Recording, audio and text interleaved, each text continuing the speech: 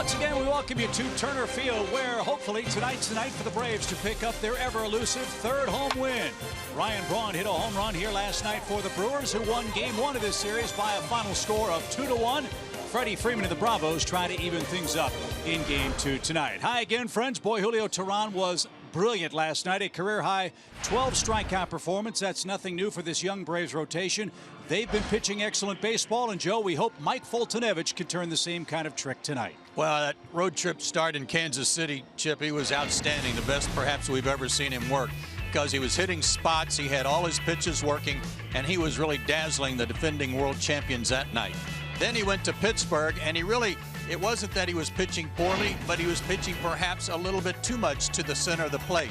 Now, I know he gave up a home run to Polanco, but he was also victimized by base hits like that produced runs with 2 outs. It seemed like the 2-out hit was really victimizing him. There was the home run by Polanco. But for Mike Foltynewicz, like Don Sutton said, delete this one, move on to the one tonight against Milwaukee, and hopefully better things will happen. There are the numbers from those 2 starts. But again, no walks for him since that first start in New York. So we'll see what Mike Foltynewicz has in store. As Tommy, we look at a man that began his career in the Braves organization. Junior Guerra has been quite a find for Milwaukee so far. Yeah, it really has. I guess it's been all about persistence for him. And like you said, here, there, and everywhere, including the Braves organization. Originally signed as a catcher by the Braves in 2001, converted to a pitcher in 06. And you see where he's been. Independent League, Italy, Mexico, Spain, Venezuela, you name it, he's been there, all in an effort to stay in the game, and it's worked out for him. He's back in the big leagues and pitching well. He's been a great find for the Brewers. He's undefeated, something the Braves hope to change tonight. Atlanta's dynamic duo in the outfield, Malik Smith and Ender Inciarte, have been terrific of late. We'll talk about that as we get you set for Game 2 from the 10 right after this.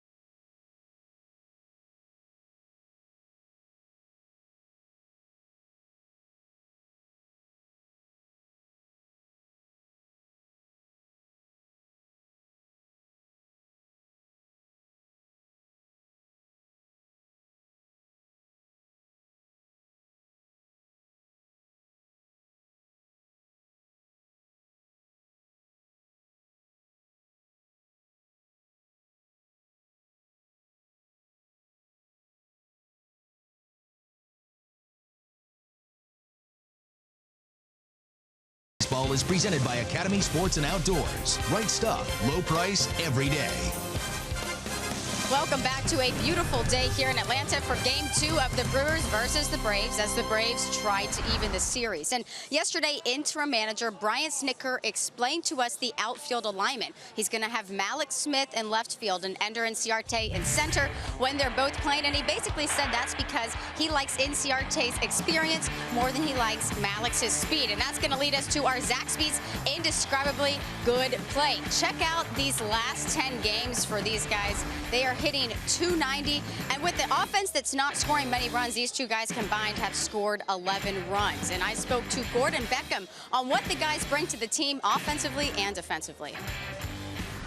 We have a very good outfield. I mean, all three of those guys can really run and really make some good plays. And you know, Ender and Malik especially, I mean, just because of how fast they are, they can cover so much ground, and that's a luxury to have. I mean, because when you can really, and especially in a big outfield, if you can cover that outfield, very important that you can do that. So those guys have been doing great. Really proud of them. Game 2 of the Brewers versus the Braves as Atlanta tries to even the series with Mike Foltynewicz on the mound. Stay with us. We have first pitch and starting lineups with Chip and Joe coming up right after the break.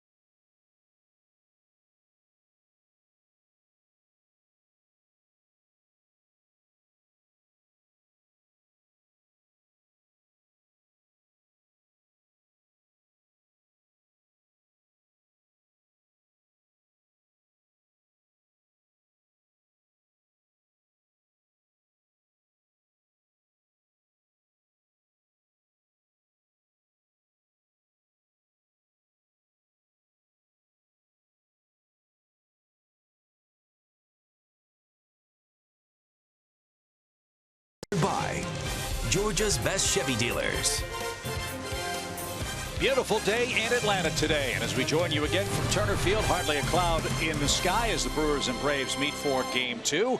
Mike Foltynewicz is back to work for Atlanta. New haircut, hopefully the same results, because Tommy, he's pitched very good baseball for the Braves this year. Yeah, he has. Like we've said, forget about that last one. 4 starts, 1 and 2 with a 4.5 ERA.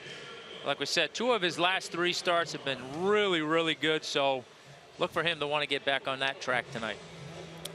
And for Mike, his 4 keys to pitching success tonight. Number 1, 2-out pitches. That's what burned him in the first and second inning in Pittsburgh. He couldn't get out of the inning without any damage with 2 outs. And after what happened last night with Julio striking out 12 in 7 innings, you know, that might be on Mike's mind tonight that, hey, I can blow these guys away. They'll happen tonight. He doesn't have to go back or revert back to that maximum effort stuff. They'll still come along for him. And this is the Milwaukee lineup he will face, a Brewers club that's been resurgent in the month of May. They're 11-11 this month. With Jonathan Villar leading off. Ryan Braun homered here last night. You've always got to worry about Lucroy. Chris Carter struck out in every at-bat last night. We'll see what happens to him in Game 2 of this series. So Foltynewicz turns it loose, and we are underway. That's outside, ball 1. 84 degrees with a gentle breeze blowing out towards center.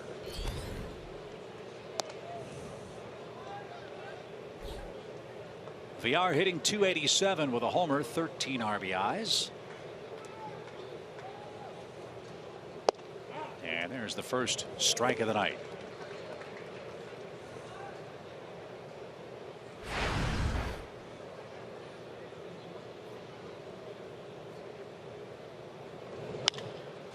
High pop fly slicing toward the stands. No play for Malik Smith. And just like that, Fulte's got the count even at 2 balls, 2 strikes.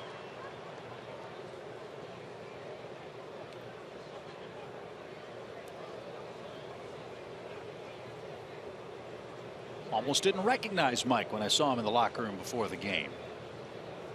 He's got his summer cut working.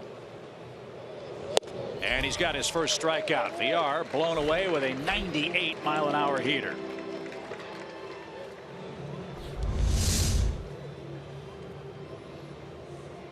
Broke out a little extra for him on that strikeout pitch. That's where 98 helps you. When you miss it down the middle a little bit, hard for the guys to catch up to it. Here's Scooter Gennett. Gennett hitting .233, was 1 for 4 with an RBI last night. Brewers won game 1 2-1. Braves had some opportunities, but a double play took him out of a bases loaded opportunity. And Fultonevich gets an easy out. 2 away for Ryan Braun. Here's a look at how the Braves line up defensively. You heard Kelsey explain why Malik Smith is in left field. Ender Inciarte in center. Nick Markakis in right.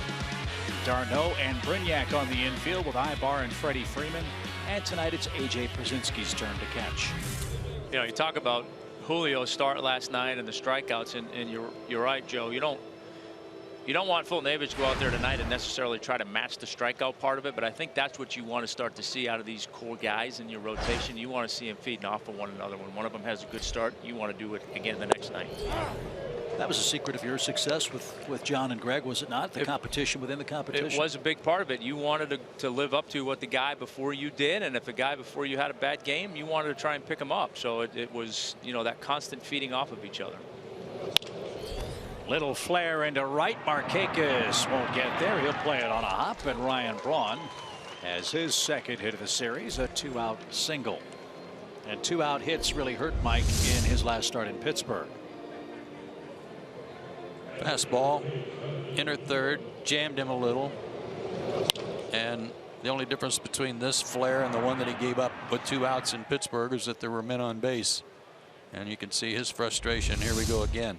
Hopefully he disregards that because he's only got 1 guy on the bases now. And he faces Brewer catcher Jonathan Lucroy, who was 0 for 4 last night.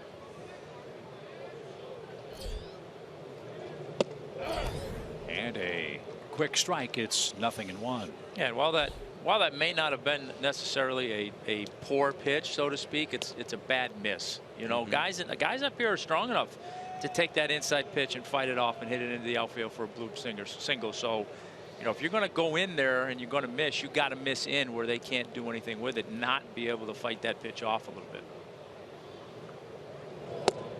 Way outside, 1 ball, 1 strike.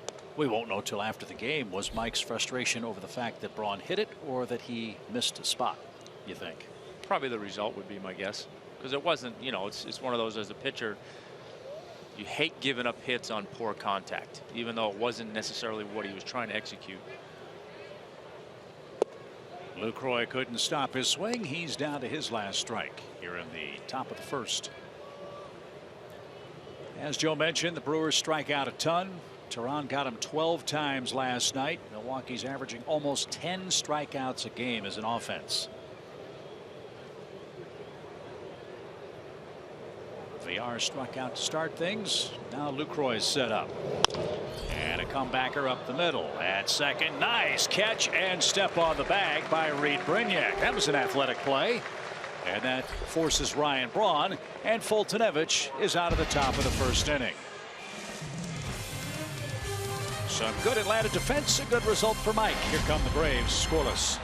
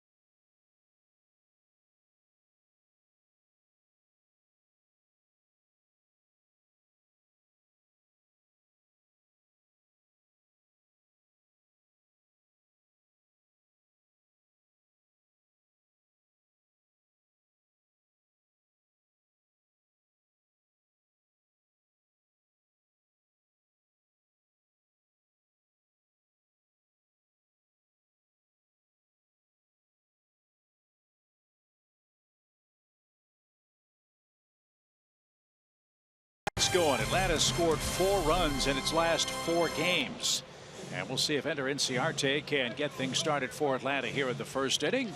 Darno, Freeman, and Markakis the top 4. A.J. Przinsky, Ibar Brignac, Malik Smith ninth for Braves manager Brian Snitker. Junior Guerra on the mound for the Brewers in 4 starts this year, 3-0 with a 3.96 ERA. Pretty good walk to strikeout ratio and a really good story.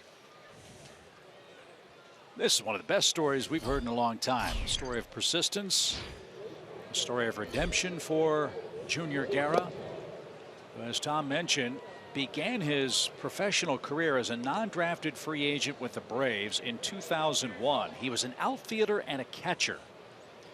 He was converted to a pitcher during the 2006 season, did not pitch in 2007, then went to the Mets organization. In 2009, suspended 50 games for PEDs. Then went to pitch in the Venezuelan Winter League in 2009 and 2010. Pitched in independent ball, the Mexican League, back to independent ball, with stops in Spain and Italy mixed in as well.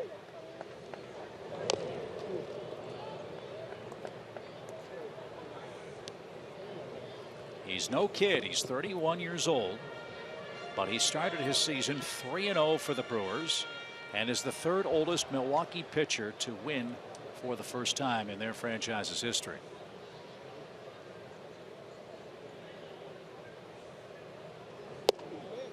And he just missed. It's a full count for Inciarte. Well, he certainly made a mistake with the PED suspension. But to think that he didn't give up and worked his way back through all those stops is really amazing. And he just walked the leadoff man here in Atlanta. And a good start for Inciarte and Braves. Here's the Milwaukee defensive lineup. Braun, Broxton, and Neuenhuis left to right. Hill, VR, Jeanette, and Chris Carter. Of course, perennial all-star Jonathan Lucroy is behind the plate.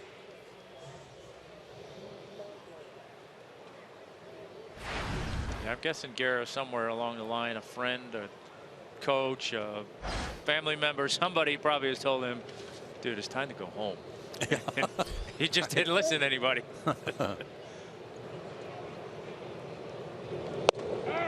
Strike to Chase Darno. Well,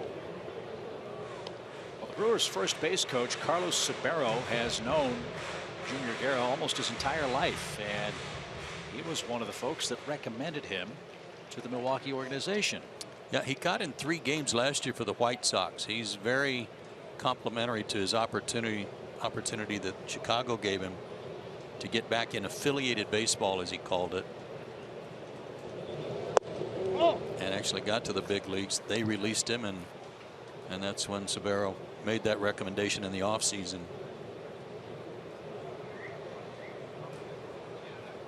Throws hard. He's got a fastball in the low to mid 90s and a good split finger pitch. One ball, one strike for Chase Darno, who had a good road trip for Atlanta. And that just missed. Lucroy held it there for a moment. 2 balls and a strike. If you haven't seen Chase Darno play, you've missed an exciting player. He can really run. And he's done good work at second and third for the Braves. He's hitting second tonight in front of Freddie Freeman, who waits on deck. And a shot right field, a base hit. Inciarte on his way to second. He'll stop there. And Atlanta, with a walk and a hit, has a first inning threat.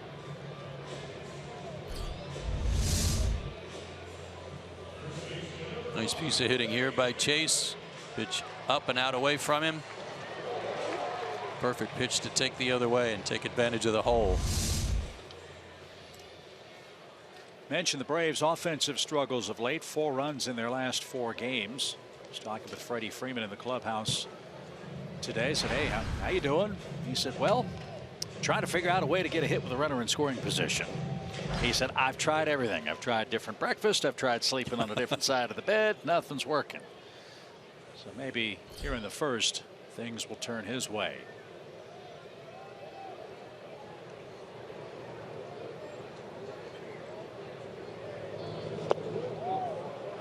And that's really surprising because, as you know, Freddie's been one of the most productive hitters with wrist the last 5 years. But so far in 2016, just 5 for 34. I think that's another one of those things about this game that's crazy, intriguing, makes it great, whatever you want to say, that, you know, a guy like this from one year to the next, you'd think we'd be talking about that. The other side of that is, at some point, somebody's going to pay. Oh, absolutely. And now Lucroy out for a quick visit.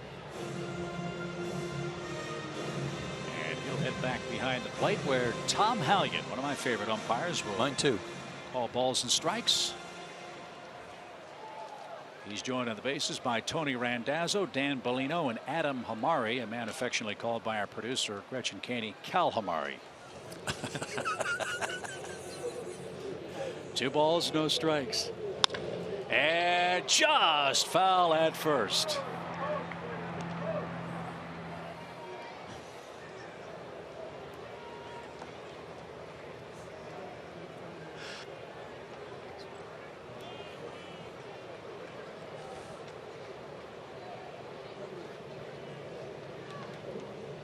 You've been waiting all day to use that, haven't you? I have, to be honest with you.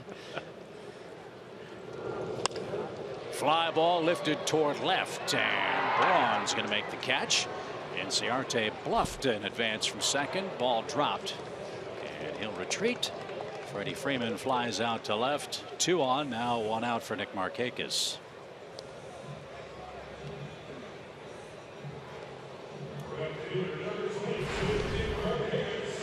Nick got off to a red-hot start in April. May has not been kind to him. He's batting 173 with 2 extra base hits this month. He's in a run scoring spot. He's the cleanup man for the Braves and the team leader with 24 runs batted in.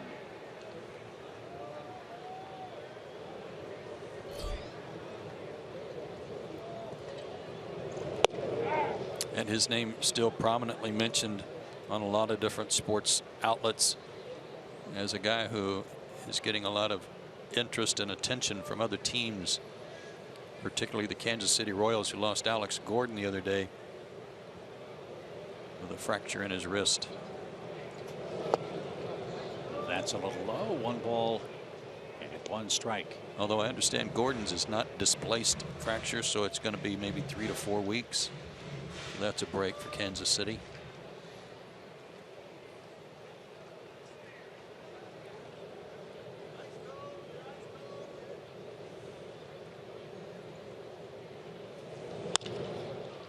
Another fly ball to left. Braun comes in on this one, and he's there. 2 outs. Sort of sums up what happened to Atlanta last night. They had some bad luck. You'll recall, bases loaded, nobody out. Ibar hit an absolute rocket toward third base. If the ball's 2 feet higher, 2 feet to the left or right of Aaron Hill, it's probably a 3-run extra base hit, and the Braves would have won the game. But right now they're in a stretch where very little has gone right for them at the plate. So let's see if AJ can pick up Freeman and Markakis. AJ came on as a pinch hitter last night.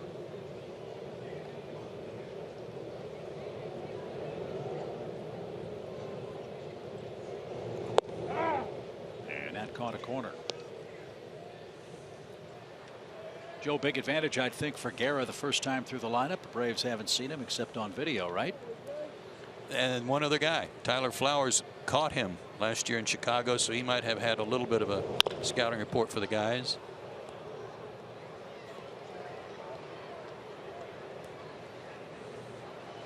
That and video these days, you can get video on any number of his starts, lefties, righties, and see how he pitches to guys. How often does he use that split finger pitch? But I would say that that's the case, looking at those numbers, Chip, for every team he's faced. First time through, nobody's seen him before. 2 quick strikes for AJ. Yeah, with the age of video, you got a much better idea facing a guy that you've never seen before, as maybe what his patterns might be, what he likes to try to get ahead with, what he likes to try to put you away with. But as you know, it's still, you can watch a lot of video, still not the same that you get in the box and see how the pitchers react. Got to see the ball out of his hand.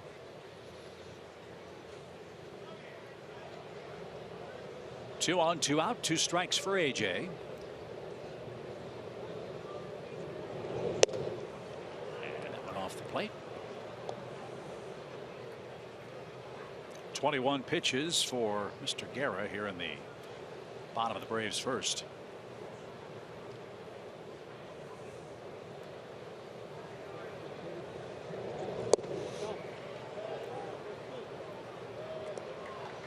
No swing, 2 balls, 2 strikes.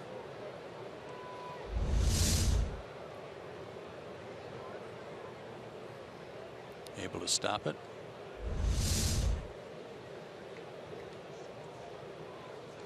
VR in for a quick word. Now he's back behind the second base bag. Sorry, Joe. He's another guy that throws hard, and you've got to tune it up for that and then adjust to anything else, especially if you've got 2 strikes on you.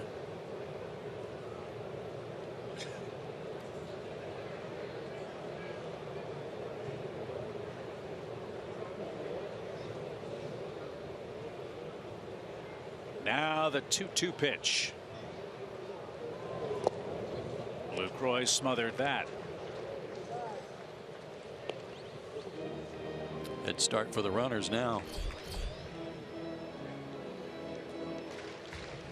Eric Ibar's on deck. He's the 6th place hitter for the Braves.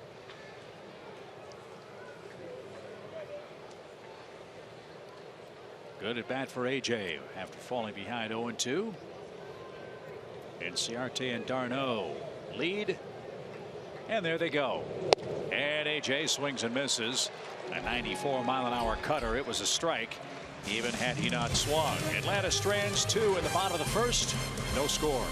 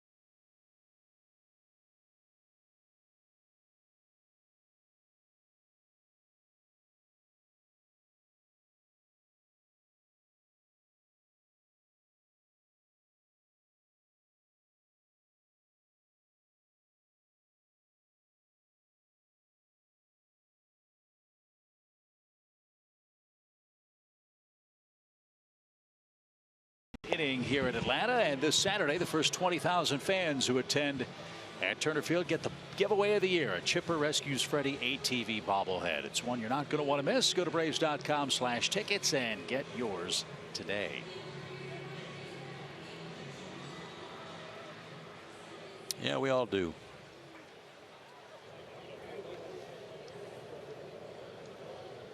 Here's Chris Carter.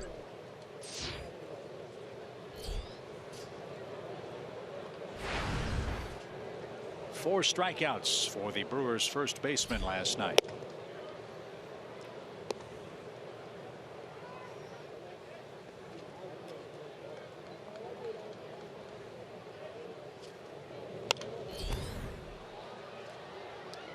And that's into the second deck and out of play. Here's our Academy Sports and Outdoors leaderboard.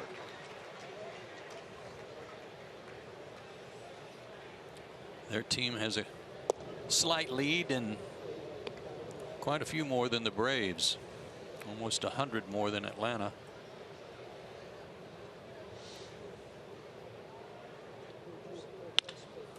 Ground ball short. Knocked down. Ibar picks it up, throws to first, and Carter beats the wrap. So Ibar with a backhand couldn't corral it, and Carter, Merry Christmas, has Milwaukee's second hit. Merry Christmas, happy birthday, and whatever else you want to say. Hit him right in the center of the glove. Base hit, they said. Wow. So the first hit of the series for Carter, and that'll bring up Kirk Nieuwenhuis. Nieuwenhuis had an offer in game one as well. The pitch to him straightens him up. Fastball, 1 ball, no strikes.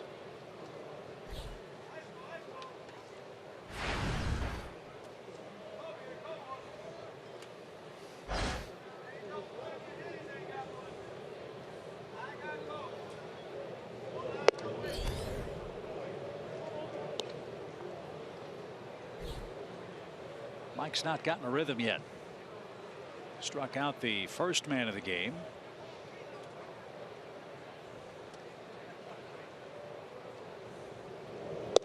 That's his 19th pitch. 11 strikes.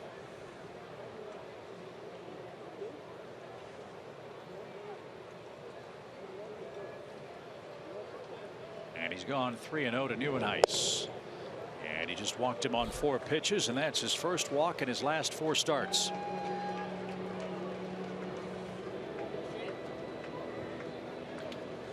Well, he looks a little frustrated. I don't know if it's with himself and his command or ground ball behind him. I don't know what it is, but that's certainly something he's going to have to gather himself and start making some pitches, not let this inning get out of hand. Yeah, and you got to put that out of your head.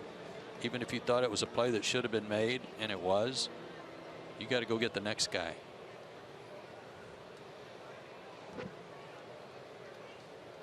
So Aaron Hill bats. Hill with 4 homers, 17 RBIs.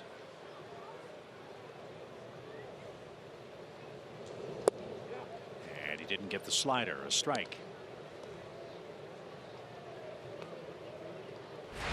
Hill's had a fine career. A lot of big homer years with Toronto and with Arizona. Most of his time with the D-backs was spent as a second baseman. He's playing third tonight. And another good pitch from Mike. 0-2 your count.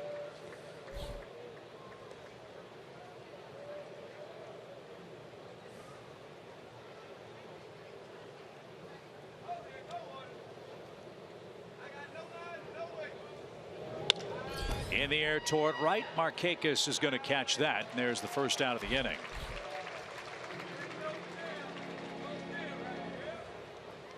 So the Brewers now with 2 on, 1 out. And Keon Broxton will make his series debut. Broxton's 25 years old, out of Lakeland, Florida. They got him from the Pittsburgh Pirates for first baseman Jason Rogers in December. You can understand, fellas, why the Pirates would trade a surplus outfielder. Yeah, tough for him to crack that lineup.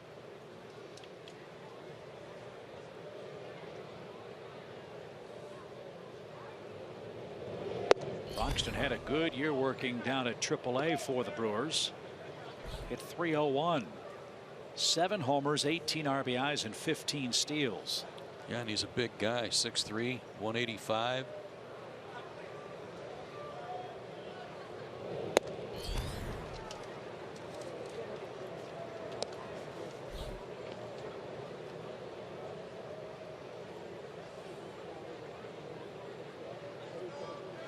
But with the Milwaukee Brewers, he's 0 for his first 18.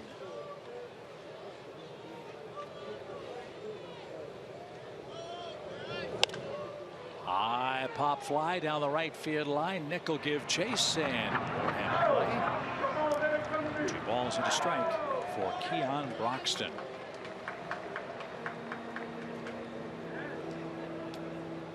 A lot of strikeouts last year in the minor leagues in the Pirates organization. At AA, 51 strikeouts and 179 at bats, but he was hitting .302.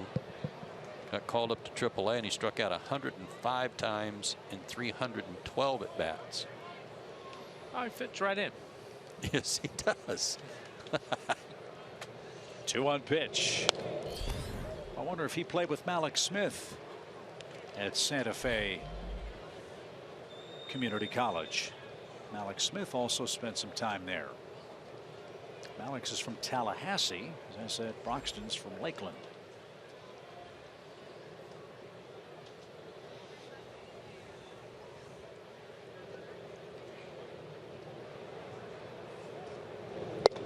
Strike three, and there's that signature Tom Hallion ring up. And Fultonevich has his second strikeout of the day.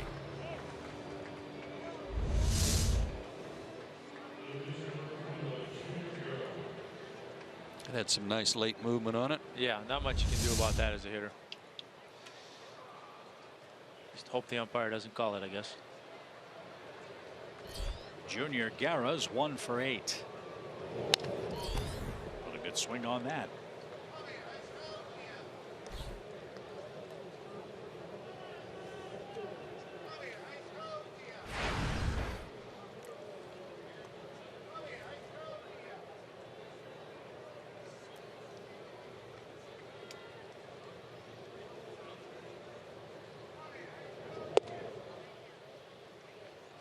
One ball, one strike.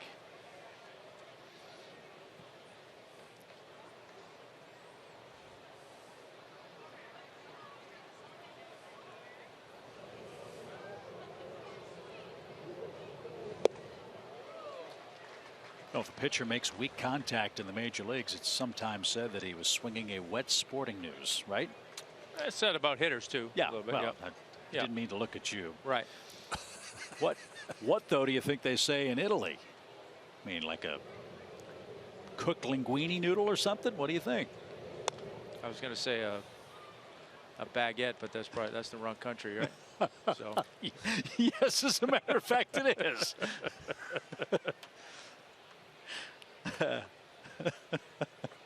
linguine would probably work. Well, you got the right continent, Tom. So you're off to a good start. And strike three. Fultonevich put 2 on with nobody out and earns his 3rd strikeout. He's doing good work. Let's see if the Braves can give him a run.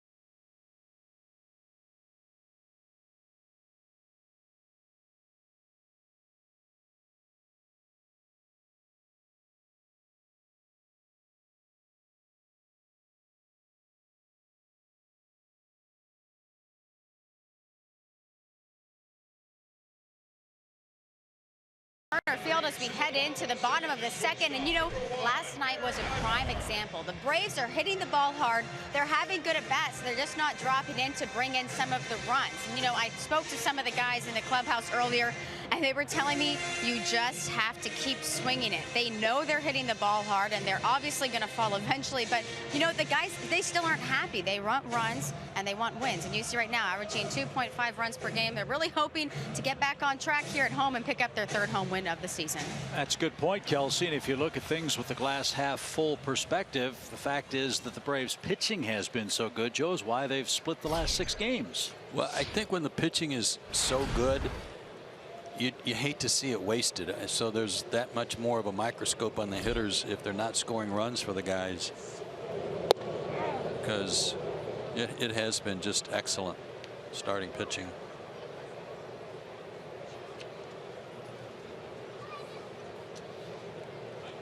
No balls and a strike for Eric Ibar. And Tommy, everybody in Atlanta who saw the game last night and all the scouts who were here, all the broadcasters were raving about Julio Teheran's performance, and justifiably so. He's been doing this the entire month. As a hot shot out to short gets past VR and into center field. Ibar is aboard, and that's ruled a hit. Second of the game for the Braves. As you said last night, it's a results-oriented business. Moral victories only go so far, and Julio's had probably more moral victories than anybody else on the staff this month. No question about it. And like we've talked about, you know, you can only theoretically take so many of those before you want to start winning some games, and it does have a level of frustration. But you know, like we've said, that's a part of the you have to worry about the things that you can control, and you can't control what your offense does. You know, and look, anybody who comes in here and watches him pitch knows how he's pitching, and that's why they're here watching him, to see if they can get him.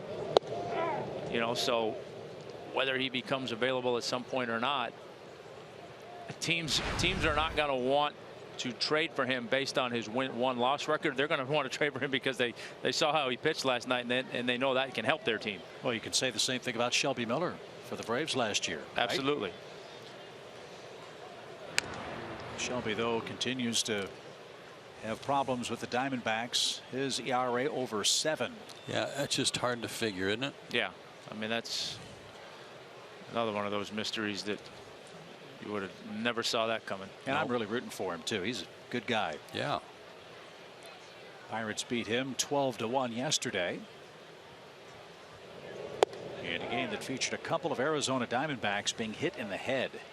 Gene Segura got hit on the bill of the batting helmet, and Nick Ahmed got hit in the jaw with a pitched ball. Oh. And Chip Hale was not happy about that at all. No balls, 2 strikes to Reed Brignac. And that's in the dirt. Chip Hale's commentary was very pointed. He said, look, nobody has business pitching up around the head. If you can't keep the ball away from there, then frankly you shouldn't be in the big leagues. Especially Archimedes Caminero, who throws close to 100 miles an hour. He said that the one that hit Ahmed was a split finger pitch. It got away. 1 ball, 2 strikes. And that was 24 hours after Vogelsong. Pirates pitcher got hit in the face, and he's still in the hospital with facial fractures. Scary stuff. Well, we talk about it all the time, guys who are throwers a little bit more than pitchers and just rush it up there and don't really have any idea where it's going. Those guys pitching inside is real scary. Brignac took it. 2 balls, 2 strikes.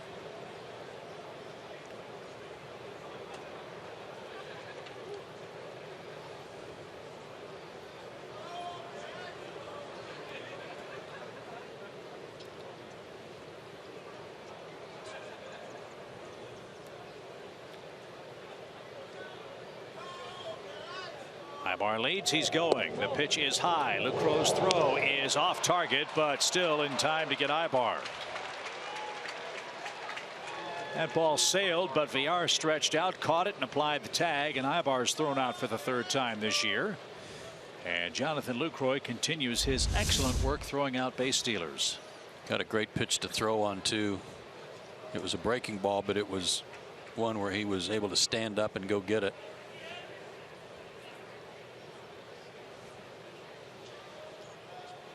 Eric really seemed to slow down right here, going in head first. I'm not sure why. Maybe because he was quite a ways from the base trying to avoid the tag, but once he hit the ground, it was really slowing him down. So that's the first out of the inning. Reed Brignac with an extended at bat. Reed's hitting 7th. Mike Foltynewicz, the Braves pitcher, bats 8th. No score. We're in the 2nd inning.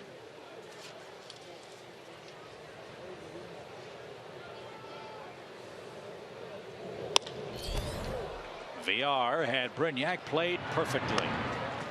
Showed you the graphic last night. Milwaukee shifts more than any other team in the National League, and they had their shortstop right where that ball was batted. I wonder what constitutes a shift.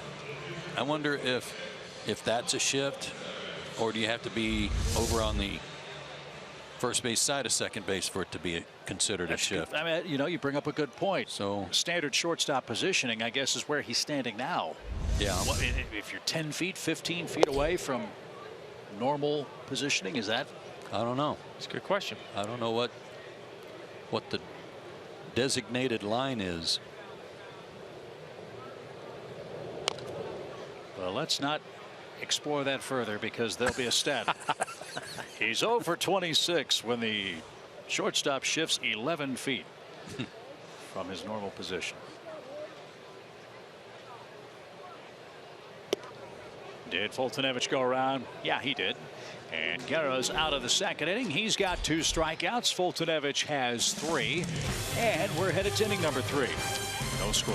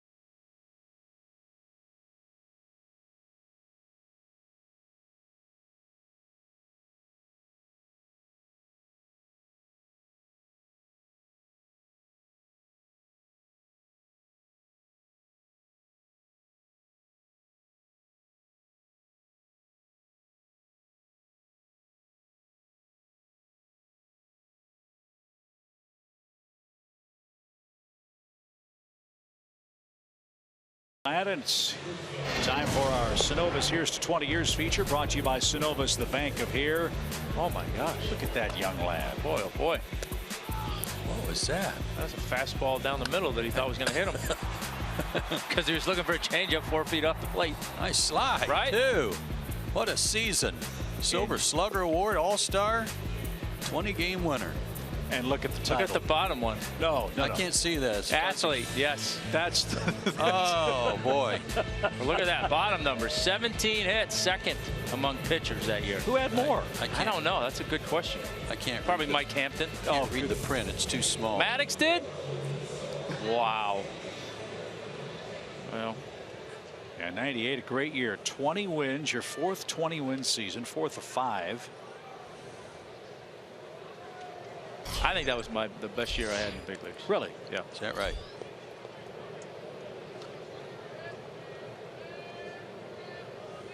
VR leads off. What makes you think that? It was the only year that I honestly went through the year and never felt like I got out of whack on the mound mechanically. Every other year I went through some kind of stretch, and you know, whether it was a game, 3 games, whatever.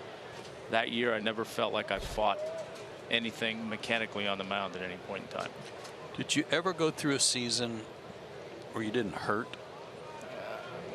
And I don't mean well, it depends on what degree. Yes, you know. I mean a season where you just had the normal aches and pains between starts. Did you ever have just one of those kind of years? Every so often.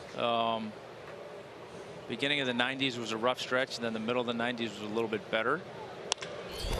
Line toward left center field by VR, and that's going to split Inciarte and Smith. VR's got two. Big turnaround second. He's going to try. Here comes the relay throw, and he's going to be out at third base. There's some more of that good Atlanta outfield defense. They hit the cutoff man, and VR the first out at third base. Good play by Ender. I don't think Malik's ever saw that ball. He didn't move till real late. This ball was smoked by VR, but one of the things that you learn with a little more experience from a base running standpoint, it's tough to hit a triple to left center because the relay throw to third is so close. You know, that's a short throw for whomever's making the throw. In this case, it was Brignac, I believe, and a good throw at that. It's a double. 8-4-5 the scoring on the put out at third base. Brewers base running at times in this series has been, shall we say, less than stellar. Plus, it was the first out of the inning, and you don't like to make the first out or the last out at third. Jeanette tapped back to the mound. 1 ball, 1 strike. And they are checking the hand after the head first slide.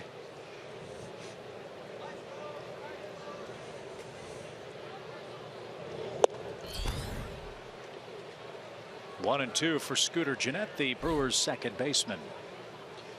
He came off the disabled list May 11th, an oblique problem.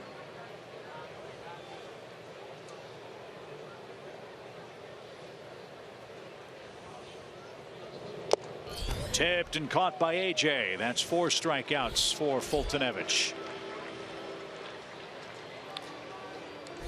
So 2 outs in somewhat unconventional ways. Let's see if he can have an easier time with Ryan Braun. Down and away fastball has been a good pitch for him both sides of the plate. Think how good he's going to be and how good his results are going to be when he feels like he can make that pitch, you know, about 7 out of 10 times.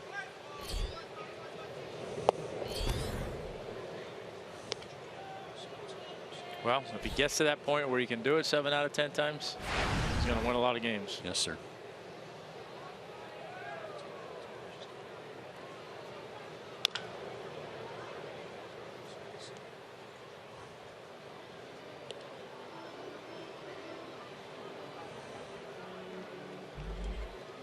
We talked last night, if you weren't with us, about Ryan Braun and how deep he stands in the box. And as the game went on and the lines were obliterated, he was behind the line, and pretty apparent he's behind the line already tonight.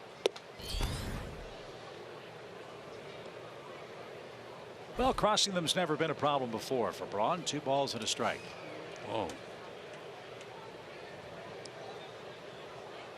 Huh.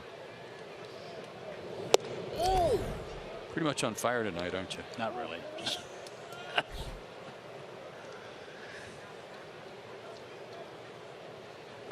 I like what you said about Ryan last night. It's worth repeating. It's a shame that he cheated. It is good enough without it.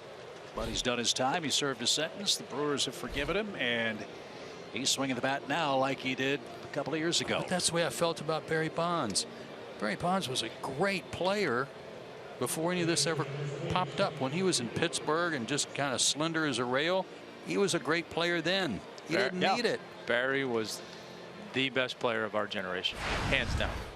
And you know, I mean, before all that, he was the first guy in the history of the game to 400 homers and 400 stolen bases. So he was well on his way to being in the Hall of Fame. Jonathan Lucroy hit into a force play, his first and only time up. That was one line that Barry had that I read a quote that I never understood why no one really capitalized on it or said something about. Was he said, "What do you think this had something to do with my hand-eye coordination that to help me hit the ball?" Right. No, you already had that. Yeah. Yes, you hit it 450 feet instead of 405.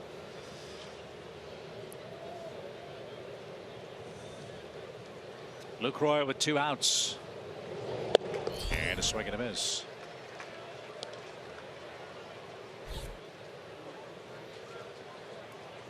I wouldn't mind having this guy on my team.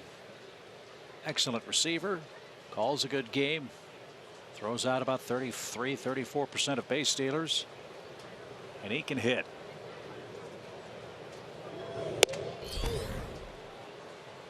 Yeah, he's just good solid player.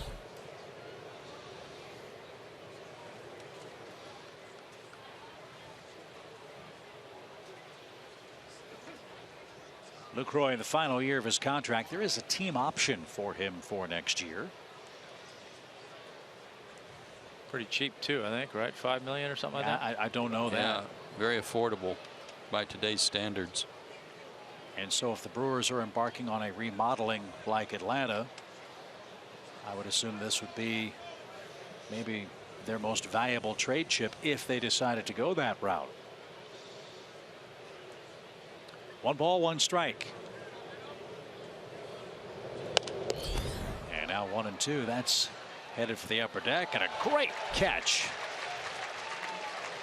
by a fan from Valdosta, Georgia.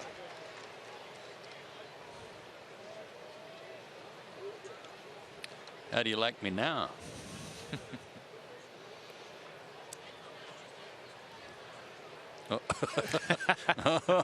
That would have been problematic. Yes. 1 ball, 2 strikes for Jonathan Lucroy. And then swept outside. 2 and 2. Yes, the concern for Lucroy is concussions. He's had his share of injuries. Fractured right pinky, fractured right hand, fractured left big toe.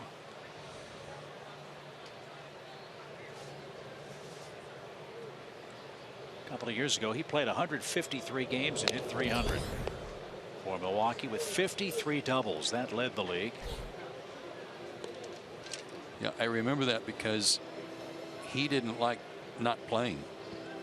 153 games, and yet he wanted to be in there every day.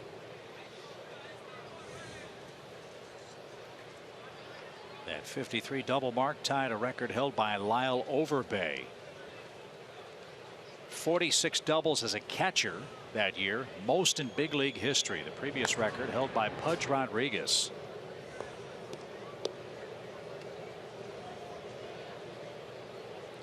And the second player in Brewers history to start as an all-star catcher. The other, Ted Simmons.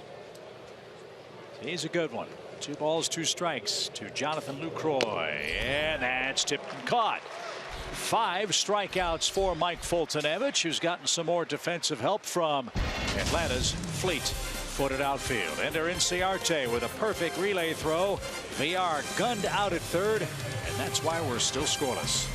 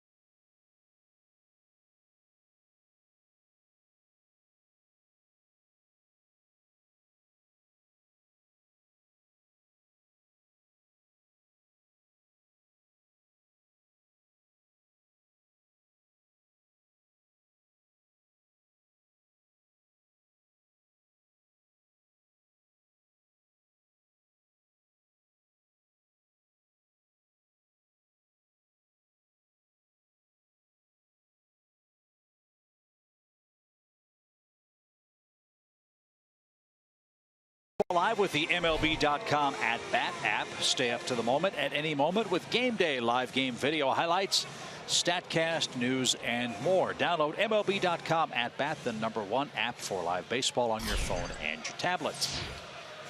Joe, Tom, Kelsey, and Chip from Turner Field. Malik Smith will lead off the Braves' third in a scoreless game.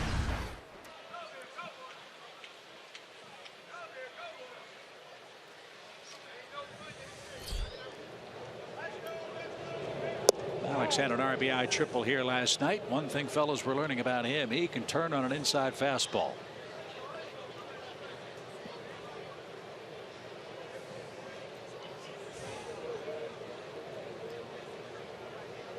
Alex at 248. Didn't get that one. Hits quickly. 0-2.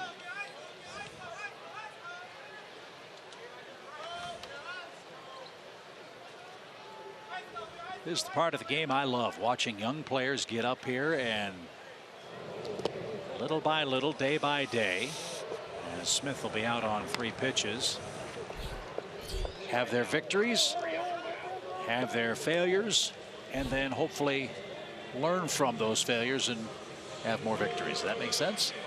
Absolute sense. I mean, Yeah. that's what you want with young guys. You know you're going to have, well, you say that. This is a game of failure across the board. So, I mean, everybody is experiencing some level of failure. Younger, inexperienced guys typically a little bit more. But, yeah, you want to see how they learn from it and what adjustments they make to get better. How about the how they handle it part? Learning is one thing, I guess, in a manner of speaking, because you play the game. It's dealing with adversity away from the field and in the cages, out of sight of the TV cameras and the public eye. Is that as big a deal for you as a former player yourself? It is for me. I mean, I think it says a lot about what you can expect out of a guy. You know, you don't want that young pitcher on the mound moping around or pouting about what his results may or may not be. You don't want that everyday guy who, you know, isn't happy that you won because he went 0 for 4. Right. You know.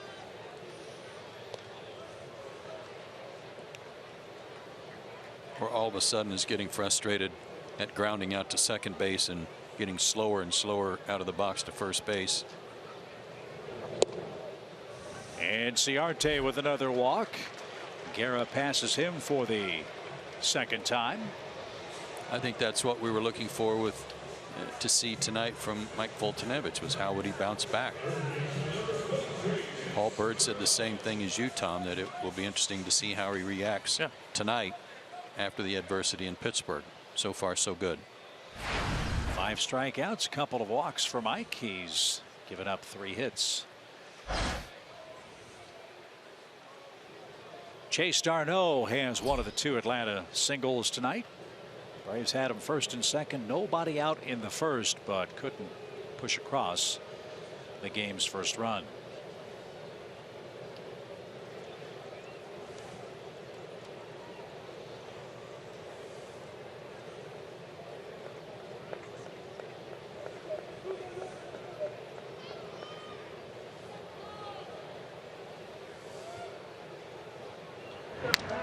Tom, you might have been taking care of the kids when we told the story about Chase Darno on our last stop on the road trip.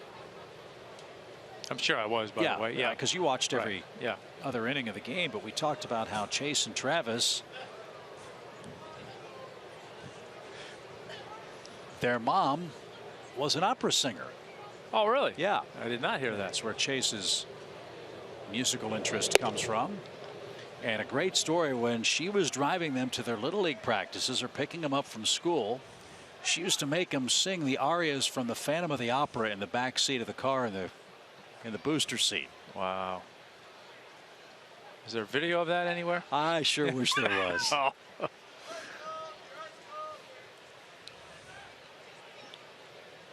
1 ball, no strikes.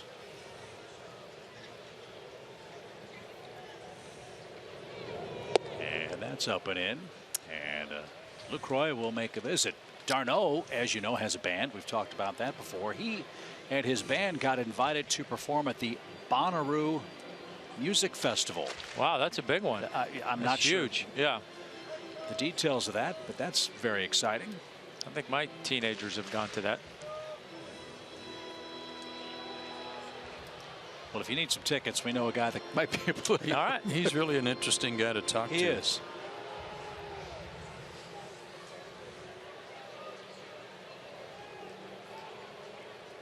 Two balls, no strikes. Inciarte a nice lead at first. And downstairs. It's a waiting game for Atlanta now.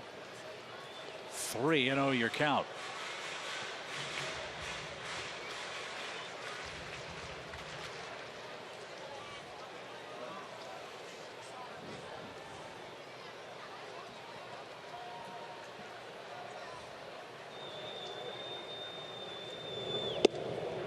And ball 4, back-to-back one-out walks. Guerra had walked only 8 men. Well, maybe not only. He walked 8 men in 25 innings. He's walked 3 men already tonight. Yeah, and his walks have been nowhere close. I mean, they're not close misses. No, they're not, and it's rare that at this level where you can walk 2 guys in 1 inning and not somehow pay a price for it. But the Braves, going back a couple of games, as you were talking about early on, Chip, they've only scored 1 run in their last 25 1/3 innings.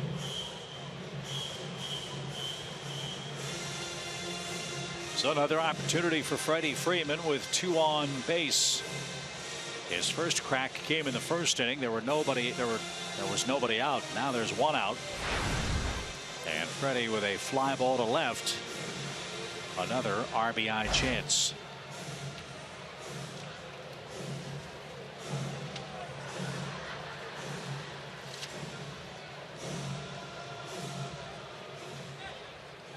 Brewers have always pitched Freddie Freeman tough. A lifetime 184 mark. In 99 career at bats. And that's a little low. 1 ball, no strikes.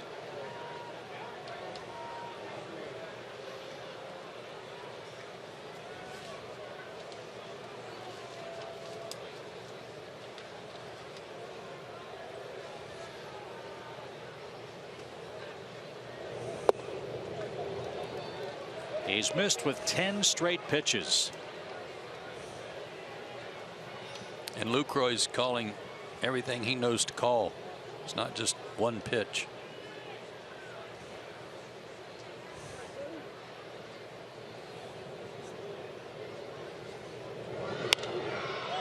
Popped up. And in foul ground, Aaron Hill's going to put the squeeze on that. And that was not where that pitch was supposed to be. It was supposed to be a fastball to the outside part of the plate. He let it go and rose up above his hands, and he got an out from it. So that's out number 2 here in the Braves third. It's up to Nick Markakis. Yep. Like you said, you can get away with some stuff when you're throwing 94, 95. Yeah, like I say, if you're gonna miss up, it's got to be higher than high. It's got to be in that zone where when they do swing at it, they can't do anything with it.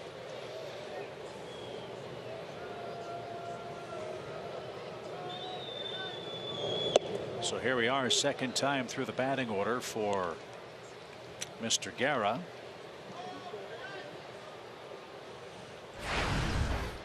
Two walks and a pop out.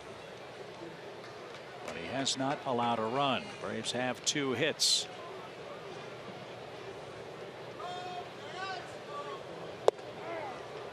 And he got the corner that time. 1 ball, 1 strike.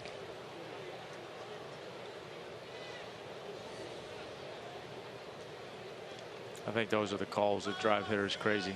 Your guys are all over the place, and then throws one borderline down and away, and he gets the call. Lifted toward left. Long run, Braun, but he's going to get there. And yet another scoring chance is wasted by the Braves. 2 on, 1 out with Freeman and Markakis up. Braves can't break through. We go to the 4th.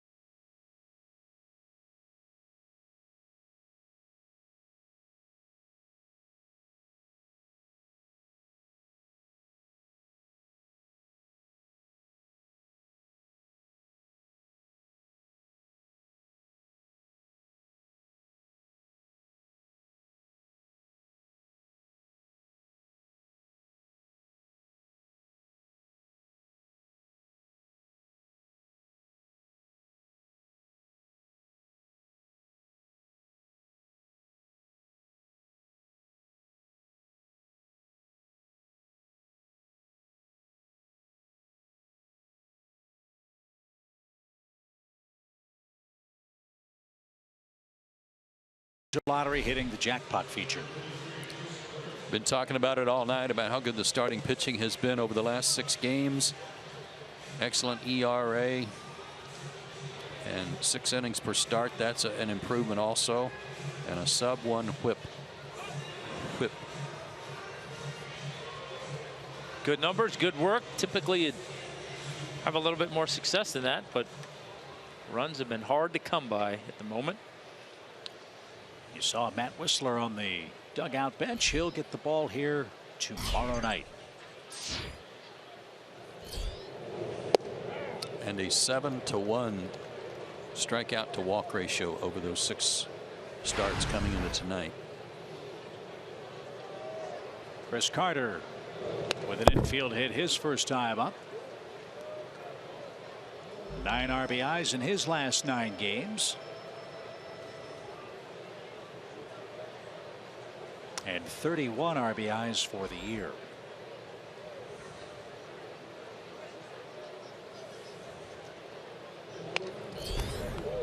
And fouled straight back. It's still 0-2.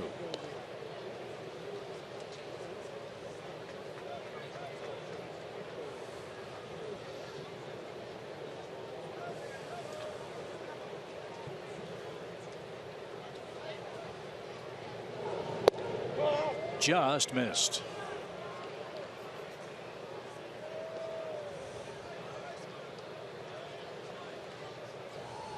Carter 6'4", 245.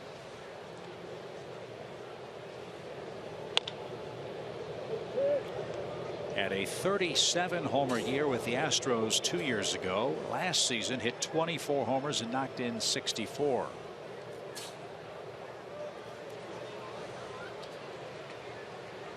Most of his time for Houston last year was at first base, where he played 105 games. That's where he is with Milwaukee. And he took that one high. Yes, he will swing and a miss a lot, but he also led the Houston club in walks with 57 last year.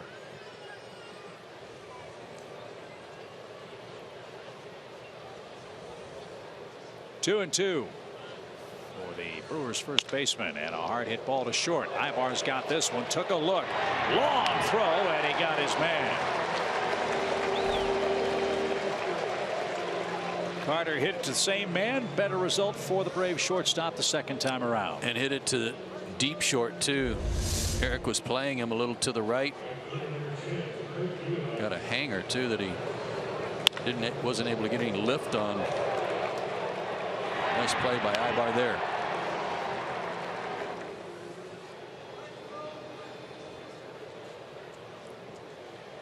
Kirk Nieuwenhuis walked his first time up. First walk for Fultonevich in his last 4 starts, including tonight.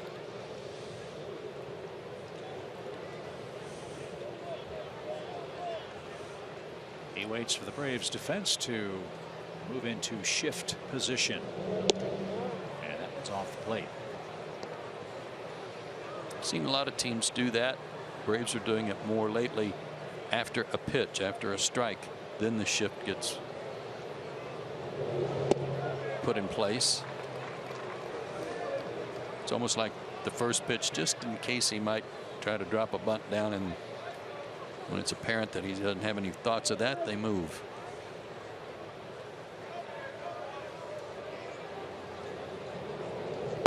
Noah Woodward is the man who's helping the Braves with all of their shifting this year. And we'll try to catch up to Noah tomorrow and ask him what constitutes a shift. That was an excellent question by Joe earlier. Thanks, Chip. 2-2 pitch is a little low. That's why he's the best analyst in the game, folks. Full count. I'm looking forward to that. That might be the only thing I do learn tomorrow. I mean, especially when you know it all already. I was just I mean, boy, that was like on a tee, wasn't it? Saying you learn something new every day. That might be the one for tomorrow. Okay. Okay. Just keep digging, Tommy. Third walk for. I think I'm Smoltz. I didn't. You know, I mean, come on. 1 on, 1 out. And we get asked this question a lot on the road, Tom, because John Smoltz was obviously a power pitcher. Mike Fultonevich is a power pitcher. You two pitched at similar times in like Mike's career early on with John. Do you see any similarities? Are there major differences? Where do those two in your head rank in your mind's eye at this No, stage? I see similarities. Mike throws harder than John. I don't think he has as good a slider yet as John did. You know, but absolutely a lot of similarities in terms of the foundation that he has to attack hitters with. That hard fastball, the hard slider. You know, a lot of similarities there. Runner goes. Pitch is a strike. The throw to second is in time. Brainiac with the tag. Neuenhuis to the backside of the bag is still called out. And Craig Counsell might want to challenge this call at second base. It's a 2-4 caught stealing for the moment. Oh, he didn't get to the base. His foot's on his foot. Neuenhuis's foot got hung up on top of Brignac's foot, so he never got to the base. Pretty nice block there by Reed.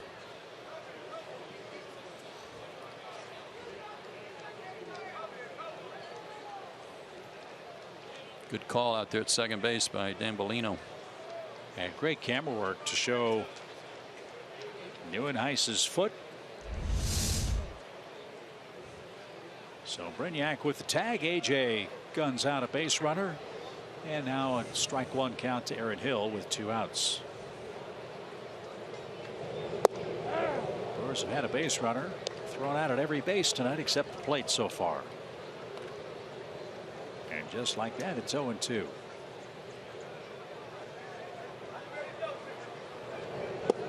And a slow breaking ball froze Aaron Hill.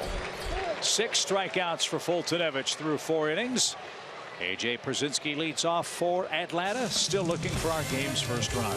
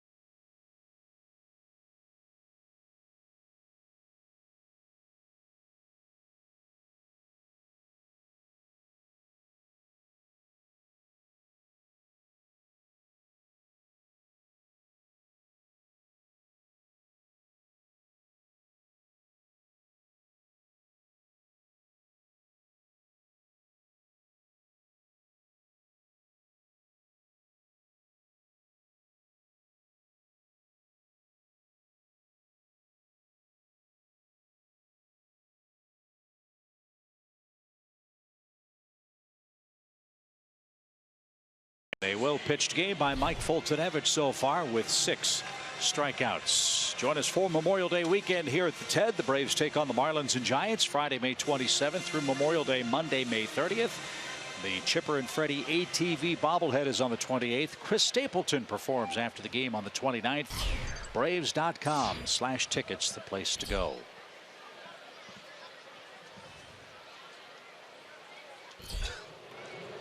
AJ Pierzynski gets his second look at the Brewers right-hander, Mr. Guerra, and he's quickly down a strike. This is game number 1899 for AJ Pierzynski behind the plate in the major leagues, and he's going to ground to first. Oh, tricky hop. Carter stayed with it. Nice play, and AJ's the first out. You know, for all of his power and offensive heroics for Houston, once Houston went to the American League, you'd think, okay, well, he probably would be better off staying in the American League where he could DH if he wanted to. But he's a pretty decent first baseman, so he wasn't limited to just one league. That was a nifty little play. He had 16 errors for the Astros in about 450 games as a first baseman / DH. Yeah, that's a lot. That's a lot of errors. But Milwaukee must have thought enough of him signing him as a free agent that he would be okay over there. Ibar to left. Braun won't get this one. That'll die at his feet. Ibar has a 2-hit game. Maybe he's starting to heat up for Atlanta. That's his 3rd hit of the series. And his 7th multi-hit game. He does not yet have a 3-hit game with the Braves.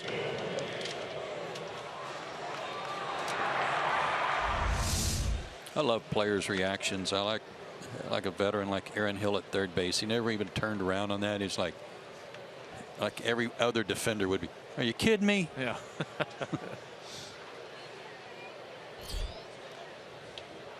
Reed Brignac rolled out to short his first time.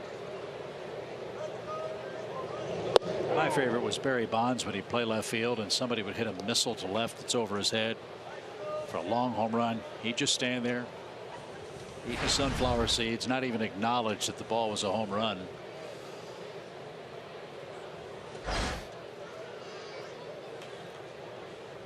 No balls and a strike. Barry Bonds and the Marlins will be coming to town this weekend. Note the start times coming up. Friday night 7:35 for Williams Perez and Adam Conley. Saturday afternoon at 4:10 Casey Kelly makes his 2nd start against Wei-Yin Chen. And then Sunday Julio Teheran back at it against Tom Kohler. That's a 5:05 first pitch.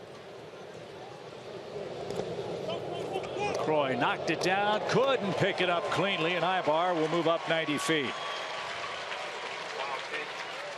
A wild pitch. Good read by Eric here. Split finger pitch.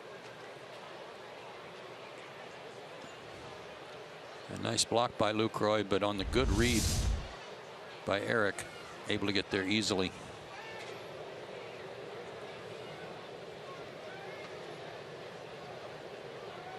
Mike Foltynewicz is on deck. 1 ball, 2 strikes. Bouncing ball. VR took a look at third. Takes the sure out at first. Ibar is 90 feet away for Folty, but now there are 2 out. Take a look at this, Tommy.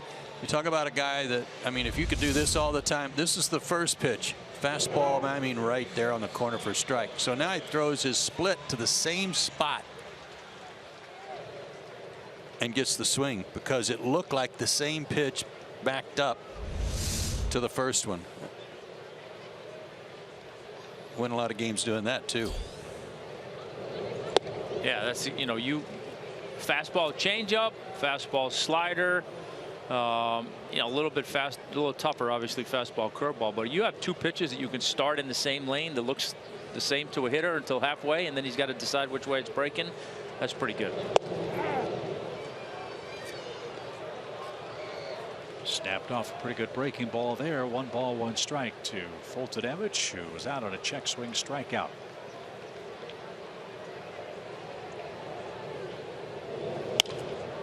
I want to tell you something. I know Mike is what is he now, 1 for 4. Struck out his first time up tonight. I watched him in BP the other day, and I think it was probably because he got a haircut. That's what I attributed it to. He was hitting balls in batting practice over the center field wall with no problem. Ball was jumping off his bat. Has a good swing. Nice save. Good take too.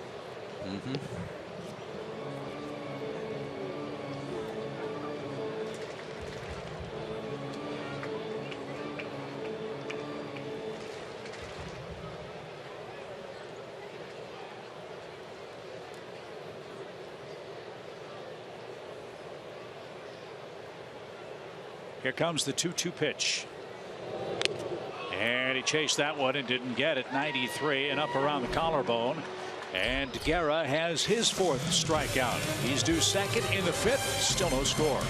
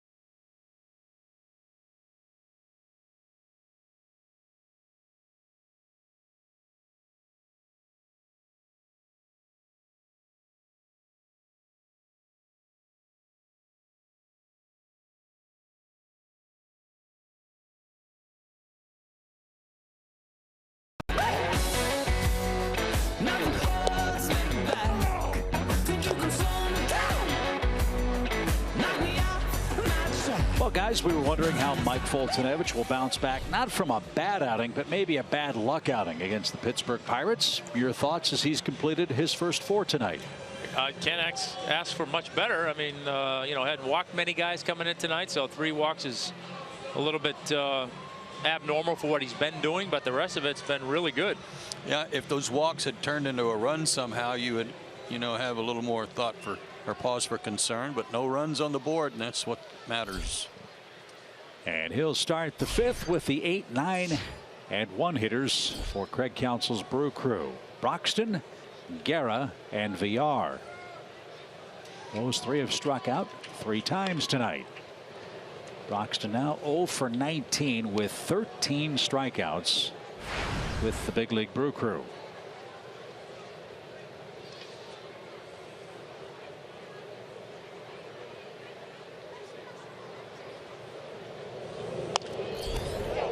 That's bounced off the top of the Braves dugout foul.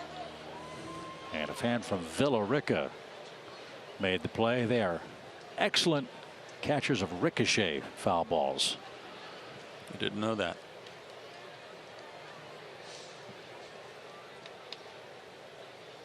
Oh, 2. Play high. 1 ball, 2 strikes. Cubs won a wild one in St. Louis today. Jake Arrieta wins again. Cubs beat the Cardinals 9-8 in St. Louis.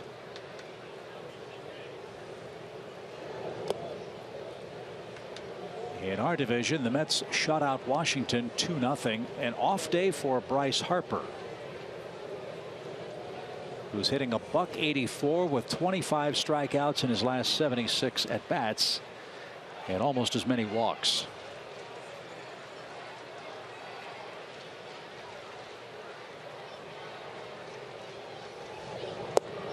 That miss low and outside to Broxton. Don't want to walk him. How about Yasiel Puig getting benched last night for not running out a fly ball that he thought was a homer, and he was pimping.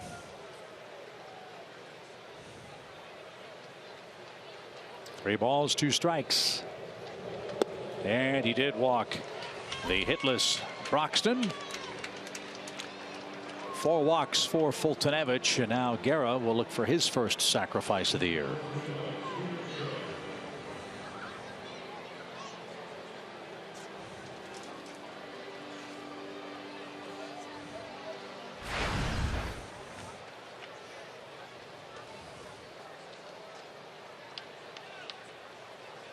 I was asking last night after the game about why the Brewers didn't bunt when they had a situation in the 8th with the game tied, and I was told that Craig Counsell doesn't really believe in bunting a lot except with the pitcher, which we just saw him square around. That's interesting. Mm-hmm. Well, I get it early in the game, you know, but late in the game, tie game. I'm sure somebody's come up with some fact that says that you don't score any more runs when you move a runner over than when you don't with your position players. Close play. Broxton just back in a nick of time. Again, the Brewers love to run. They've stolen 34 bases this year. Broxton had 15 steals at AAA. He's got a good lead, and he's chased back.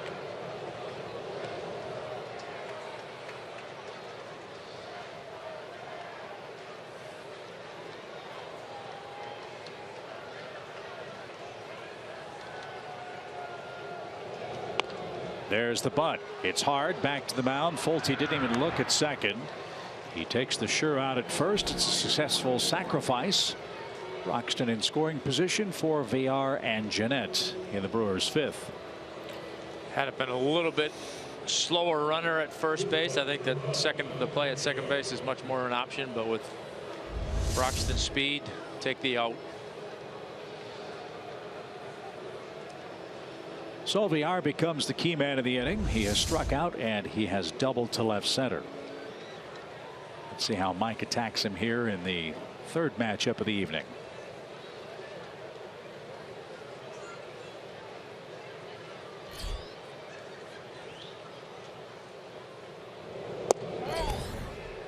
And a strike.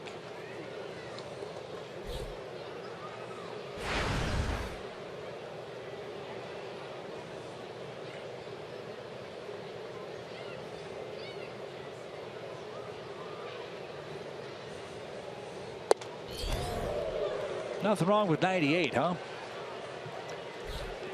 I've never heard anything wrong with it.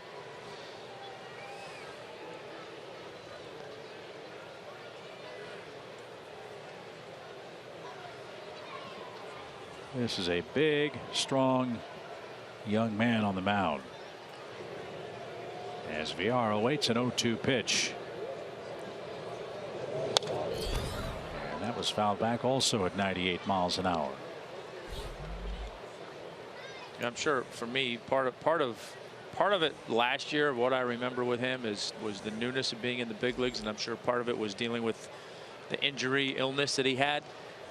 But from now until that, even last year, he looks so much more composed and confident and in charge of what he's doing on the mound than he did last year. That was not the case in the first inning of his first start. No, well, I watched a little bit of that, and like you guys said, it was like he was. I don't know. It was like he had a time limit on how much time he could be out there. It was a blur. Like there was going to be a curfew in an hour. He had to hurry up and get it all in. Yeah, he was throwing pitches 13 seconds apart in that start at New York when the Mets ambushed him. Much more deliberate pace. And that one got away from A.J. Pierzynski, and now Broxton's at third base. A wild pitch at 98. We could hear A.J. telling him to watch out. Mm-hmm.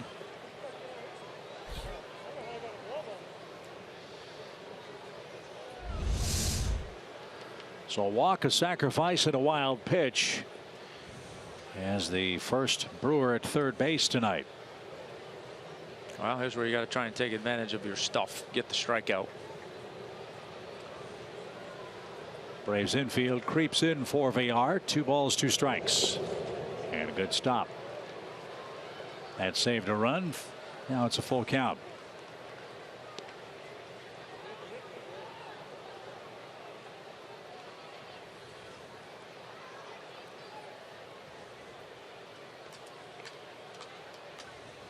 Well, that's where if he could throw 98 in that bottom little corner, I like his chances. I do too.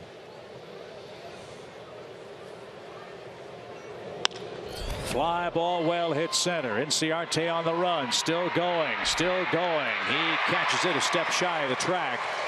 VR hit that ball a ton. And it's a sacrifice fly, and Milwaukee strikes first.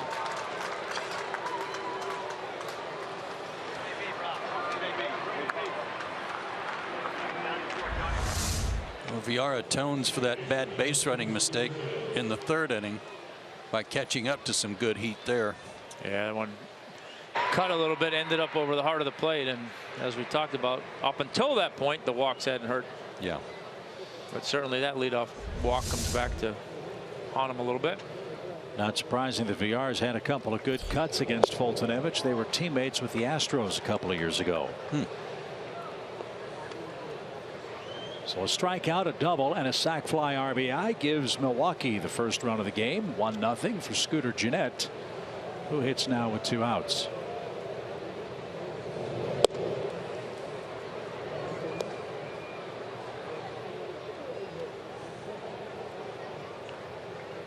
So Broxton, who was 0 for 19, draws the leadoff walk. And that's popped back toward us out of play. It's 1-2. The Giants won again today. They beat San Diego 4-3 in 10 innings. Giants are red hot. They will be here at the end of the homestand for 4 games. The Giants have now won 13 of 14 games and are an astounding 9-0 against the Padres this year. They seem to have some kind of streak like that every year, where it's just, you know, everybody out there, oh, what's wrong with the Giants this year? And all of a sudden it's 13 out of 14, and here we go. And they're winning without Hunter Pence, who's been battling a bad hamstring. And when you go on the kind of run they're on, they can just let him rest and take your time. Come back when he's 100%. They're doing a lot of damage against the West, not just the Padres. 2-2 is lifted toward left. Malik's going back, is going to get there, and that will retire the side. The Brewers cash in a leadoff walk, and they score a run without benefit of a hit in the 5th inning. 1-0.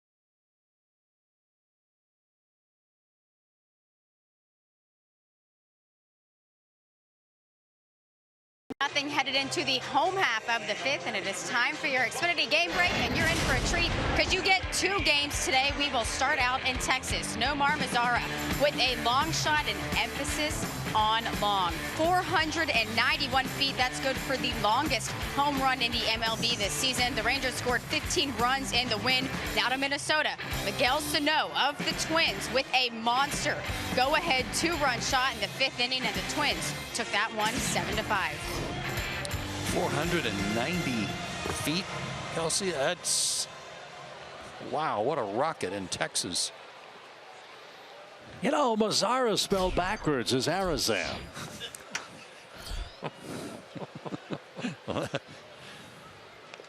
I don't know where that came from. Is there somebody grab a microphone back there? What? Dave Poole. Bless his heart. All right, 1-0. Braves got to score some runs. They had 1 run last night. They've had a bunch of chances tonight. First and second with nobody out. First and second with 1 out. Runner at second with 1 out. Last time up, they're letting some great opportunities slip through their fingers. And Alex with a bunt try. Rolls it foul. It's 0-2.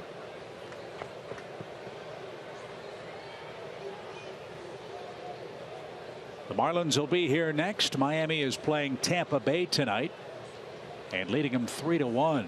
Giancarlo Stanton hit a home run yesterday. As Malix didn't get that, he is struck out for a second time. That's 5 for Guerra in tonight's game. Christian Yelich has been out with some back spasms for the Fish. And Ichiro, we talked about Ichiro and his big run of games, Joe. I found this note today. 10 hits in a 3-game stretch. The first player 42 years of age or older to do that since Cap Anson in 1894. And Ichiro 40 hits away from 3,000. I'm going to venture a guess that in 1894 Cap Anson had to play because they just didn't have enough guys. So at age 40 whatever, he had to stay in the lineup. That's not the case today. And I know they're a little shorthanded, as you mentioned, on some guys that are hurt. But good grief. Ichiro. And it'll be a different looking Marlin club from the one we saw down in Miami. Remember, D. Gordon suspended for PEDs. 80-game suspension. The Fish hanging in there. A game over 500. They've used a lot of different men in the leadoff spot, including JT Realmuto, their catcher. Ichiro's led off for them. Well, that Yelich thing scares you all the time when he keeps having back problems. Yeah, that poor guy. He's a good player. He just can't stay on the field. And Inciarte draws his 3rd walk tonight. First time that's ever happened for him in the big leagues. And Guerra's making things tough on himself. That's 4 bases on balls in total.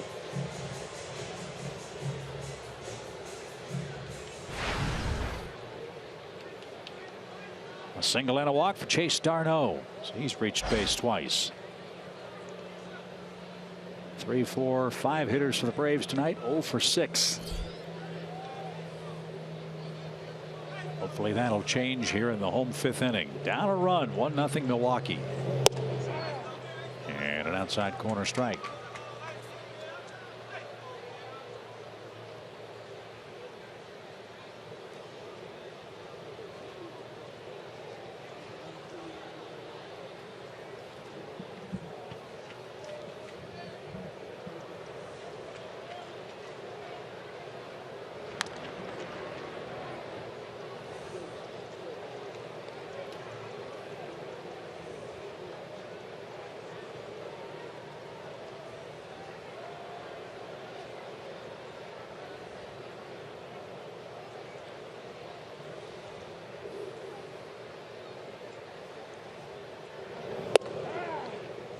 Bell tie right there. Strike 2.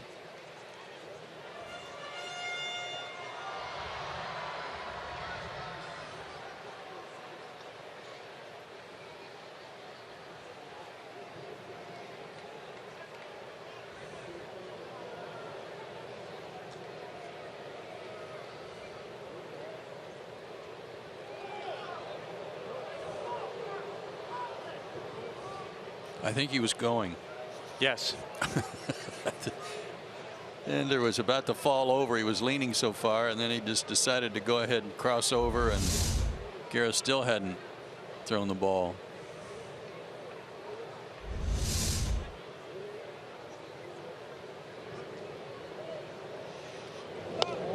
Foul back to the screen.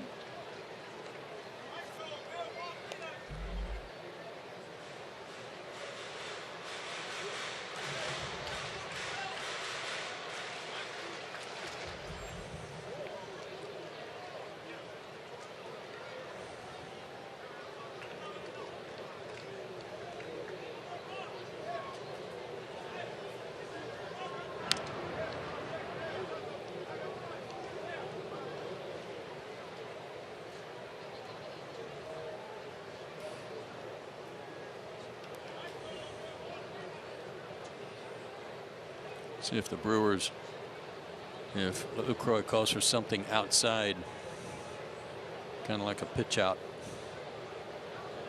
Setting up inside. Jammed him. That's a fair ball at third. Hill, long throw, and an infield hit for Chase Darno.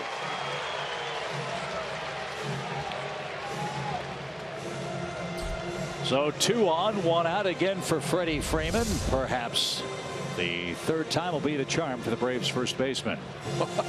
Talk about pulling your hands in.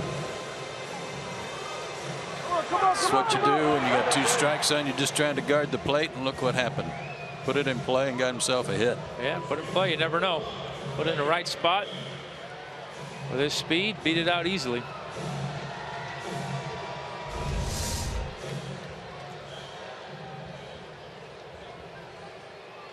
Freddie's flied out to left, and he's popped out to third. He's 5 for 36 with runners in scoring position now. Outfield deepens up with 1 out. Swing and a miss.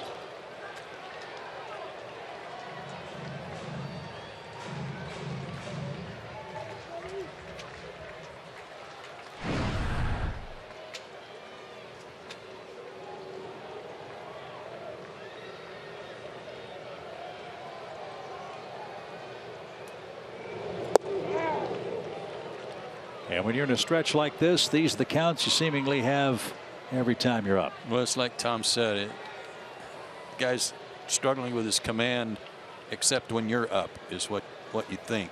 And he's making great pitches on knee.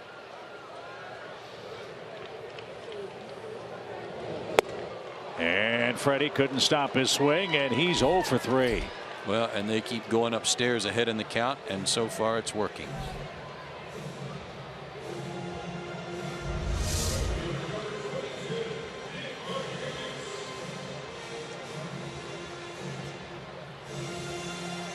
No chance up there.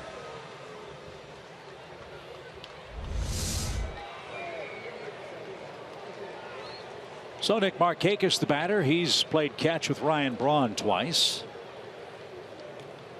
Nick with 2 flyouts.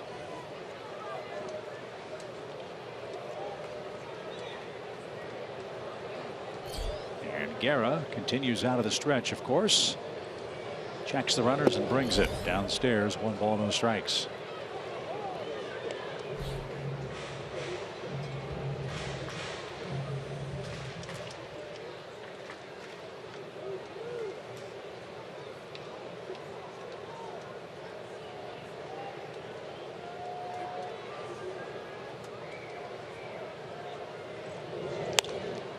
Popped up left side. Hill near the Brewers dugout. He's had a couple of plays like that in this series, and the Braves middle of the order's struggles continue tonight. Markakis and Freeman have stranded 6 runners. The Braves are down 1 after 5.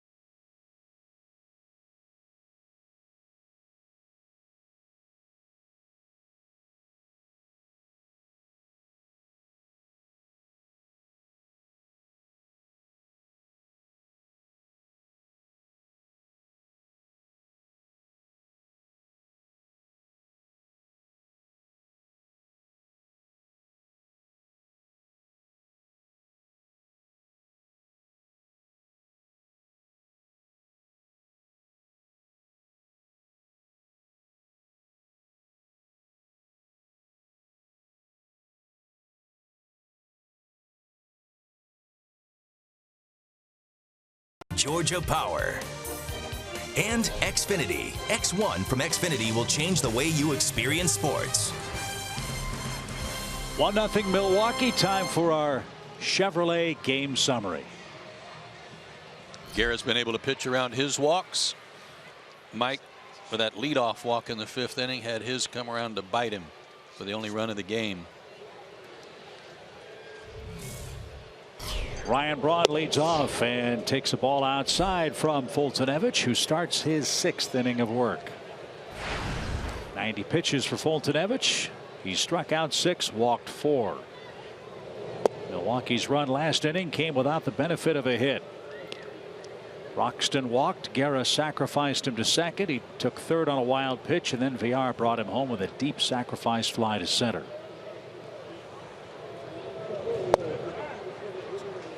That's in for a strike to the Brewers left fielder Ryan Braun. Yeah, that wild pitch is probably as harmful as the walk was. Driven down the right field line. That's headed for the corner. The ball's going to hug the wall, and Ryan Braun will saunter into second with a leadoff double, his 2nd hit of the game.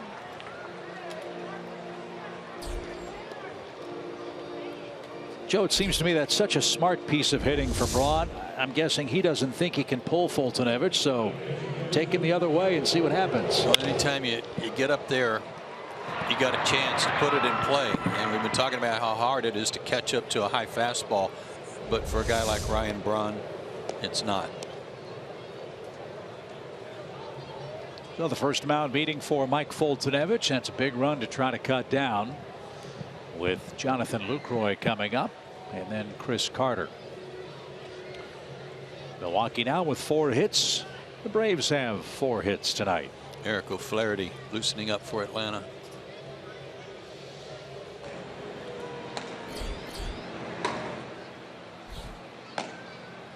Yeah, it's a situation where you hear me talk a lot about trading outs for runs and things of that nature. This is not one of those cases with the offense struggling the way that it is. You've got to do everything you can to keep that guy from scoring. And a real tough hitter up there in Jonathan Lucroy, who's 0 for 6 so far in the series. That's the part that maybe scares you the most. And that's up and away, ball 1. That looked like a pretty good pitch. I don't know if Mike's upset with the no call or himself.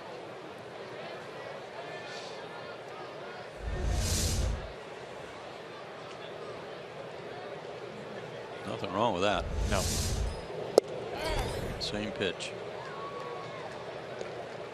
Well, he got that one called. It's an even count.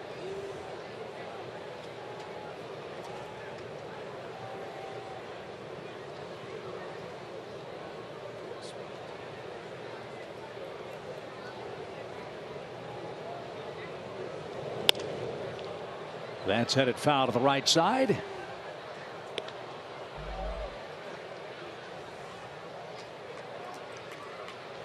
And the count now 1-2 to the Brewers catcher.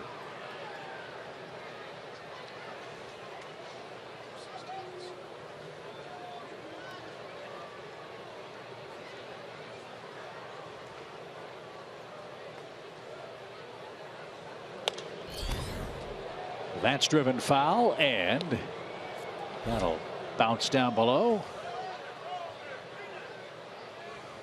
And an usher from Columbus is going to pick up that foul ball. No kidding. Yeah. See him with the green shirt? Uh-huh. He went flying after that souvenir. And he discovered it in the alleyway. 1-2 pitch. Down and in. Evens the count.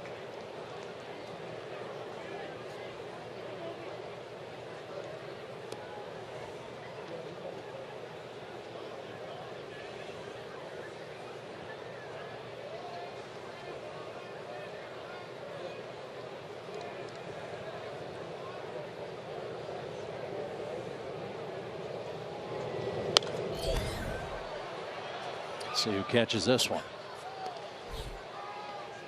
Mike Foltynewicz is a real quiet, mild-mannered guy. Doesn't say a whole lot, but he is speaking volumes with his body language right now. He's frustrated with the umpire. He's frustrated with some pitches that are being spoiled by a good hitter like Lucroy when he's trying to get a strikeout here that he needs, and you can just read it.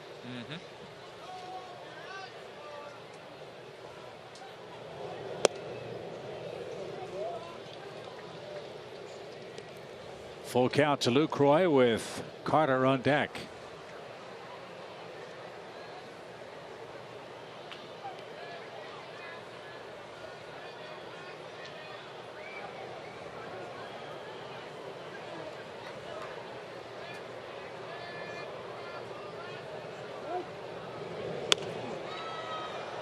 That's over the Braves dugout and into the crowd. Lucroy putting up a fight.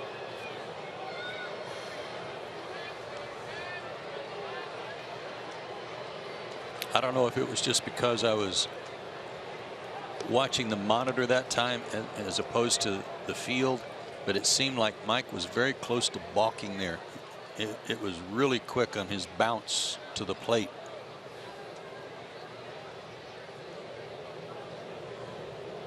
Nice pause there. And he just struck out Lucroy. So 7 strikeouts for Fultonevich.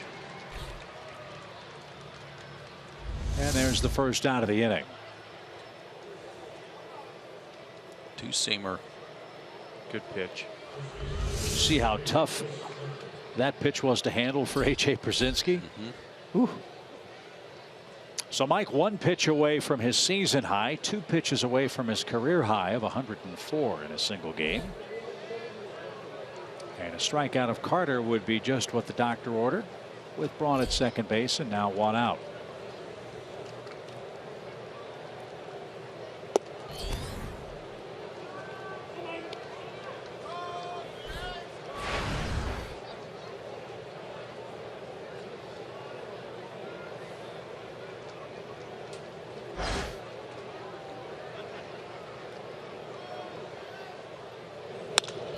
Fly ball well hit right center. Markakis on the run. He's on the track. He hauls it in at the 390 mark. Braun tags and heads to third, and Carter just missed a 2-run homer.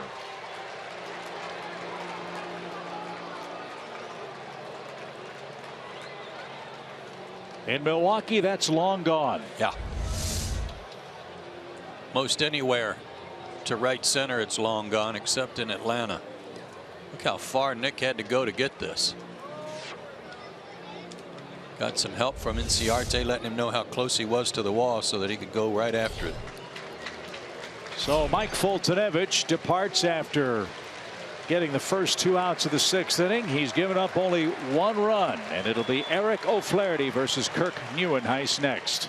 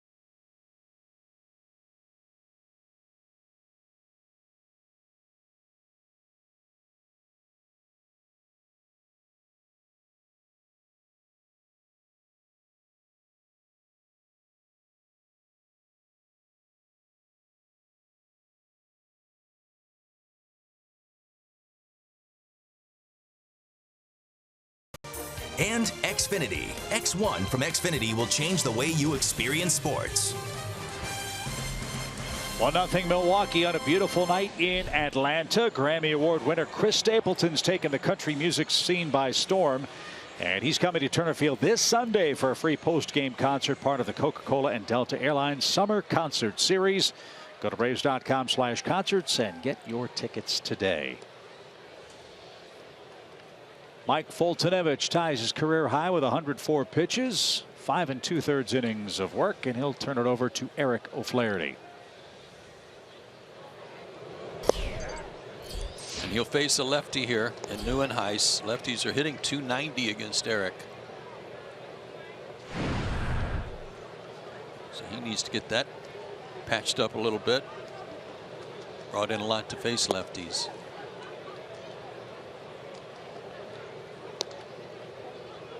Braves made a minor transaction earlier today. They acquired Dario Alvarez, a left-handed pitcher off waivers from the Mets. And Alvarez was assigned to Gwinnett.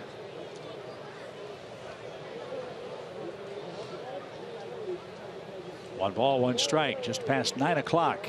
And a ground ball to first. Sawed him right off. And Freddie Freeman wins the race to the bag. Eric O'Flaherty helps the Braves pitch around a leadoff double to Ryan Braun. 1 run allowed by Mike Foltynewicz tonight. Let's see if the Braves can get things even next.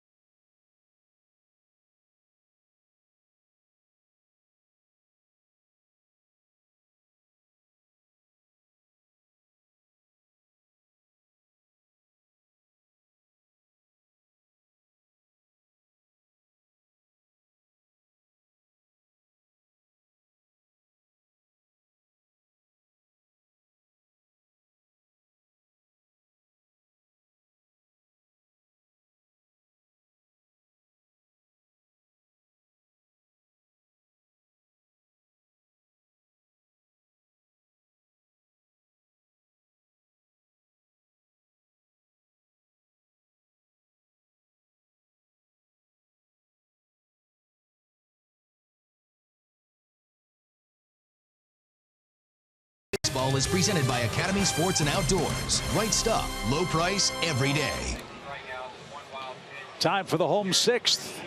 And we'll remind you to stay tuned after our ball game for Braves Live, presented by Xfinity. Christina Fitzpatrick has the hosting duties tonight. Hopefully she'll be able to talk about a Braves win as Atlanta faces a new pitcher. Chris Capuano is now on in relief. Well, we've certainly seen a lot of Chris Capuano through the years. 2 times he's had Tommy John surgery, so talk about perseverance. He's another picture of it in relief of Guerra. A lot of strikeouts for him so far this year, too. A.J. Przinsky swung at the first pitch, rolls it up the middle. VR with a bare hand, can't make the play, and A.J.'s aboard with an infield hit.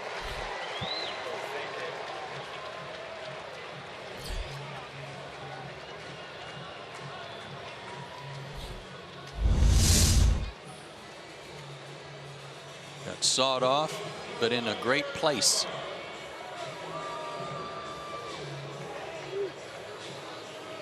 Tough play for the bare hand for VR. Good start to the inning. Ibar's had a good night tonight. He's 2 for 2.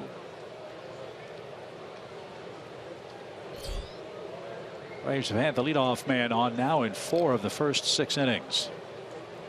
They're getting their chances. Ibar's an excellent butter. That one, though, is fouled away. Capuano made his major league debut with the Arizona Diamondbacks on May 4th, 2003 against the Braves. He picked up the loss in a 2-inning appearance that took place in extra innings. And he was traded to the Brewers with Craig Counsell, Lyle Overbay, Junior Spivey, Jorge De La Rosa, and Chad Moeller in the deal that sent Richie Sexson to the desert. Remember Richie? You bet. He would have fit in well with this Brewers team. Yes, he would have. He could rack up some strikeouts.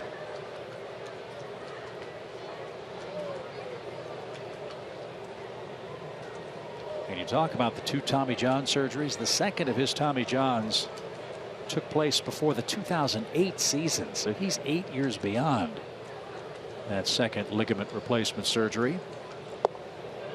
As he fooled Ibar with that pitch. 0-2. Eric has had a lot of luck against him too. Doesn't throw as hard as he once did, but he can still crack 90 once in a while. Good slider there to his back foot.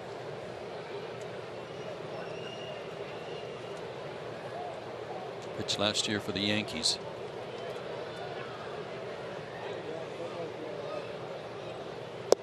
And he just struck out Ibar on 3 pitches.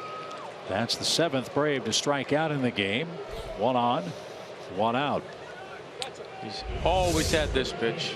Good changeup down and away. Got him to chase. It's a good follow-up pitch to that back foot slider.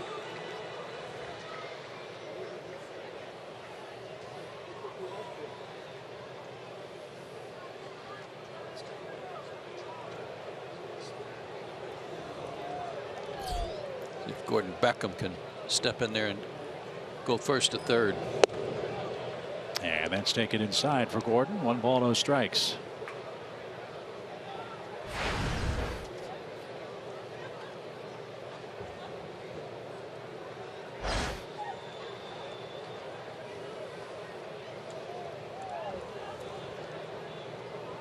Jeff Rancour's on deck.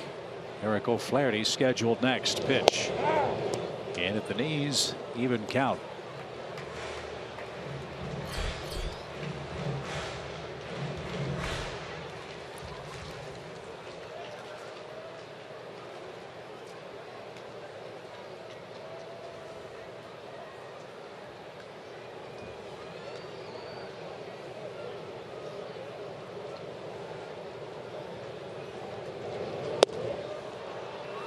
Going to get one of those. Yes, you are. Somewhere along in the at bat, you're going to get one of those. It's just a matter of whether or not you're patient, if you're going to look for it, especially when you're even or ahead in the count.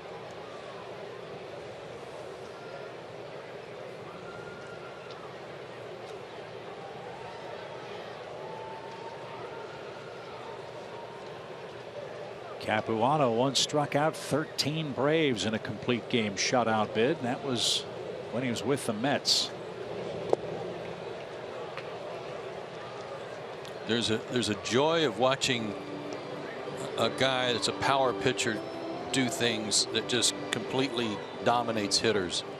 You know, it's like a heavyweight fighter with great punching power, that type of excitement. But there's also a lot of joy in watching a guy who knows how to pitch and can utilize his best pitch to his advantage, especially a changeup. Tom Glavine. Yes, I like watching those guys. Check swing, no swing, full count. Well, Capuano obviously knows how to pitch. He's a smart guy, and Braves got a break. Yes, they did. Chris majored in economics at Duke.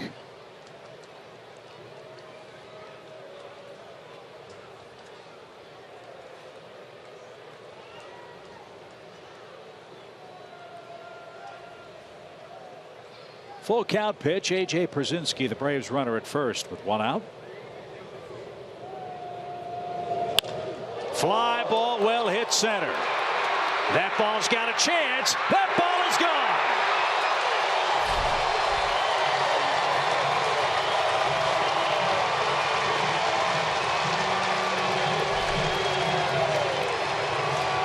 He did a little better than first to third. Gordon Beckham's first homer as a Brave is over the fence and straightaway center, and it turns the game around. It's 2-1 Braves.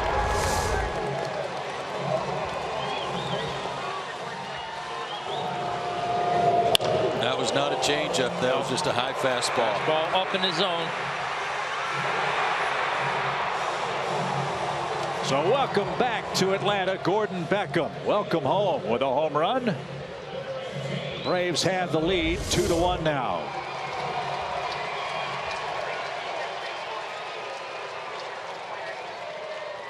And now it'll be Jeff Francoeur hitting for O'Flaherty. Eric now a chance to pick up the win in relief if the Braves can shut him down over the final 3 innings.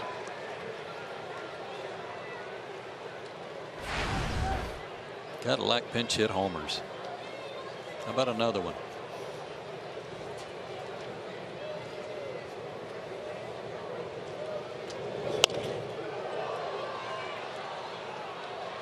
That is the first pinch hit homer for the Braves. The 19th total home run hit by Atlanta this year. And Brian Snitker pushed the right button at the right time. 1 ball, 1 strike.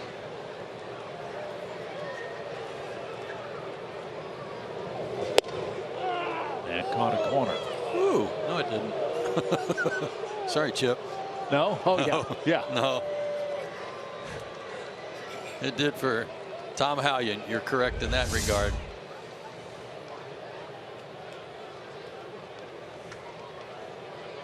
Nice job of framing by Lucroy. Rolled foul.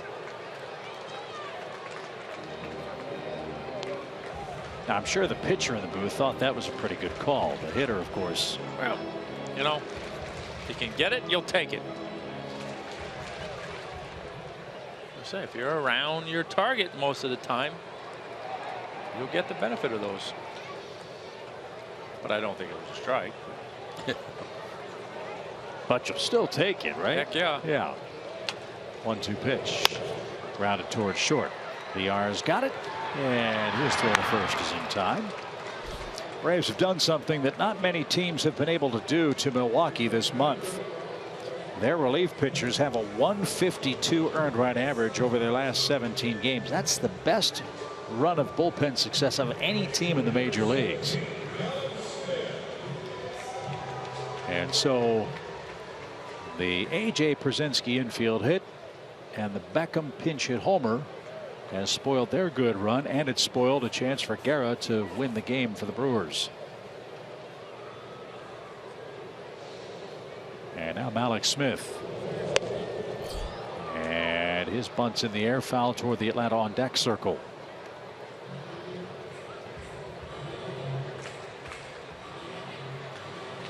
Matt Whistler and Willie Peralta in Atlanta tomorrow night. 7:10 first pitch. Braves live at 6:30. Okay, here's my thought on this. He showed like he wanted to drag bunt. The last thing Capuano wants to do is give him something that he can drag bunt on a second attempt. So look middle away here and get you a base hit past the drawn in third baseman.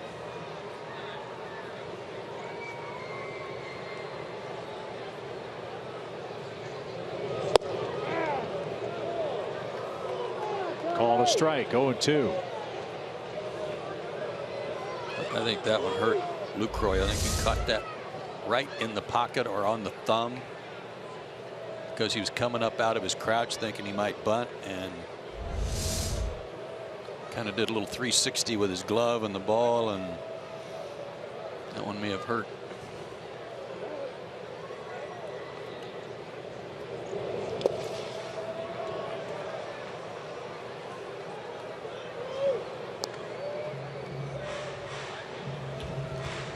Milwaukee will have the bottom part of their batting order up in the 7th. Another close game. Last night Milwaukee won 2-1. Tonight the Braves are winning 2-1.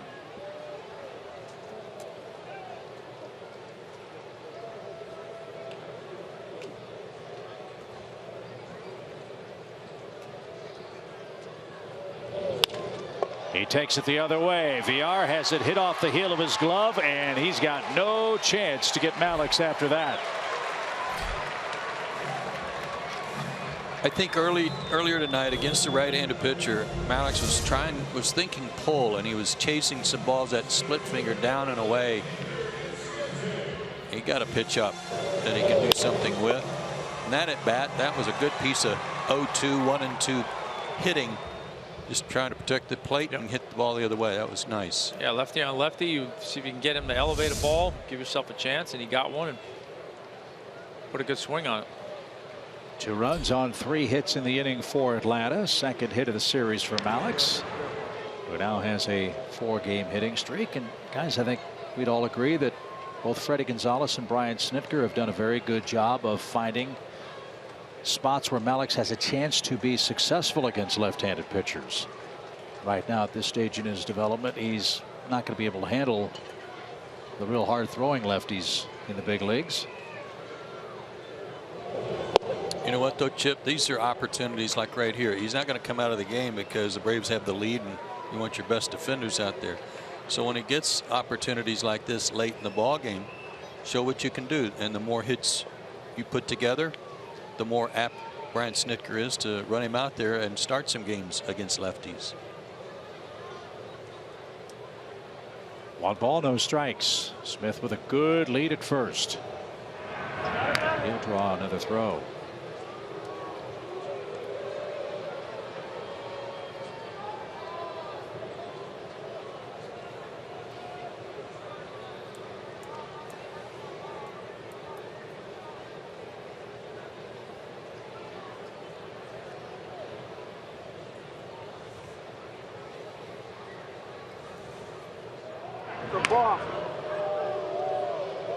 Somebody thought Capuano balked, but not the umpires.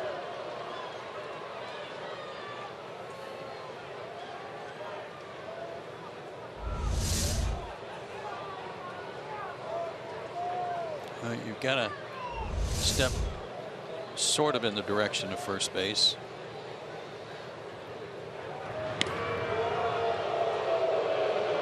Tom, were you playing? It was probably before you. In spring training, they experimented with a 45-degree chalk line on the mound. No, in spring training. Yeah, no. That you had to. Yeah. If you were going to throw to first, you had to step inside that 45-degree line as a left-hander.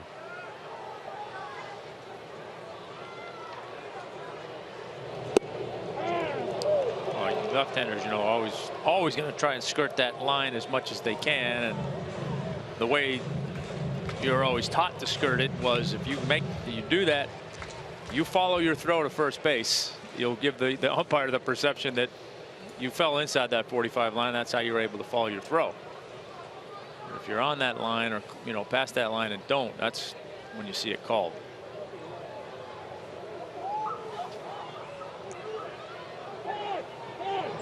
Time was called. No pitch.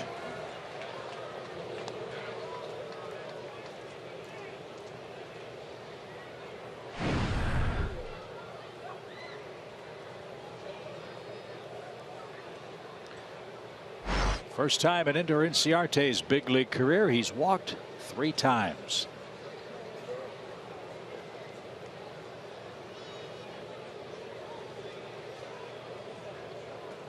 Malix is running. Lucroy's throw is on the money and in time. And VR comes up gimpy as Smith came streaking by and was tagged out. So Malix is thrown out by Jonathan Lucroy, but not before Gordon Peckham. How about that dog? He hits a 2-run homer to straightaway center and turns the game to the Braves' favor off Chris Capuano. It's 2-1 Atlanta after 6.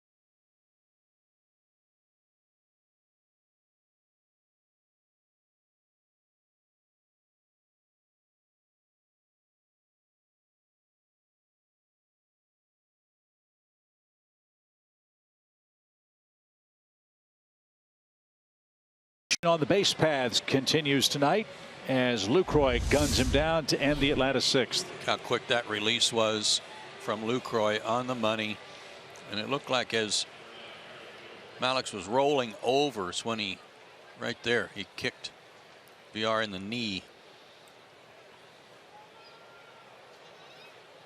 But yeah, that was Lucroy. Boy, what a release. Yep. Boom, right there in the knee. So Eric O'Flaherty out after a third of an inning. VR got spiked. And Jason Grilly's the third hurler for Brian Snitker.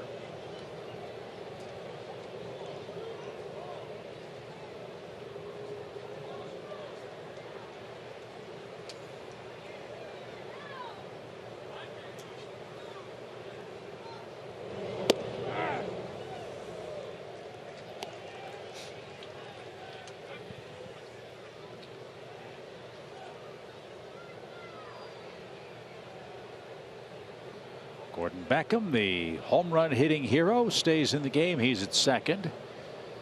And now Aaron Hill awaits a 1-1 pitch from Grilly, and he didn't get it. 92 with some movement.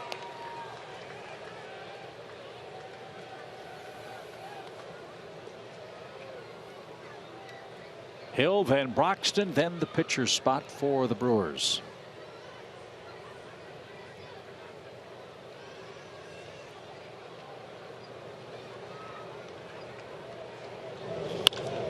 In the air towards center. Can of corn for Inciarte. He's got it. Hill is 0 for 3. Really gets the all-important first man. One down in the top of the seventh. I know that there have been games that the results weren't what Jason would have liked, but it seems to me every time out he gets his mechanics are a little better, his release points better, his location is better, all as a result of getting more time. Yeah, more time, more repetition, and you know the month of April was essentially his spring training. Yeah. Jason's given up runs in only 3 of his last 9 outings for Atlanta. And he'll face Keon Broxton, who's still without a hit this year for Milwaukee. He's 0 for 19. That's why that leadoff walk issued by Fultonevich was so disappointing. That led to the first Brewers run.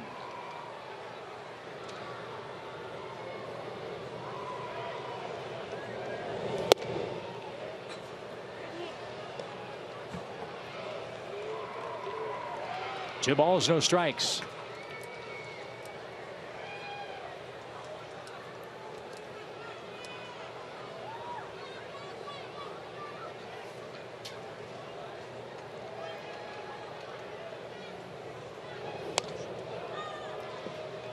Now 2-1.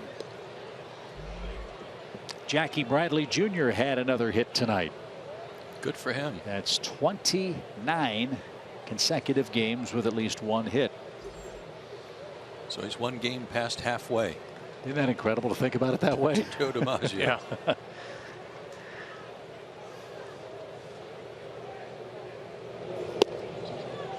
Well, the Red Sox just scoring tons of runs this year. They've got 7 more tonight against Colorado at Fenway Park.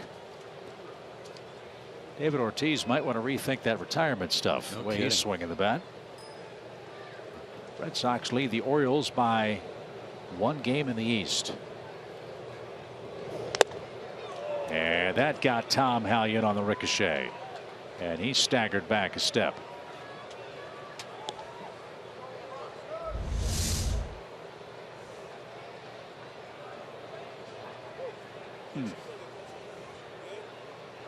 That can't feel good.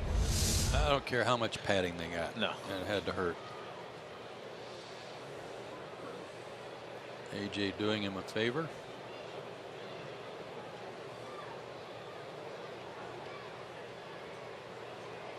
Love watching Tom Hallion work. Let you know where the pitch is. Love that strike 3 call. He and Jim Joyce are my 2 faves. 3 balls, 2 strikes. And a swing and a miss. Broxton has trouble making contact. He's now 0 for 20 with 14 strikeouts. And 2 are out. Good spot there. So number 7 in the 7th for Milwaukee. It's Colin Walsh.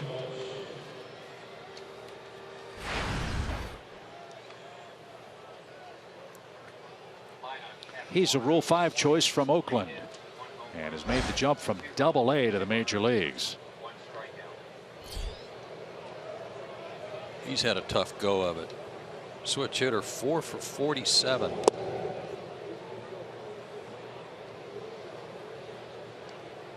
So he has to stay on the Brewers roster all year or be offered back to Oakland. And you can see why Milwaukee took a flyer on this guy. At AA Midland, he had .302 with 13 homers and 49 RBIs and was an all-star. More walks than any other minor league player in professional baseball last year. For Colin Walsh, 124 of them. Goodness, in a minor league season, that's impressive.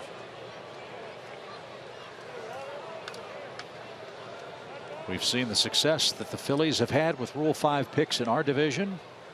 Forgot to mention it when we were in Philadelphia. Did you know that Ender Inciarte was picked by the Phillies in the Rule 5 draft? No. Was on their roster for 1 day. They sent him back? They sent him back after 1 day.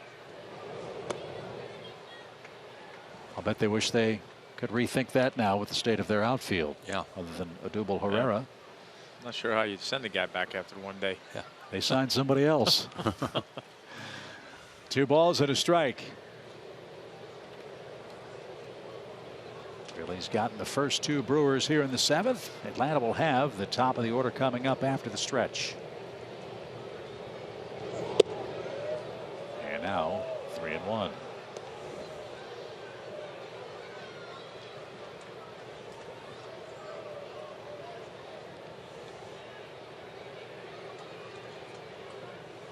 Walsh got his first big league hit on April 19th against the Twins. It was a double off former Brave Irvin Santana. He's way ahead in the count here. Not surprisingly, he's got a good eye. 3 balls and a strike. And he draws a walk. So Grilli issues a 2-out free pass. And here comes VR, who's had the best swings all night against Mike Foltynewicz.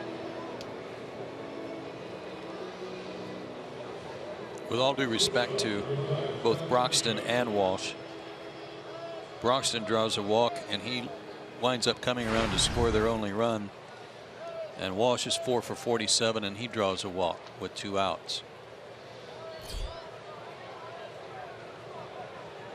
VR has struck out. He's doubled. He tried to stretch that double into a triple, and the Braves threw him out with the first out in the 3rd inning. And then he delivered a deep sacrifice fly to center. And he takes a strike. Mentioned it last night. He was the shortstop for the Astros until Carlos Correa came up and began his path to superstardom for the Stros. There's some who feel he's keeping shortstop warm for Orlando Arcia, who many in the Brewers organization think will be their shortstop of the future. If he continues to hit around 290, there are other teams paying attention to that, that if he is keeping the seat warm, other teams might have an interest in VR to keep a seat warm for them, keep a spot position warm for him.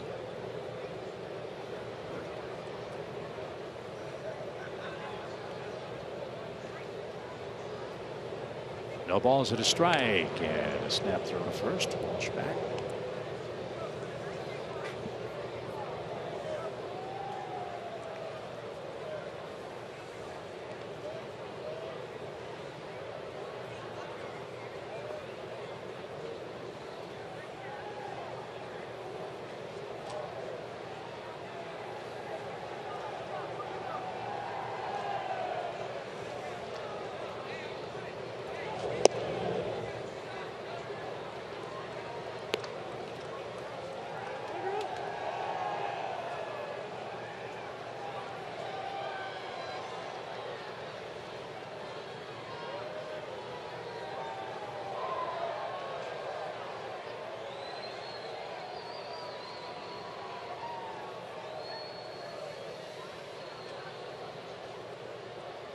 Walsh with a pretty good lead. 1-1 pitch is driven out of play, foul. That's headed for the upper deck.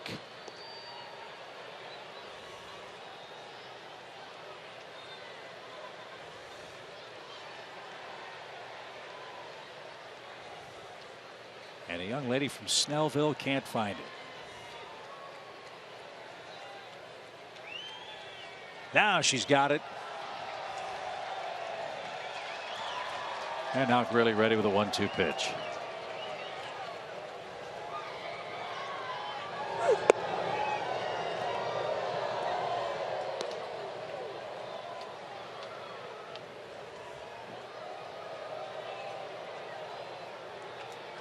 Really got the first two, a walk, and now a 2-2 pitch coming to Jonathan Villar.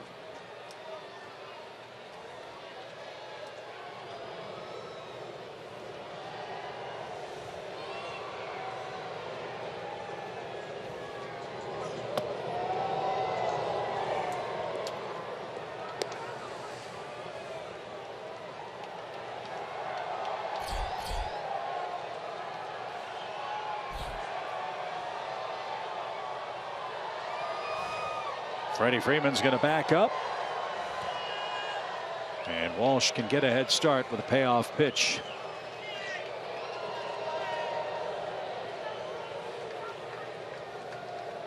Runner goes. It's downstairs and back-to-back walks with 2 out.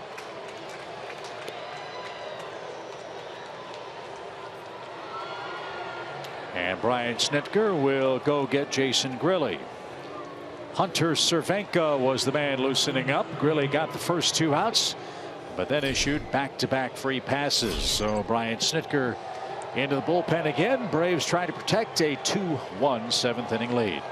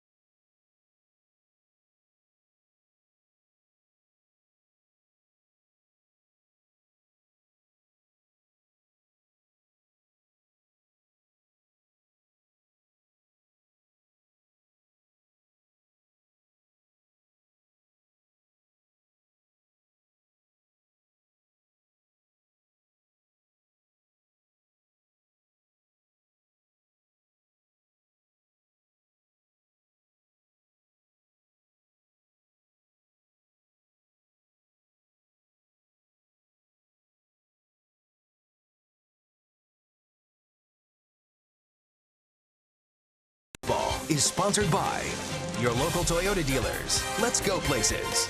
The Georgia Lottery. And Zaxby's Indescribably Good. It's 2-1. 2 outs, 2 on for Milwaukee in the 7th inning. Something's got to change here at home. The Braves just have not been able to win the close games here at Turner Field this year yet. Well, you look at those lines, and everything is pretty consistent except the difference in the bullpen ERA. And the bullpen ERA is almost a full 2 runs higher here at home. And you can see that the Braves have not won a game decided by 2 runs or less here at home. So 2 quick outs and then 2 quick walks. Hunter Cervenka has been very good. Had 1 rough outing, kind of broke his scoreless streak, but he's been excellent and really consistent.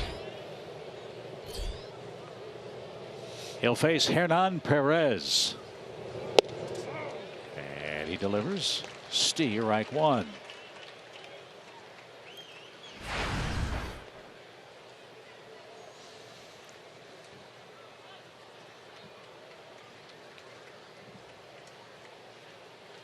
Walsh and Villar, the runners for Milwaukee with 2 outs. And good to see Cervenka jump in front, 0-2. Boy, that was a good cutter, it looked like.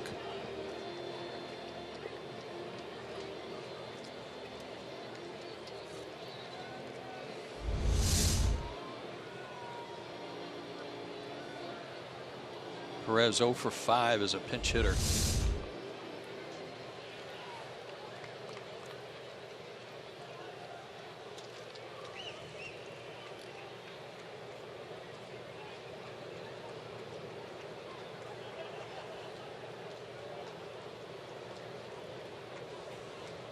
Nothing in 2. And a fly ball headed to the right side, and a fan from Ball Ground, Georgia, is going to make the catch. It's up in Cherokee County.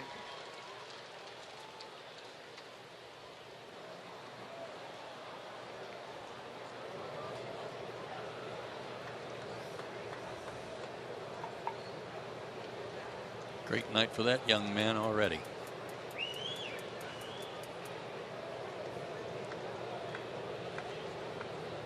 Cervenka stares in, gets the 0-2 sign for Hernan Perez. And that's fouled back to the screen. 95 on that four-seamer.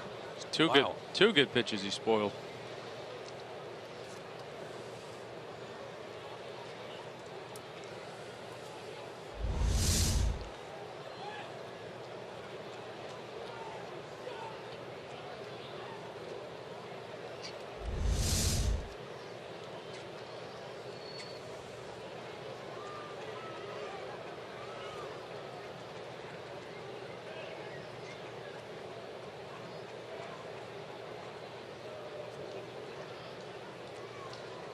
Hunter ready, another 0-2. Broken bat foul.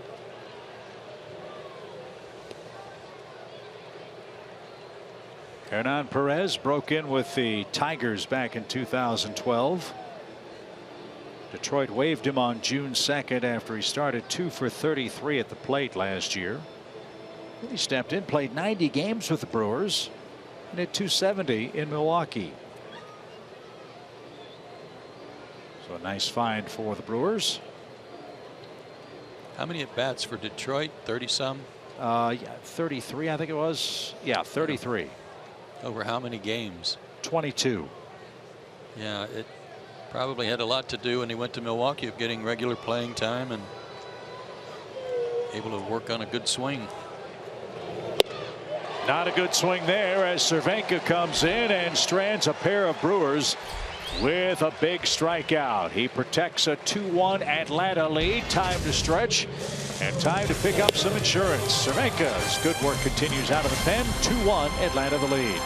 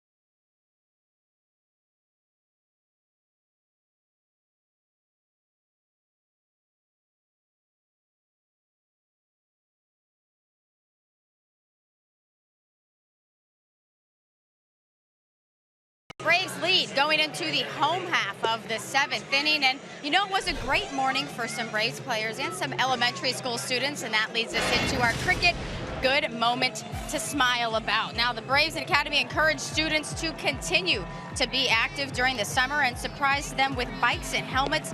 The first 51st and second grade students receive those gifts as a reward for improved test scores and grades. So Daniel Castro and Reed Brignac were on hand to deliver those gifts for them. So hopefully those kids will get some use out of those bikes this summer, and maybe we'll even see them at a couple ball games. Guys? Thanks, Kelsey. That's a great report. Good job by the Braves.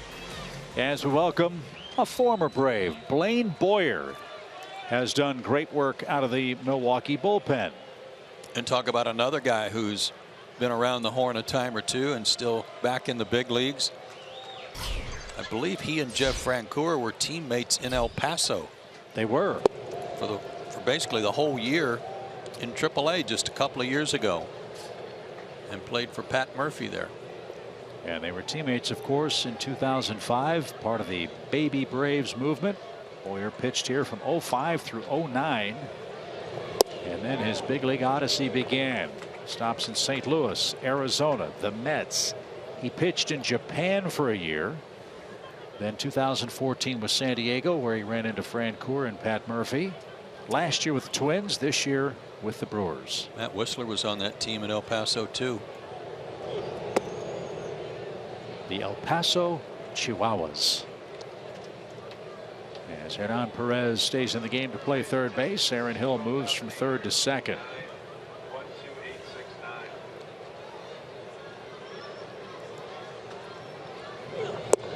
And Boyer gets a strike called. It's 2-2. Boyer was a third-round pick of the Braves in 2000 out of Walton High School in Marietta.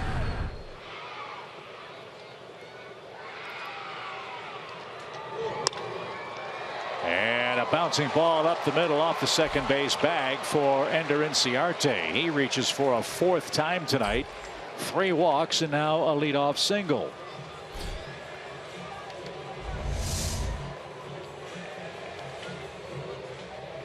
Fastball away, hit it right back through the middle. Yeah, I like watching Ender play too. Love watching him play center field. I love watching him go about his business. He knows how to play the game. Here's Chase d'Arnaud. Chase has reached 3 times, 2 singles and a walk, and another bouncer up the middle. This time Hill bobbles. His flip to the shortstop covering the bag is in time. And Inciarte is forced out. And d'Arnaud is at first with 1 man down.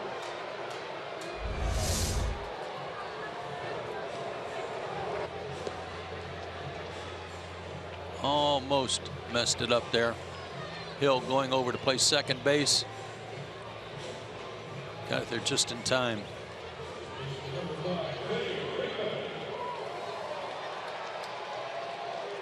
Talked about the persistence of Chris Capuano, who's come back from injury. How about the persistence of Blaine Boyer? After the Cardinals released him in 2011, Boyer retired from baseball in 2012. As Freddie Freeman's up. The Kansas City Royals and Dayton Moore, who has signed so many former Braves, signed Boyer. He lasted until May of that year, and then he went and pitched in Japan. And he's been in the big leagues ever since. Good for him.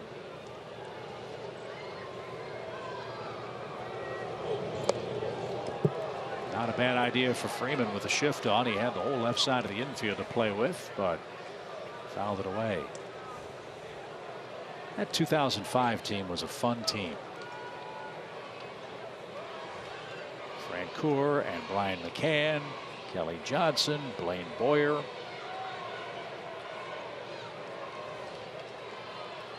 Since somewhat of a passing of the torch, I guess, to those young players, and they took that torch and ran with it. They were so instrumental for. Adam LaRoche was on that team too, wasn't he? Check, might have been. I think he was, yeah.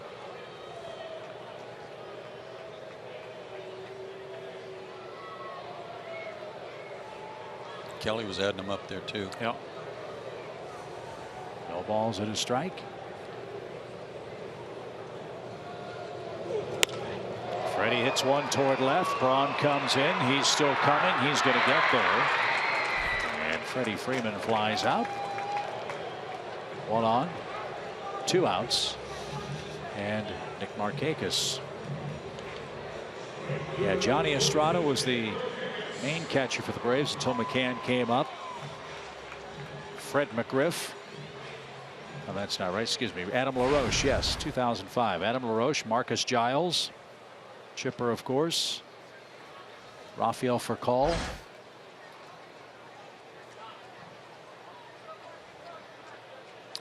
Brian Jordan. Fun team. As Markakis bats and takes a Boyer strike.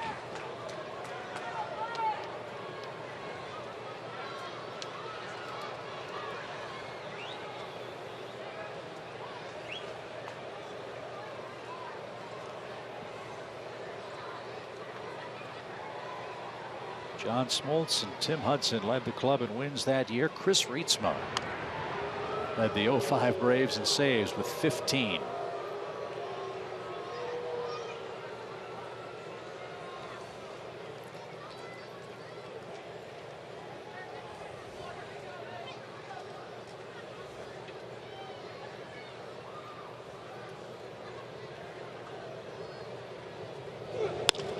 Fly ball center field, pretty well hit.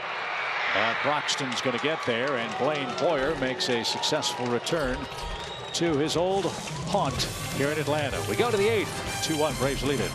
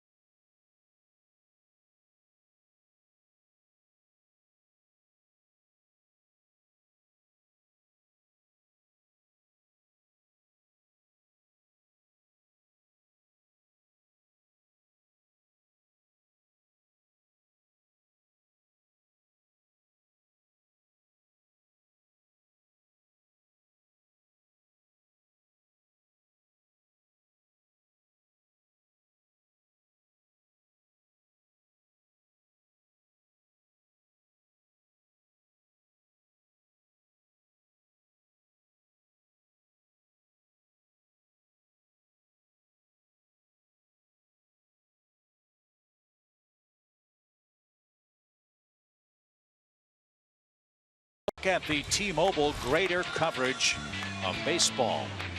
Well, you mentioned, Chip, that the Giants have been red hot. They won 13 out of their last 14 to take a commanding lead out west. The Cubs with 31 wins. They were the first team to 30, first team to 31. A slight lead in their run differential. Good grief. And the Seattle Mariners doing good work. Not necessarily at home, but certainly on the road. Mariners have got a good ball club. Robbie Cano's healthy and happy and swinging the bat. Nelson Cruz tearing it up too. See the ball Leonis Martin hit last night? No. In the game.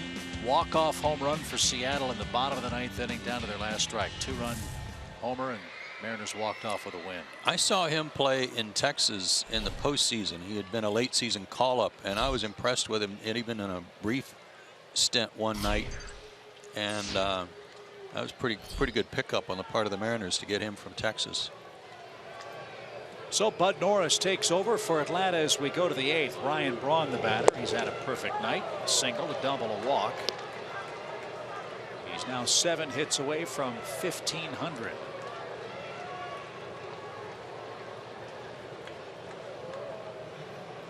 Bud took the loss here last night to go 1-6.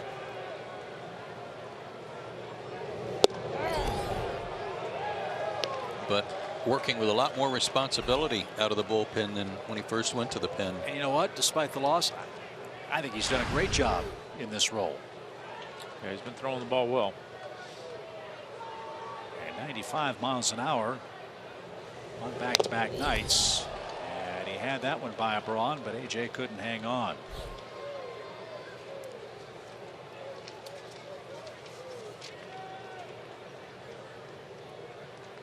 Norris, a 184 earned run average in 8 games out of the bullpen. He's gone 2 or more innings in 5 of those games. And he just struck out Ryan Braun with an 87-mile-an-hour slider. How about that sequence, fellas? That's a hard slider, folks. Yeah, it starts in that slot that he threw him a fastball in and get the swing and the miss.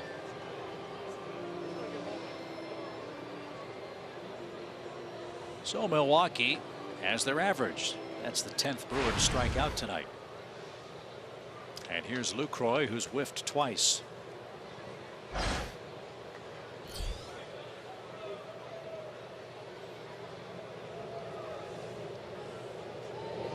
Tommy, I loved your description earlier that you used when Fultonevich was pitching, when you talked about pitching lanes for a guy on the mound. What did you mean by that, and how does a pitcher think about those on the mound? Well, you think, you know, the 2 big lanes obviously are inside corner, outside corner. And if you, for so many Braves fans, think back to Greg Maddux. What Doggy did so well to left-handed hitters was that cutter that came on the inside corner and started inside, and then he would.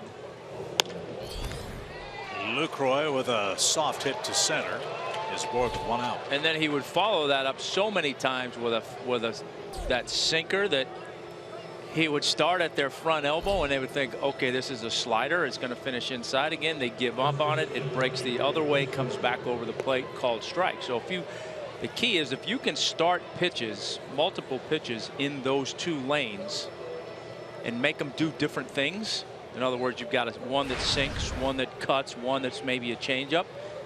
God, it makes it awful hard for that hitter to sit on a pitch in an area, because not only do you not know what speed it is, you don't know which direction it's breaking. So it makes it really difficult. So for a hitter, they can try to cover 1 lane.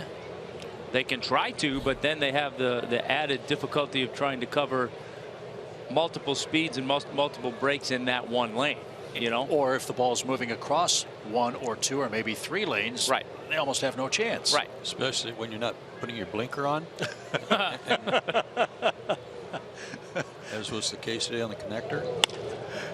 Carter drives that one a mile down the right field line. It's fair and off the wall. And Lucroy's going to stop at third as Carter just reached out and served that ball 329 feet down the line. And he's got a stand-up double. Gosh, it shows you how strong he is, because when he hit that ball, I was really looking more at the line, like, is it going to slice foul? And lo and behold, it hits the wall on the fly.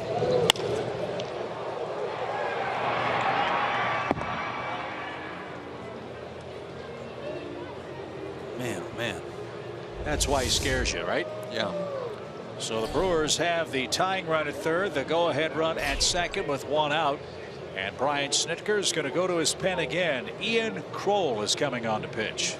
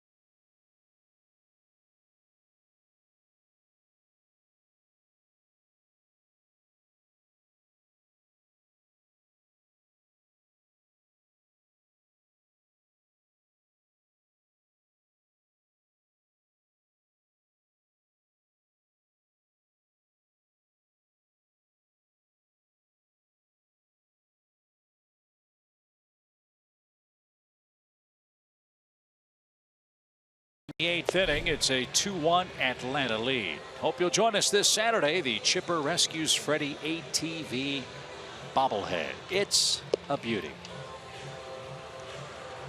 Good seats still available online. Go to Braves.com/tickets and get yours today. Two Braves had a very busy road trip.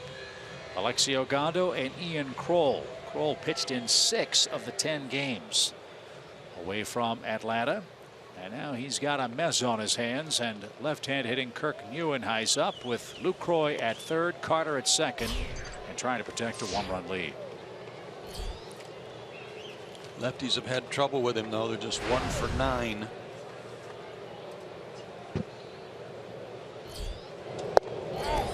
And good start, Steve, right one. Fultonevich, O'Flaherty, Grilly, Cervenka, Norris, and now Kroll have pitched for the Braves. Up and in. 10 o'clock here at Turner Field. Hope you're enjoying this ball game. It's been a good one. Fultonevich and Guerra were the starters. Each went 5 innings. Fultonevich went 5 2/3 actually. Guerra did not allow a run. Fultonevich just 1 run. Atlanta's runs came on a pinch hit home run from Gordon Beckham. That was in the home 6th, and that's where we stand 2-1. If I can make a quick comment to follow up on what Tommy was talking about with those lanes. Yeah. From a hitter's standpoint, when he's talking about Maddox, that cutter's hard to pick up the spin on it. Likewise with his 2-seamer, then you couldn't differentiate one from the other as to know or anticipate which way the ball might move. It's not fair, really. No, it's mostly was the same way with his fastball and his slider. That's what made his slider so good, is it started in the exact same spot and lane that his fastball started in, and then it just exploded away from right-handed hitters. That's why you saw so many bad swings on that pitch. Bouncing ball towards second. That's going to get the tying run home. Nieuwenhuis delivers a ground out and his 15th RBI. Charge that run to Bud Norris. It's a 2-2 game with Carter at third and now 2 outs. That's pretty good at bat by Nieuwenhuis. Got to tip your cap to him on against a lefty that's been awfully hard on left-handed hitters.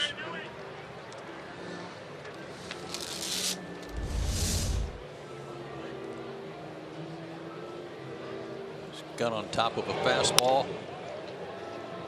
Chopped it to second. So Kroll was brought on to face Nieuwenhuis. Aaron Hill is going to face Alexi Ogando.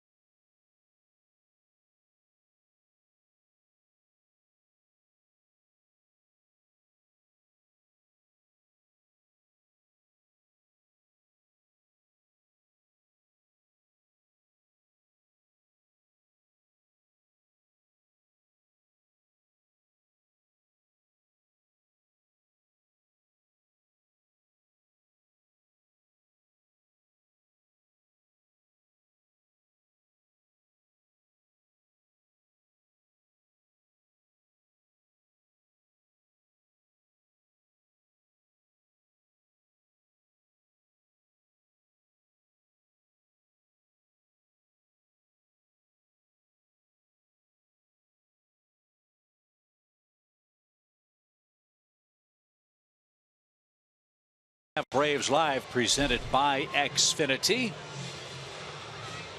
Alexi Ogando will try to preserve a tie now as the Brewers have struck for a single run in the 8th. As I mentioned, Ogando was used a lot on the just completed road trip for Atlanta. And he's on for the 22nd time in game number 45 this year. And he looked good last night. He had a lot of life on his fastball. Worked the 9th inning, struck out 2 of the 3 guys he faced.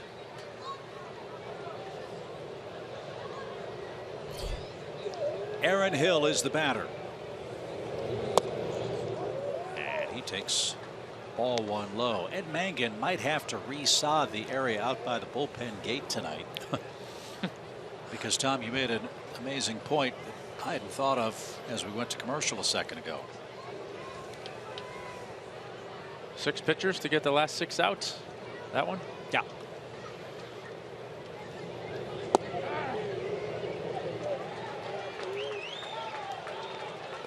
One ball, 1 strike.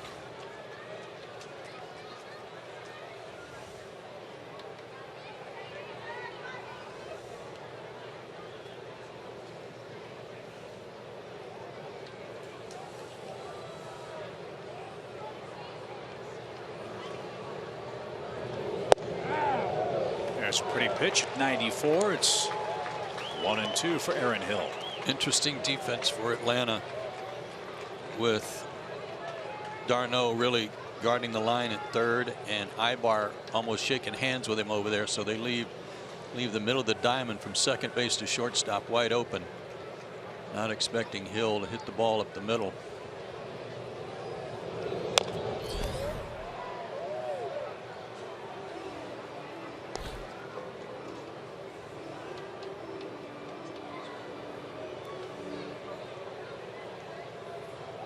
It was a 2-out base hit last night in the 8th inning, wasn't it? By Jeanette. Yep. Yep. 1 ball, 2 strikes.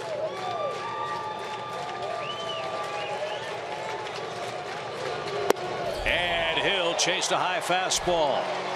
That retires the side. The Brewers put together back-to-back hits and get a ground out to tie this game at 2. AJ Pierzynski leads off the 8th for Atlanta. New ball game in game 2.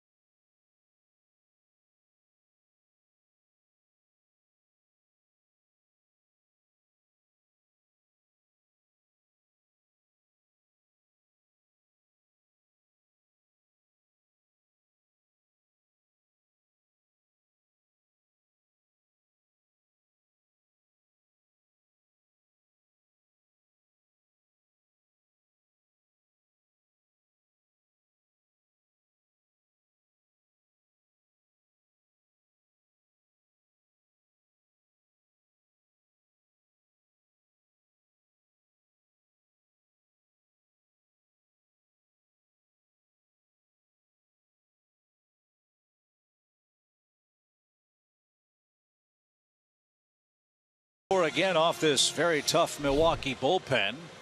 Blaine Boyer's back out there for them as AJ Pierzynski leads off for the Braves. AJ scored ahead of the Beckham 2-run pinch hit homer back in the 6th. Blaine Boyer 11 scoreless innings this month. And it's downstairs, 1 ball, no strikes. Well, he's just lucky that Francoeur's already pinch hit, because Jeff told him yesterday, can't wait to hit off you because I am taking you deep. Blaine's heard it before. Yeah. And back to the screen foul. It's an even count.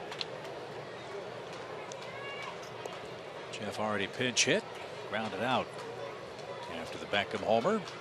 How about that team at El Paso, though? Francoeur, Boyer, Whistler, Jace Peterson,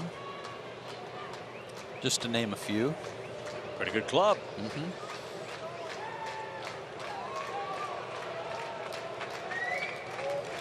Got to visit El Paso this winter. Did a basketball game out there with Fox, and what a great town.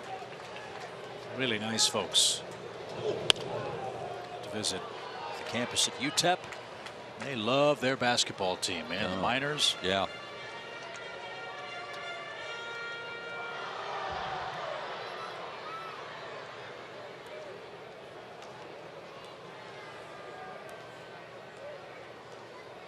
Young Matt goes here tomorrow night. Well, he's loosening up right now, and he's got a helmet in his hand. Maybe if AJ reaches, he'll pinch run. Make sure you have your spikes on and no milk duds in your pocket. Did you get fired up when that happened? Nothing more exciting than that when you thought you were going to get, except for maybe you thought you were going to hit. You know, but yeah, you get to get in the game, pinch run. Yeah, let's go.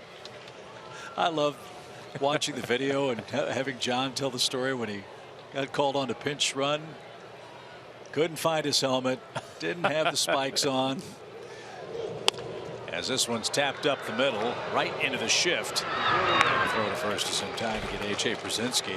John said he had a pocket full of milk duds. As he slides, it's like a big giant bunny rabbit left a present on the base pass. And Bob Engel was the umpire. John's going back and forth, can't find the right helmet. Bob Engel's just, look at it. What's wrong with you, son? Let's go. It was great. Here's Ibar, 2 hits, both singles. He struck out last time up.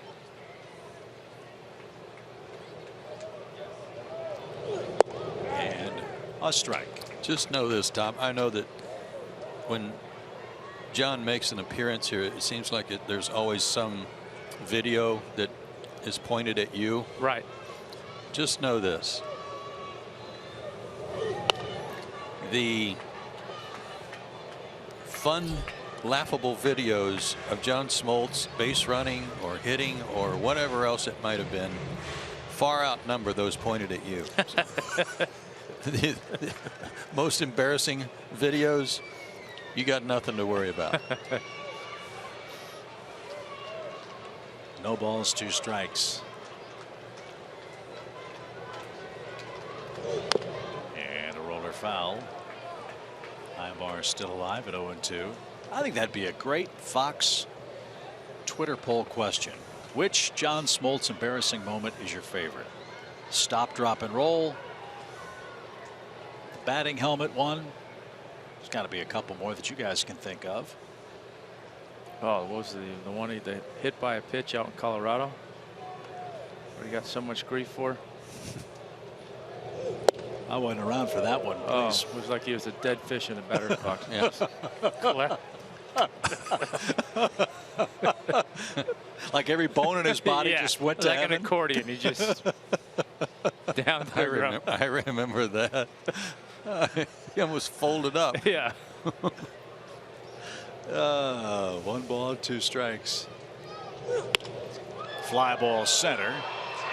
Broxton makes the play with those high socks showing. He looked a little bit like Melvin Upton out there in center field. And there's the second out. Let's take a look at our State Farm instant replay. Well, it was a good one tonight. That was Gordon Beckham coming in to pinch hit in the 6th inning. His first homer in a Braves uniform, and it was a big one to give the Braves a 2-1 lead.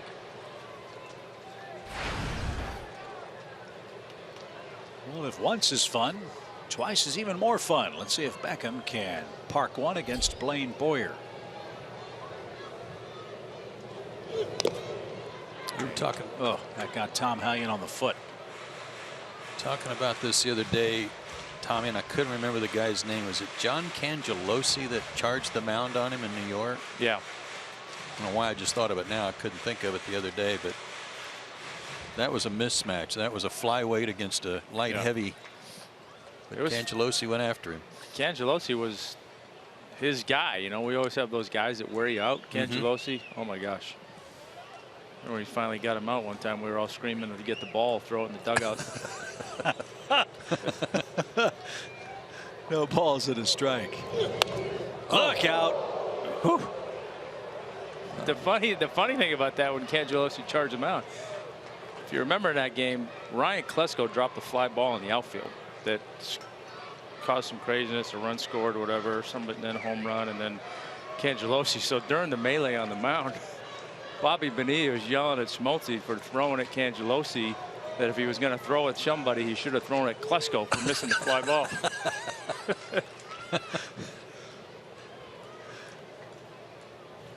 0-2.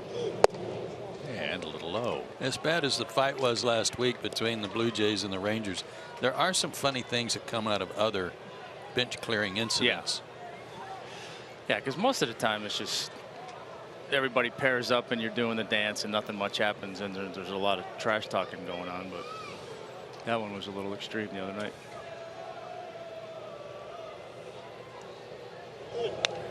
Doug DeCinces bear hugged me from behind in a little set two at the Angels, and he's pulling me backward out of the pile, and he's going, sort of saying, "Dang it, Joe, you're stepping all over me, you're stomping me." And I said, "Let go of me." Backpedaling, what was I to do? Yeah.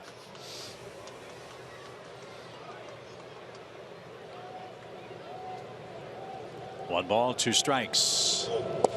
And LaCroix slides to his right. There was another time where Willie Horton charged the mound to go after Frank Tanana, and Willie was just wild, and he couldn't find him, but he saw Bruce Bhakti, who looked like Frank Tanana. He started chasing Bruce, and Bruce is running away from him, pointing to the back of his jersey, going, "Bhakti." A base hit by Beckham. He's 2 for 2 off the bench tonight. Now look at the back of his jersey. What's that say? Beckham. And now Kelly Johnson.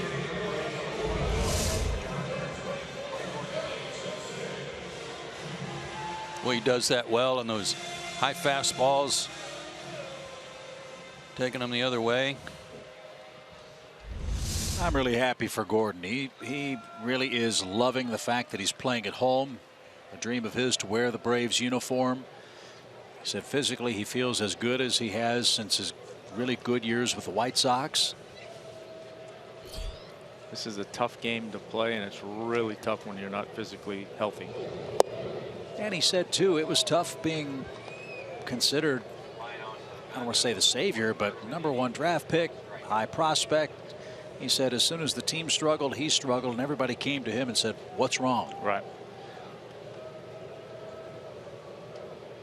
But he's very comfortable, and he's been very productive as Kelly takes something off speed for a strike. That was a 72-mile-an-hour pitch. And again, after a strike, then a major shift as Perez moves over to the right side of second base.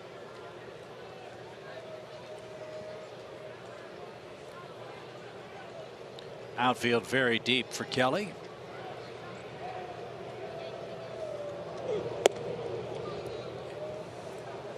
That was a pretty good pitch too. Kelly might have caught a break on that one. Don't have to tell Blaine Boyer about Kelly. He knows that he's a good fastball hitter. Started him with that 72 hook.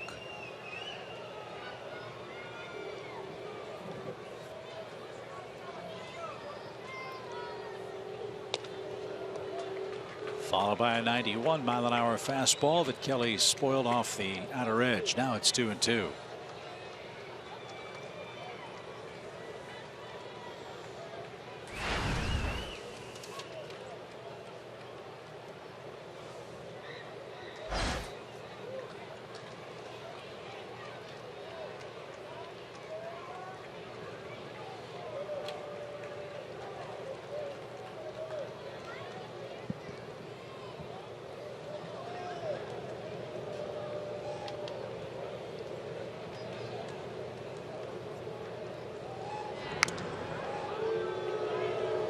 When we get to the 9th inning, If the Braves haven't taken the lead, my assumption is Ogando's going to go back out there. There's only one man left in the Braves bullpen. That's Vizcaino. He's loosening.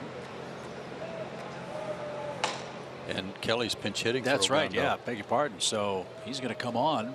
The Braves will be out of relief pitchers. So that'll be an interesting dilemma should this game go past the ninth. Pop up out of play. 2 balls, 2 strikes.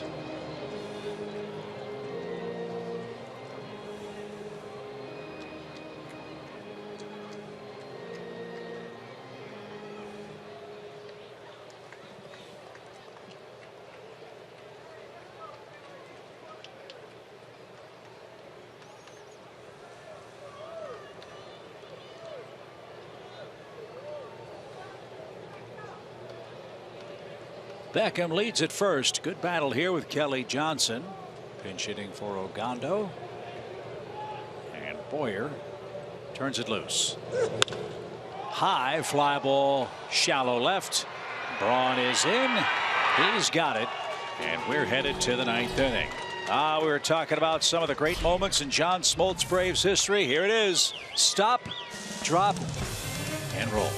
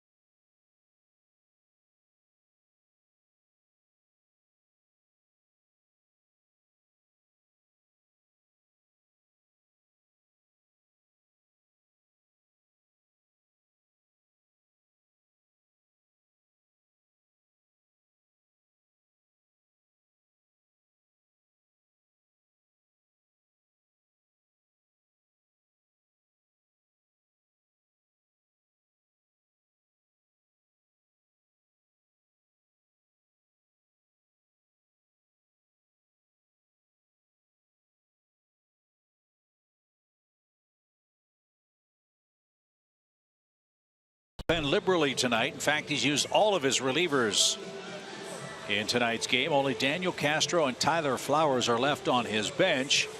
He's going to bring on Arodys Vizcaino to pitch the top of the 9th and hope that the Braves not only not give up a run here, but push across the winning run in the bottom half of the inning. If that doesn't happen, the question is who's going to pitch next and who's warming up in the bullpen now. Might be one of the starters down there that's just seeing how he feels. Whistler's due to pitch tomorrow. When did Casey Kelly pitch? He pitched the last game in Philly. So this might be, would this be a throw day, Tommy? Sunday, what's today? Wednesday? Yeah, no. That's Casey. He probably would have thrown yesterday. Okay. Well, Keon Broxton is the batter. Last time the Braves walked him, that turned into a Brewers run. Don't want that to happen. Again, he's 0 for 20 and 14 strikeouts. Make him swing the bat.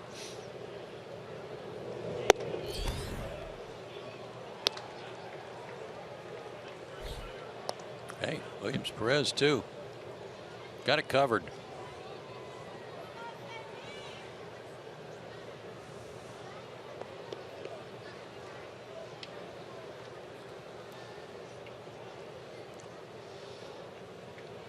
Three balls, no strikes.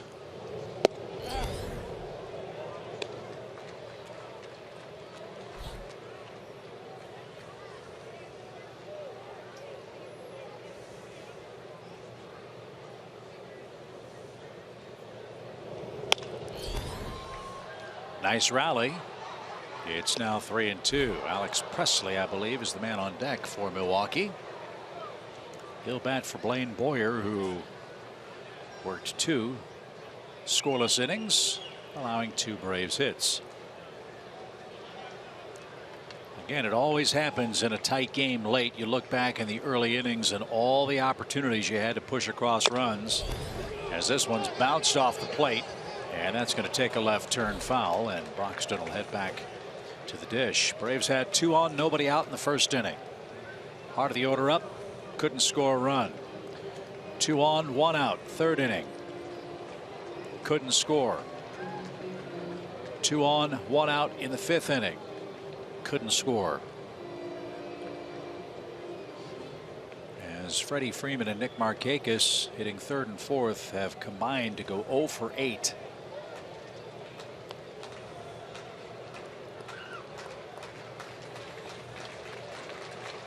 The Braves have left 9 men. Milwaukee has left 8. And Vizcaino tries to finish off Keon Broxton, and he just did. Tom Hallion rings him up. Another strikeout for Broxton.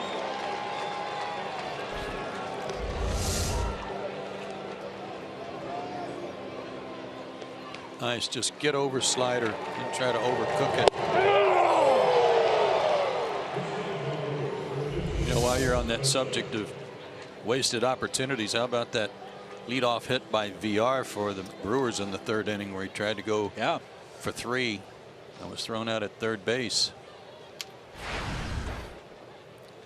And they got their first 2 men on base in the 2nd inning, and they were left at 1st and 2nd. Yeah, so from a fundamental ABC, get them on, get them over, get them in game, this would not be Exhibit A, would it? But we're still tied with 1 out. Presley, with the bases empty, faces Vizcaino. That one dropped in nicely. 1 ball, 1 strike. Marlins beating Tampa Bay 4-3, 1 out in the 9th inning at Tropicana Field tonight. We will see Miami this weekend. 98 on the corner at the knees. Do it again.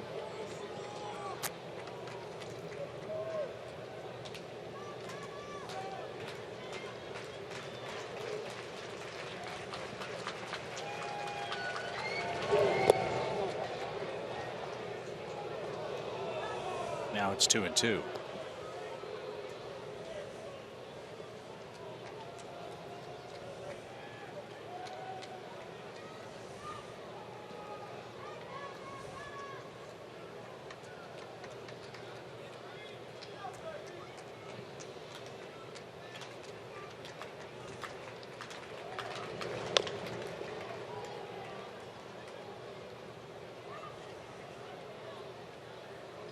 Pittsburgh beat Arizona tonight 5-4.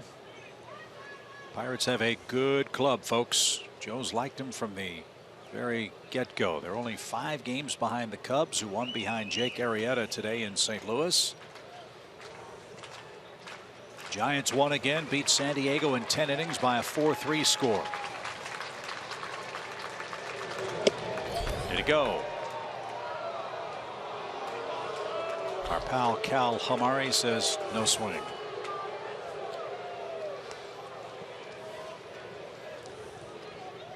Three balls, 2 strikes.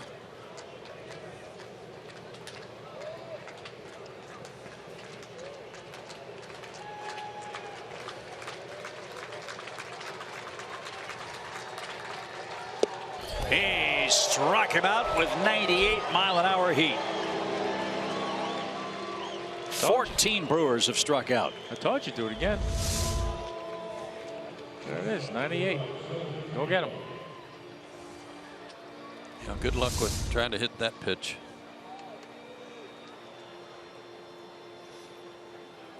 Vizcaino went multiple innings on the last road trip, at least 1 outing.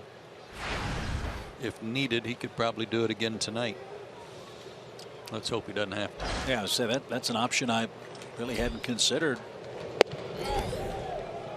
Most closers work an inning or an inning and a third max, usually. Right. Hopefully the Braves won't force that to happen. They'll have Smith, Inciarte, and d'Arnaud coming up in the bottom of the ninth.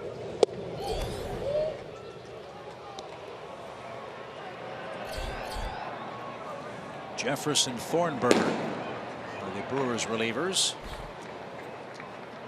Thornburg's streak of a strikeout in 19 consecutive outings ended last night. Jeffress was, I thought, very impressive closing out the game for Milwaukee.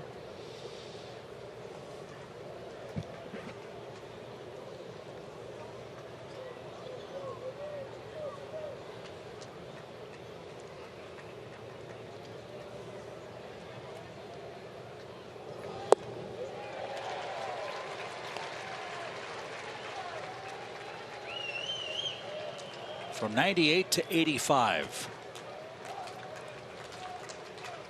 And a 2-2 count for Jonathan Villar. He's knocked in a run for Milwaukee. The pitch is bounced foul.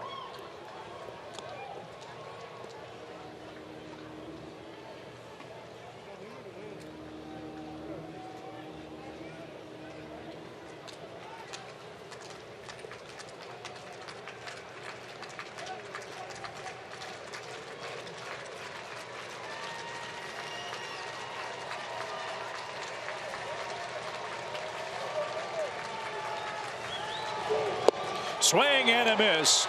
Vizcaino just struck out the side. We head to the bottom of the ninth inning. Excellent work by Arodys Vizcaino in relief. The Braves will try to walk off a 2-2 game.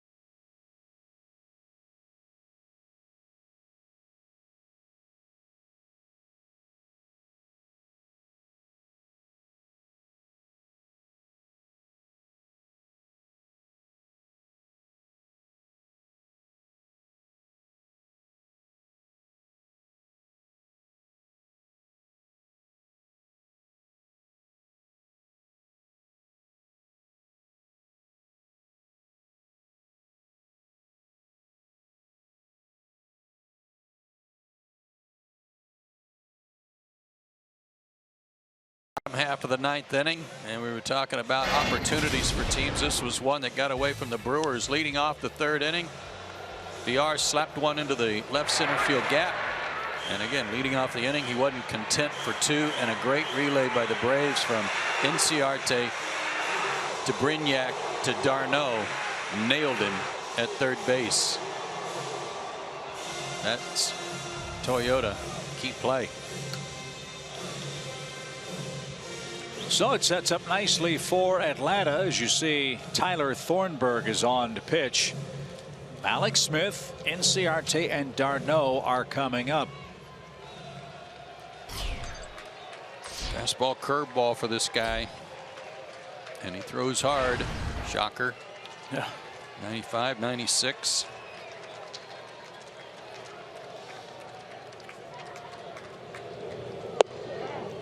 Was the curveball to start him off. Strike one. Mallex has an infield hit. He has struck out twice and has been caught stealing.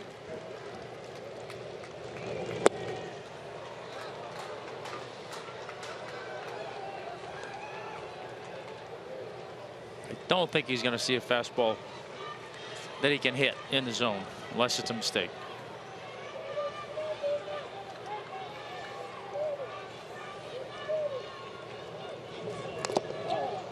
Oh, Tom Hallion. Tom Hallion has taken a beating behind the plate. He got hit in the chest. He's gotten hit in the toe. And I don't want to think about where he just got hit with this one.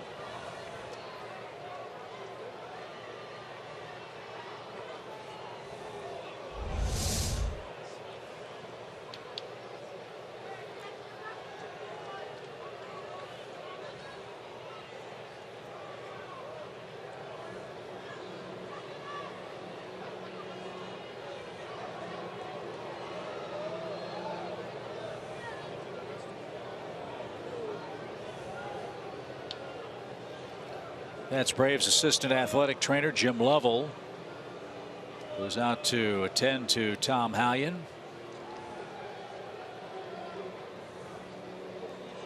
You're right, Chip. He's been beaten up tonight.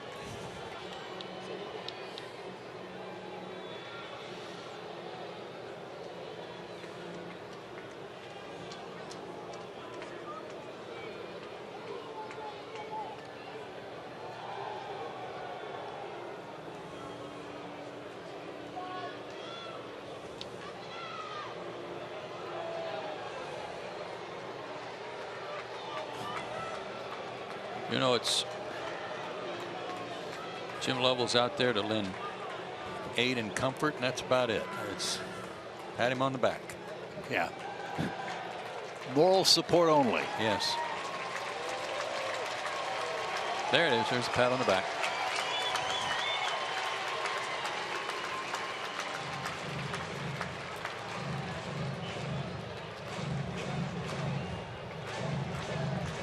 Been around as long as Tom Hallion has. I'd like to say that's probably the first time that's ever happened to him, but I doubt it. And catchers always turn around and say, glad it was you. Mm-hmm. 0-2 the count from Alex Smith. And there's that fastball out of the zone Tom was talking about.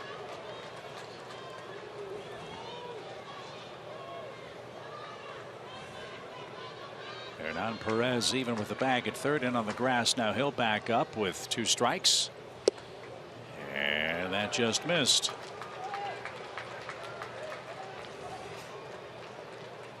Now we might see something around the zone that's right. Fastball.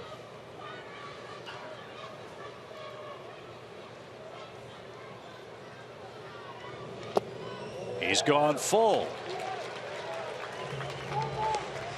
How about a leadoff walk in the bottom of the ninth? That Especially after an 0-2 count. That opens up a world of possibilities. The man that can handle the bat, and Ciarte waiting next at a perfect night. 3-2 pitch.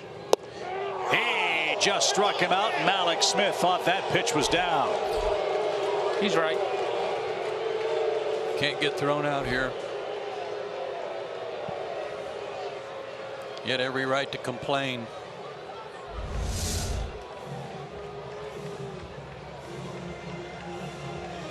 Way low.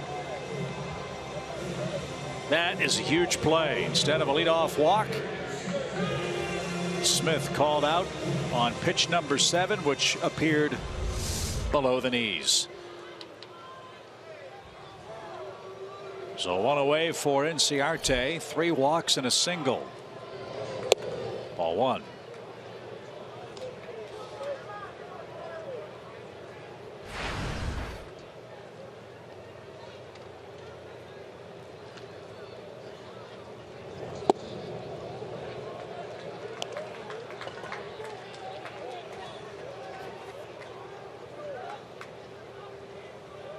Darno is next.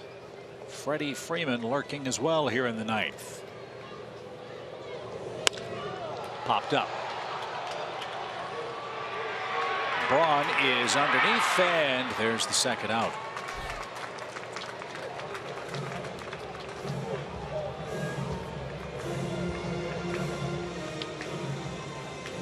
Chase Darno has reached base 4 times, and it looks like it'll be Casey Kelly if this game gets to the 10th. See if Darno can reach or end it himself. I root for that.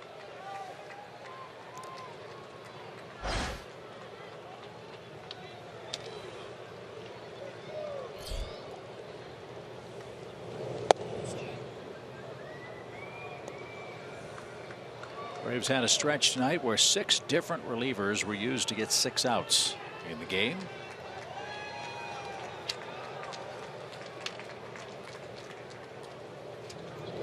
The 3 lefties in the Atlanta bullpen, O'Flaherty, Cervenka, and Ian Kroll, came on. Each worked a third of an inning, and they threw a grand total of 14 pitches. So Atlanta out of relievers. We'll go to Casey Kelly.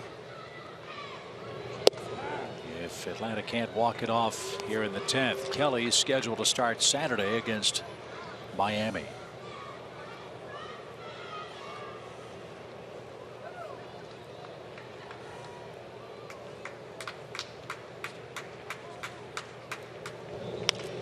Popped up. And Aaron Hill at second base is there. And we are headed to the 10th inning. Our old pal Richard Croker coined the phrase free baseball. That's what we've got in Atlanta. 2-2 your score.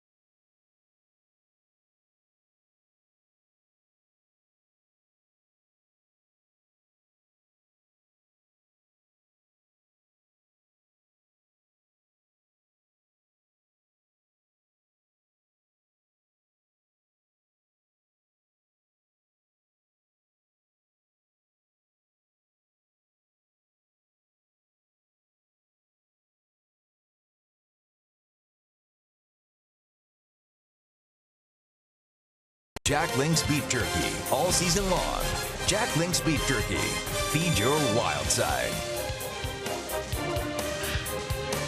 10th inning in Atlanta with Joe Simpson, Tom Glavine, Kelsey Winkert, our producer Gretchen Caney, Mike Miller is our director tonight. Argyle Jenkins handling our graphics and stats. Casey Kelly is on to work in extra innings where the Braves have a 2-6 record. Kelly's made 1 start. That was in Philadelphia on Sunday. As Chip said, he's also been in a game in relief for the Braves earlier this year.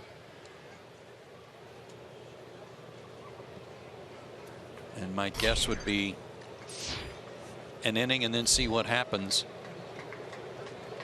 If he felt okay and could go another inning and had to, then I'm sure they'd leave him in there. Well, he's got Hernan Perez to start things off. Ryan Braun, then Jonathan Lucroy. Not an easy inning for Kelly, who delivers a strike.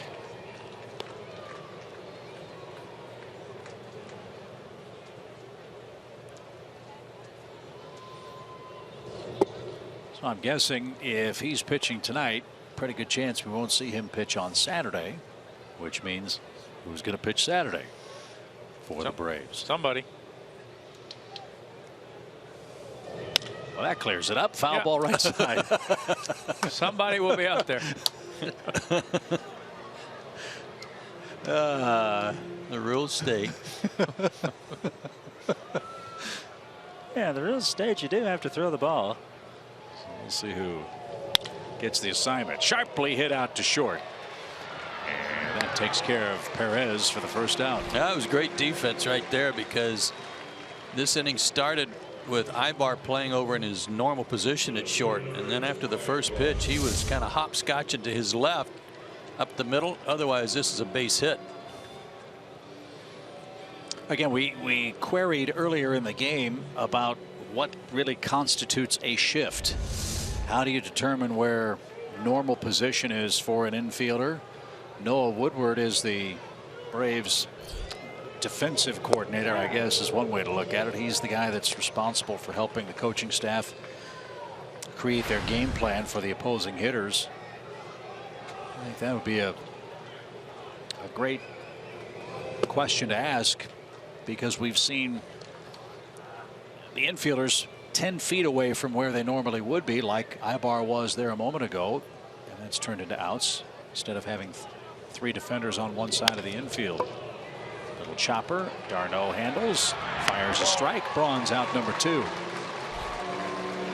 There was a stat Joe and I talked about a couple of weeks ago.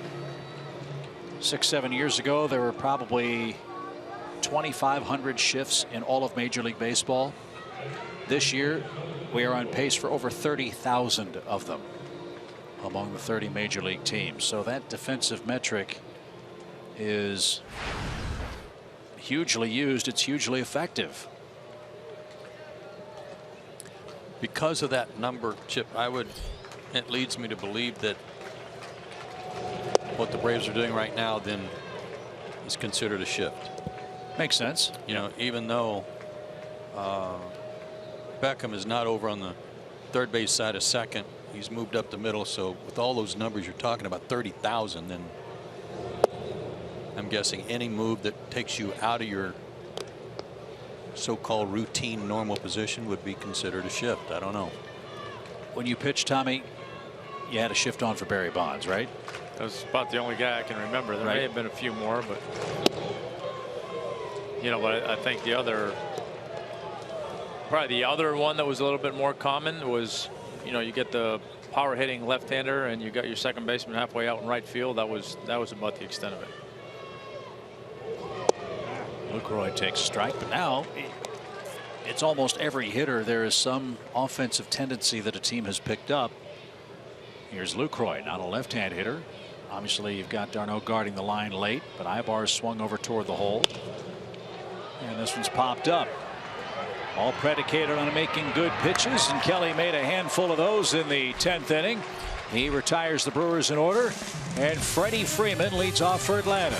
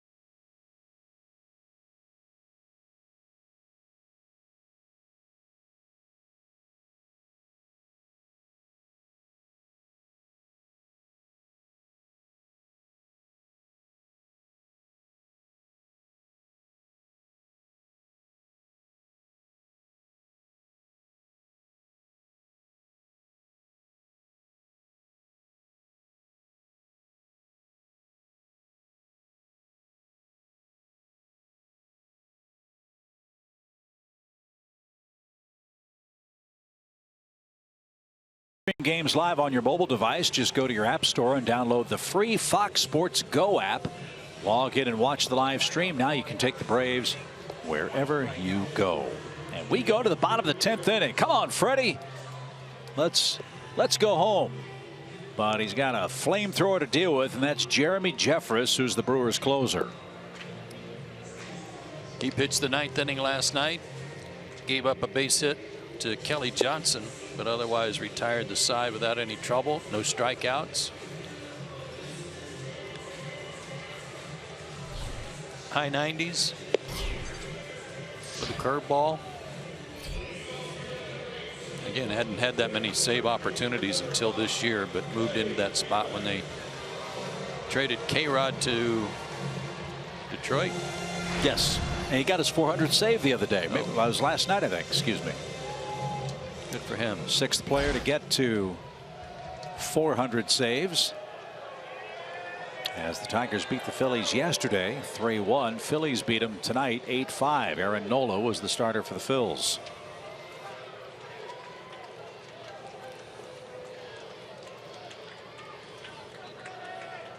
Freddie Freeman leads off and lashes the first pitch out of play, headed for the upper deck. A strike, and here we go. 1 strike. Hernan Perez trades places with VR. 3 defenders on the right side of the infield. VR up the middle at short. Freddie has the whole left side of the diamond to play with if he wants.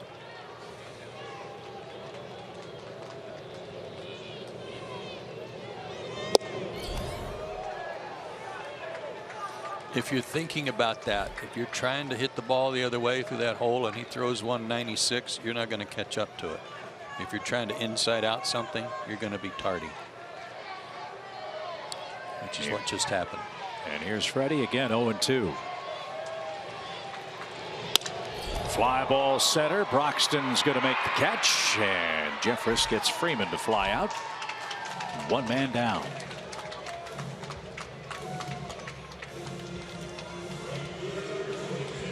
Freddie might have broken his bat. Something was in the batter's box. Markakis handed that to the bat boy as well as the lumber.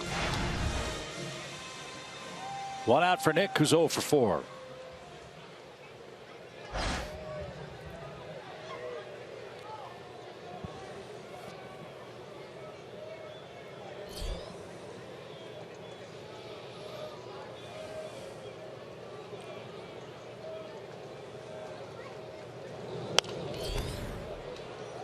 That's out of play. A fan from Nick's hometown of Woodstock made that catch.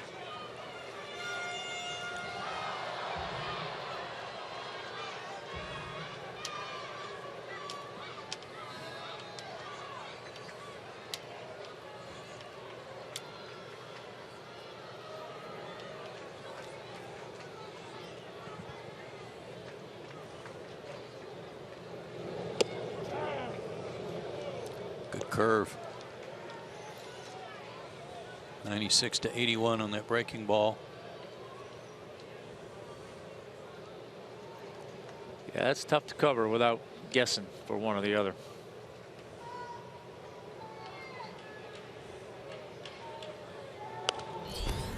Right off his knuckles. And back to the screen foul. It's 0-2. We approach 11 o'clock at Turner Field. Junior Guerra and Mike Foltynewicz started this game at 7:10. Both are long gone. Jeffress, the 4th Brewers reliever. As Markakis is caught looking, he's struck out. Atlanta has used 8 relief pitchers tonight.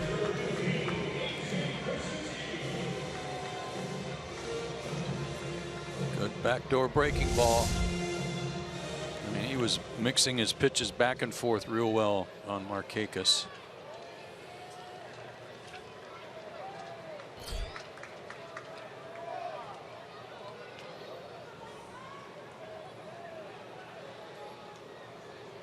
So here's AJ with 2 outs.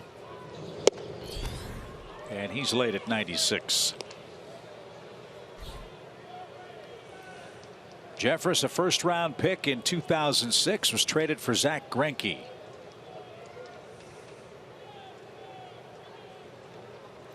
Lorenzo Cain, Alcides Escobar, and Jake Odorizzi went to the Royals in that deal, a trade that really made their team. And then Jeffress came back as a free agent.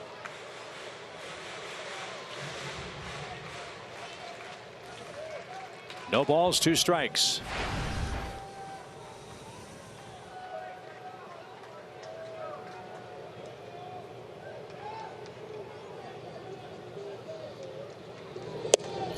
And AJ with a couple of very late swings, his strikeout, and Jeffress dazzled the Braves in the 10th. We head to the 11th.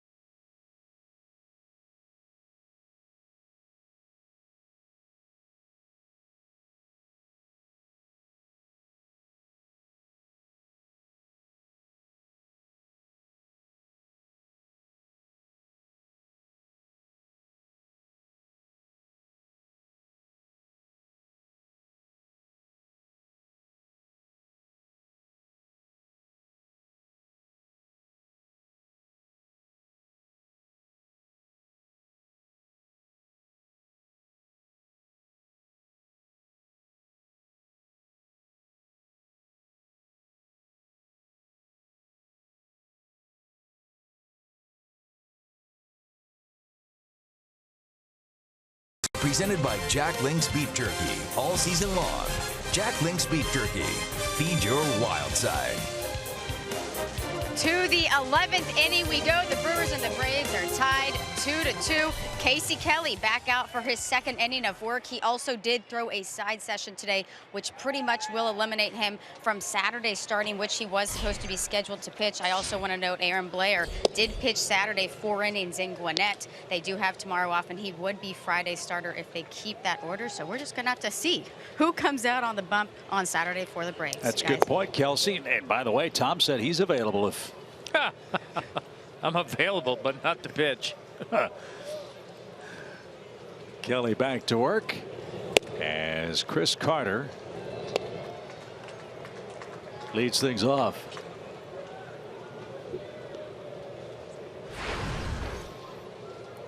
He hit a ball that if the wall in right wasn't padded, it might have gone through the fence back in the Brewers 8th. That put runners at second and third, and then Neuenhuis against Ian Kroll hit a ground ball that got the tying run home.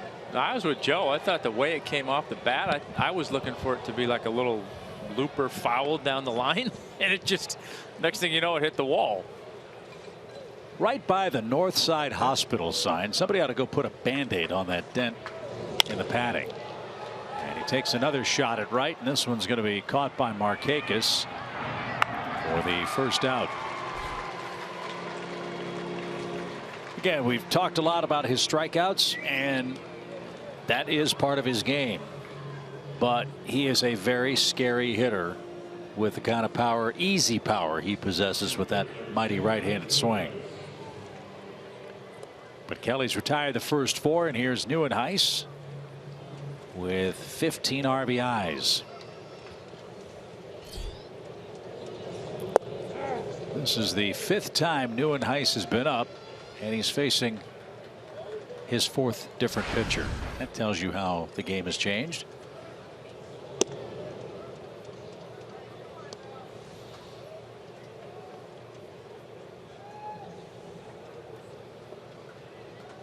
Two walks, 2 groundouts for Neuenhuis, who takes low, 2 balls and a strike.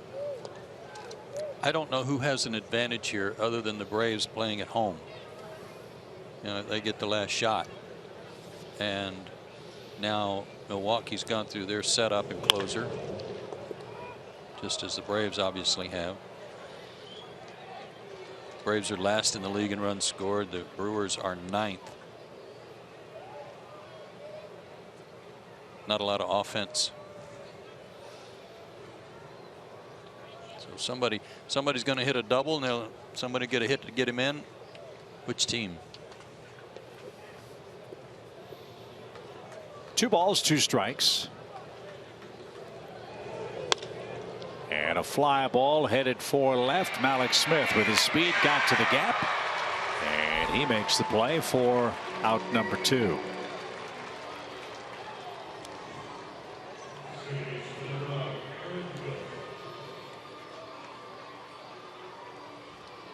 Here's another scary hitter, Aaron Hill. He's got home run power. 3 homers in 1 game against the Reds earlier this year, including a grand slam. He has 4 homers in total.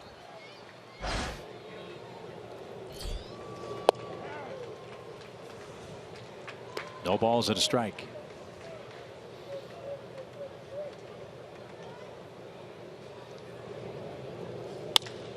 Line drive into right. That'll drop in front of Markakis. First hit of the night for Aaron Hill. And here's Broxton.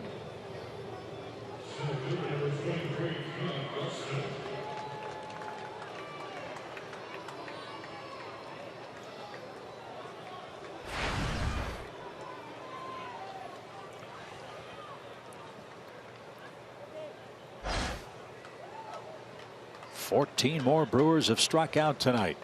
Broxton has whiffed 3 times. So they're continuing their streak they're on. That's 7 straight with at least 10 strikeouts. And that's 91 straight games with at least 5. Amazing. Yet 11-11 this month. Strikeouts don't matter. I forgot. Yep.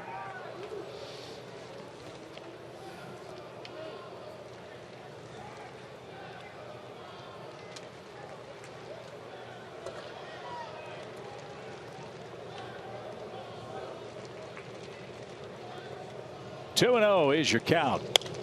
And that's launched out of play.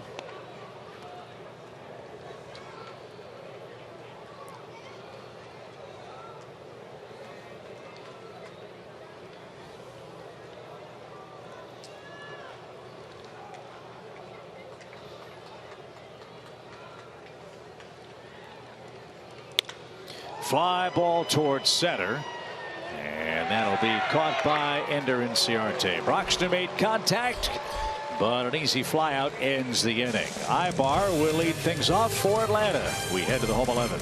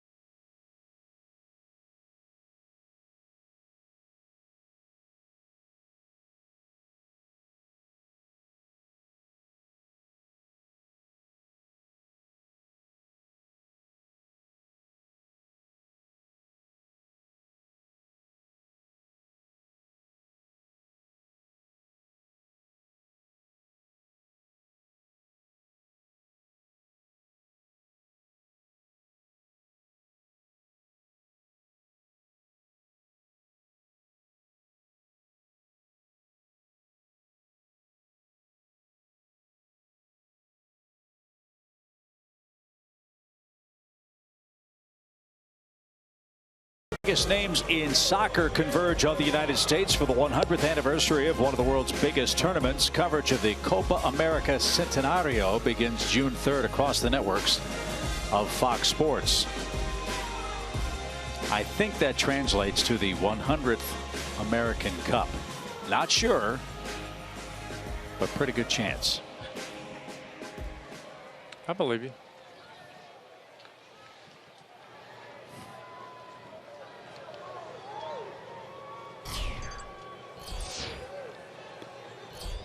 So Jeffress back out there. Eric Ibar leads off the Atlanta 11th. 2 hits and 4 tries for the Braves shortstop.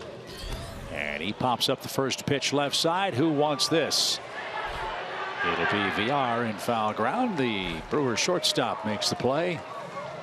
1 man down. Here's Beckham. Gordon off the bench with 2 hits. A pinch hit 2-run homer off Chris Capuano. Turned a 1-0 lead for Junior Guerra into a 2-1 Braves lead after 6. Milwaukee tied it off Bud Norris in the 8th inning.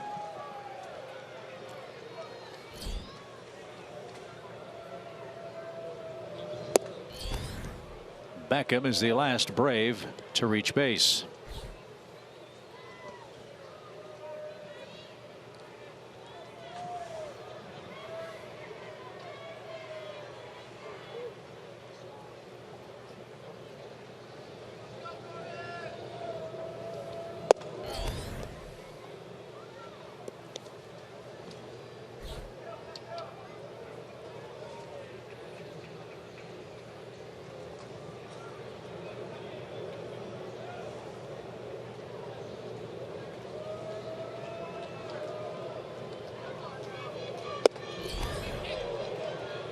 He didn't go.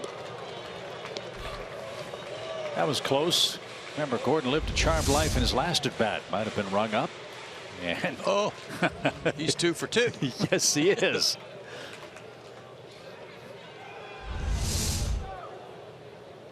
Two balls and a strike.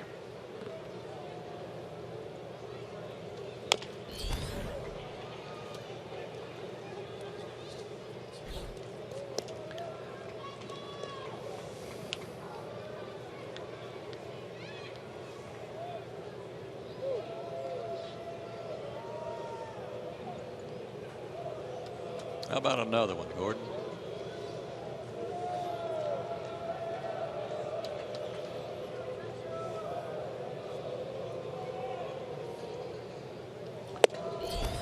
Up and in, just missed.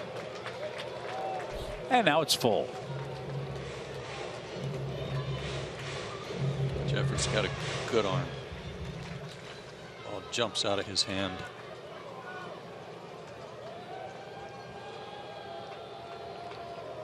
Casey Kelly, the Braves pitcher, will hit next as Beckham bounces to VR. Big hop, low throw. Carter dug it out, and 2 are down. I remember Kelly was a converted shortstop when he was drafted by the Red Sox. In his first year in A-ball, he played shortstop for the first half of his first professional season. He hit about .220.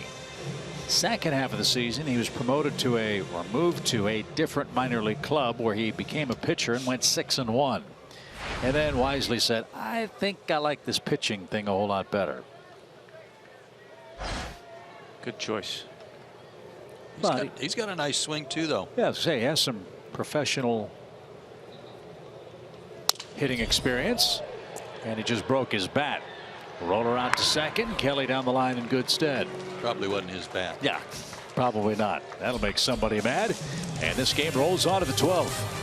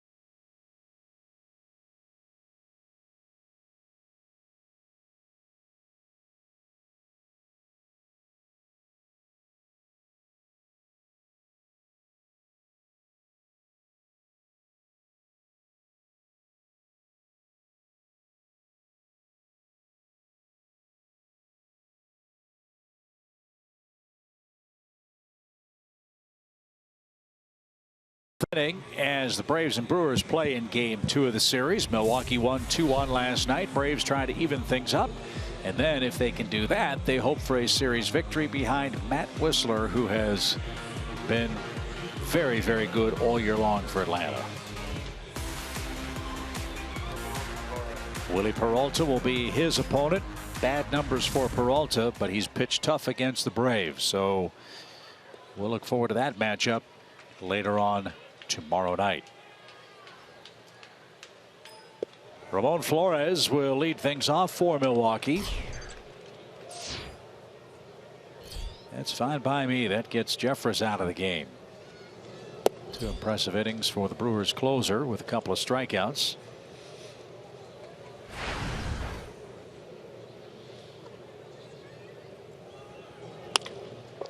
And that one is banged up the middle for a leadoff hit.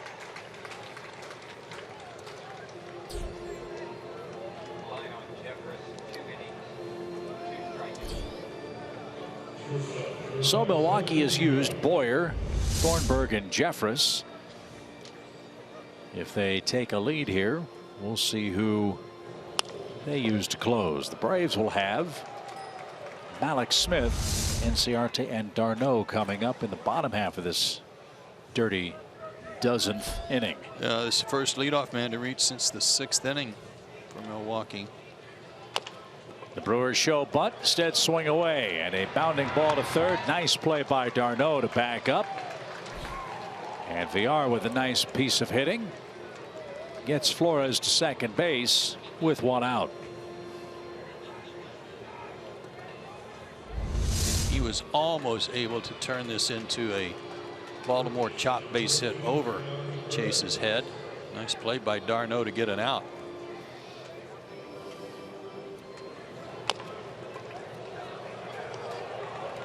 Again, they rarely bunt. That worked as well as a bunt. Yes, it did.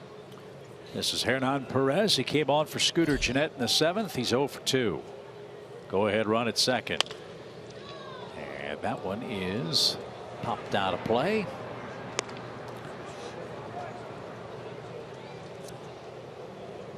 Strike 1.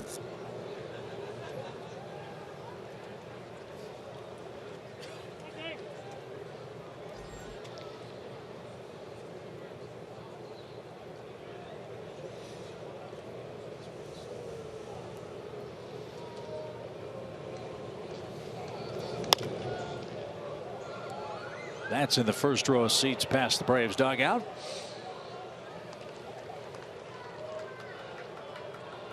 All right. Look how happy she is.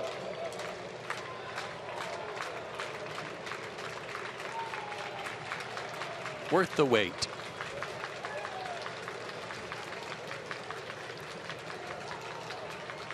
Big pitch from Kelly. 0-2. Broken bat. Runner to third. Ibar gloves. Grabs. Guns. Close play. Got him. 2 out.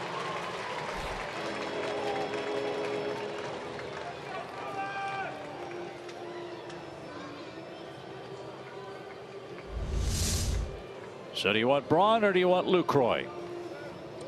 Another good play by the left side of the infield.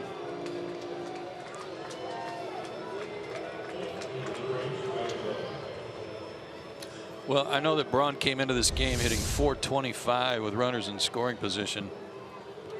I know I'd rather take my chances with Lucroy. So would Brian Snitker.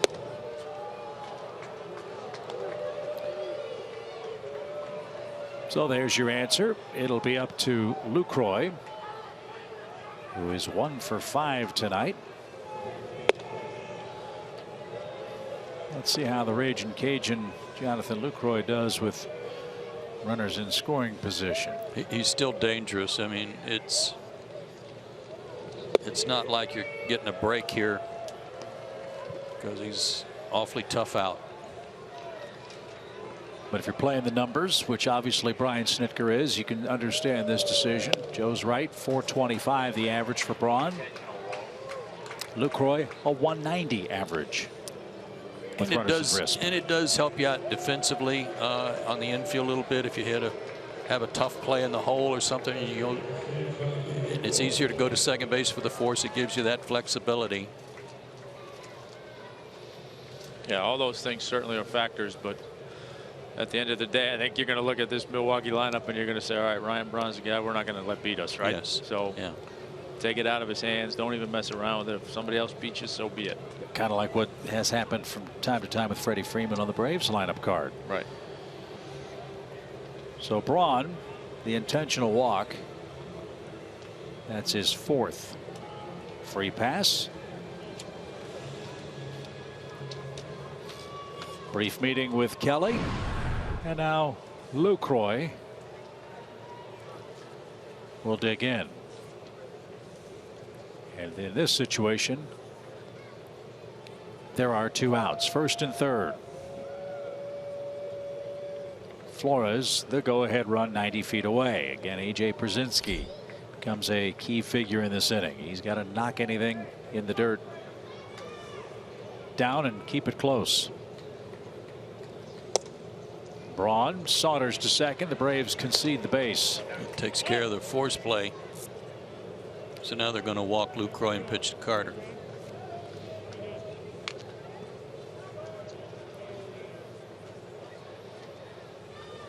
No stolen base for Braun.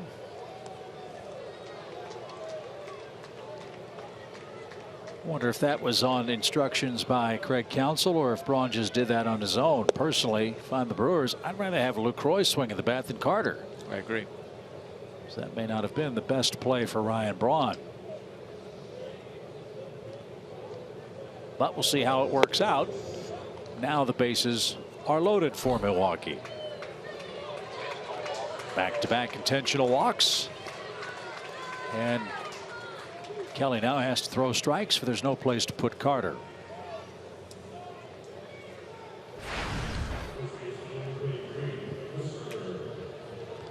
I would think if Craig Counsell was not okay with that, he would have had some way to communicate with his first base coach and tell Ryan Braun, hey, sit tight. You're not, don't run. Stop sign. But Carter swung the bat much better tonight. After an 0 for 4 strikeout game yesterday, he's 2 for 5 here. And AJ Pierzynski wants to talk it over. And the only problem now is there's no room to put anybody, so you're forced to be around the plate a little more.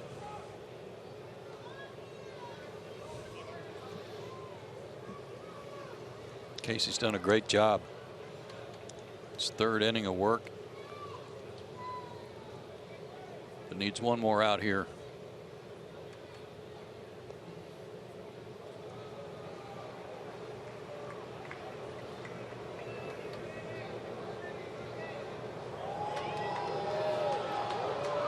Better be sure.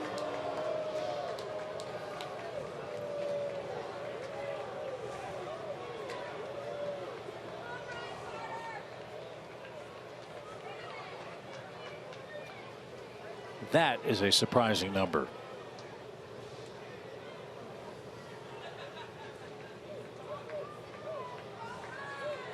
So dangerous man up there for the Brewers with the bases loaded. And he had a big cut. Strike 1.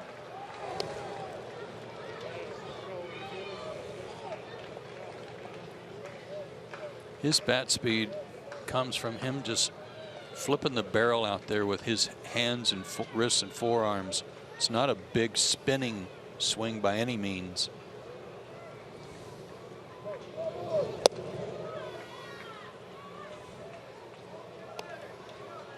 And he's tall, so he's got long arms. He's got good plate coverage.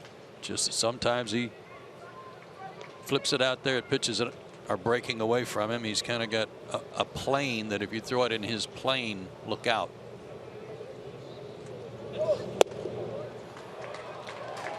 Two balls and a strike.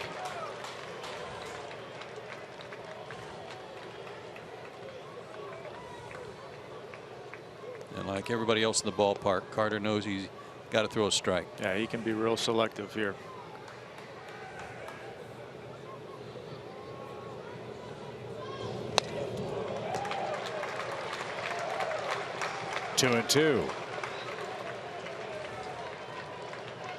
fouled off, I believe, an 87-mile-an-hour pitch on the first of the sequence. That one was at 89. Well, even at the risk of going 3-2 here, Tommy, I think I got to throw him a breaking ball. You got to throw him something you think he might chase. Absolutely. Yeah. Let's see what AJ calls for with the 2-2 count. Bases full of Brewers. Here it comes. Fastball.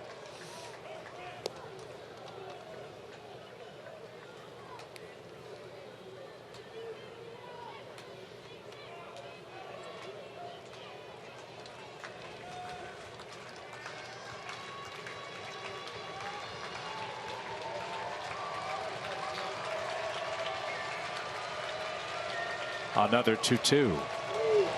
He struck him out. It was an off-speed pitch, and that will send us to the bottom of the 12th inning. Milwaukee got a leadoff hit, 2 intentional walks to load the bases, and Carter swung at a breaking ball and missed it.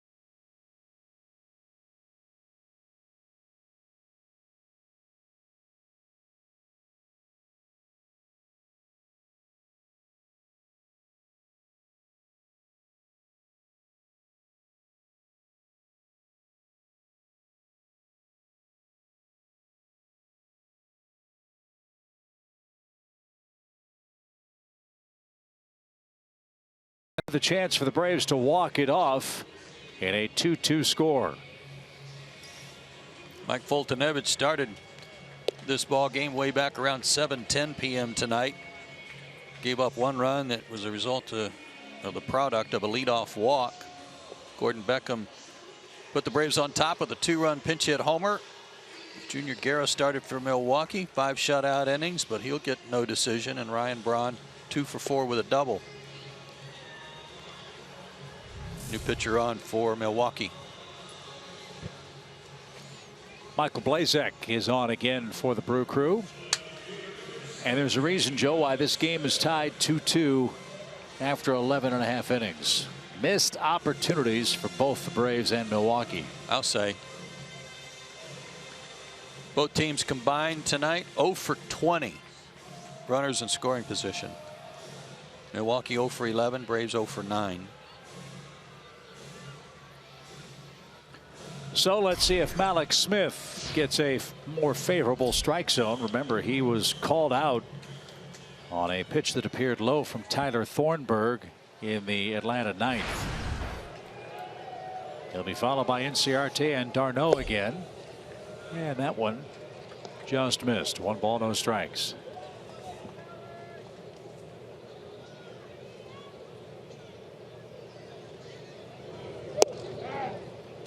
Fastball, slider, curve for Blazek. Mid-90s fastball. He pitched an inning last night, walked a batter, also struck 1 out. And Malix was the man he walked.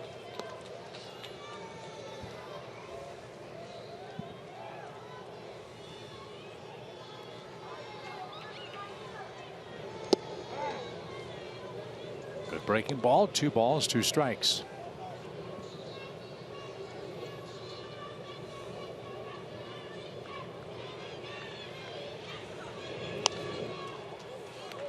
Fought off that breaking pitch, and it's 2-2. West Coast baseball. Dodgers lead the Reds. That's 2-1 in the 4th inning. Seattle 7-1 over Oakland. Showed you the Mariners playing great in 2016. And Malix swings and misses. He strikes out for a 4th time tonight. 1 up, 1 down in the Atlanta 12th. Just about all breaking balls to him in that sequence, too. Yeah, he's had a tough time with the off-speed pitches tonight.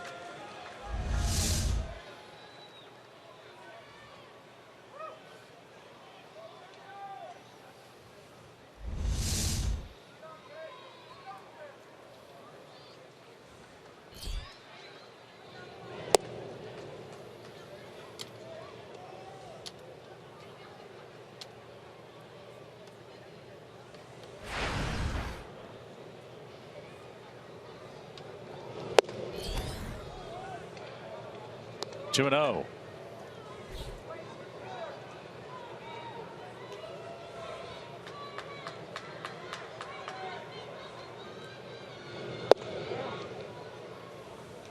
Braves have not had a base runner since Beckham's 2-out hit in the 8th.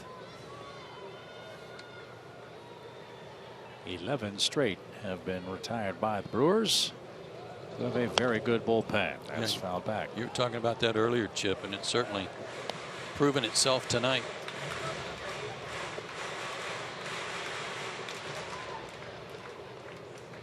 Should this game get to the 13th, nobody's up and throwing in the Atlanta pen. Looks like Casey Kelly is able to go another inning, as it's a full count. And yes, for the record, I almost called him Kelsey Casey. 3-2. Little chopper. VR charges. Tough play. Gloves. Throws on the run. And he's safe. Infield hit. Second hit for Inciarte. The other umpire on the infield, Blasek, the pitcher, was pointing to the dugout, wanting them to take a look at this.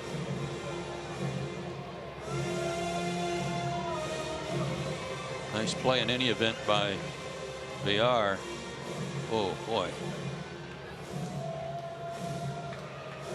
Hop.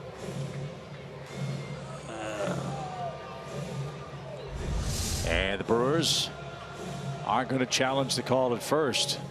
This is another one of those plays at first where whoever's in New York has to determine, is the ball in the glove or is it outside the pocket on the way to the pocket when the foot hits the bag? I got a question for you, and I mean this with all due seriousness. As late as it is, the other Major League Baseball replay center is in San Francisco. I wonder if this game is being reviewed by the folks on the West Coast, which is 3 hours behind us, instead of New York, where it's 11:30 Eastern time. Well, that last view we just showed, I think showed that he was safe, and now from that view, I would say he's not. Yeah, I just don't know. Again, call on the field. Is there enough? Yeah. So don't show New York that last angle. This one, foot down, ball just getting into the web. Yeah. I don't think they can turn it over.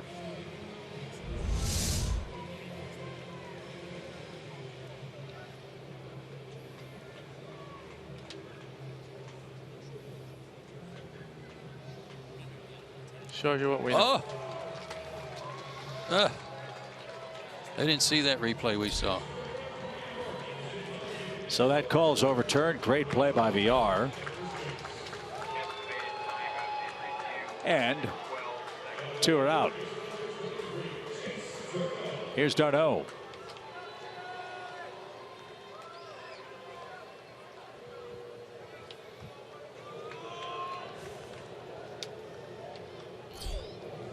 You know, if we get to the middle of the 14th, Tom's going to have to sing "Take Me Out to the Ball Game" for our audience. I will not.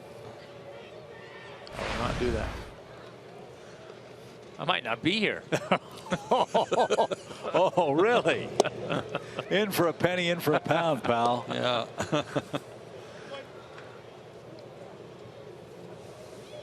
That was fun doing the Cubs games when we would actually have to sing "Take Me Out to the Ball Game." You'd have the New Trier North High School soccer team doing it in the 7th inning, and then they turn up to the booth and say, "You guys want to do it?" "Not really, but we will."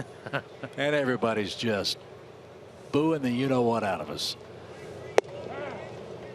They've been overserved and want to see a walk-off win.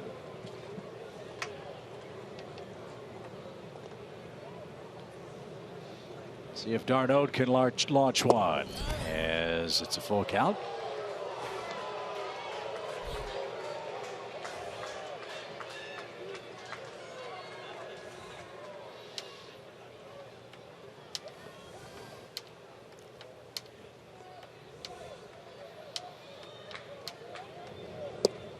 A 2-out walk. All right, let's talk about redemption now. It has been a rough night for Freddie Freeman. Left 2 on in the first, 2 on in the third, 2 on in the fifth, 1 on in the 7th. He's got a man aboard here in the home 12th.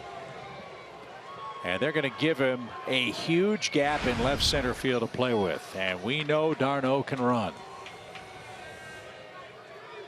He can make it a good night with a double, I think.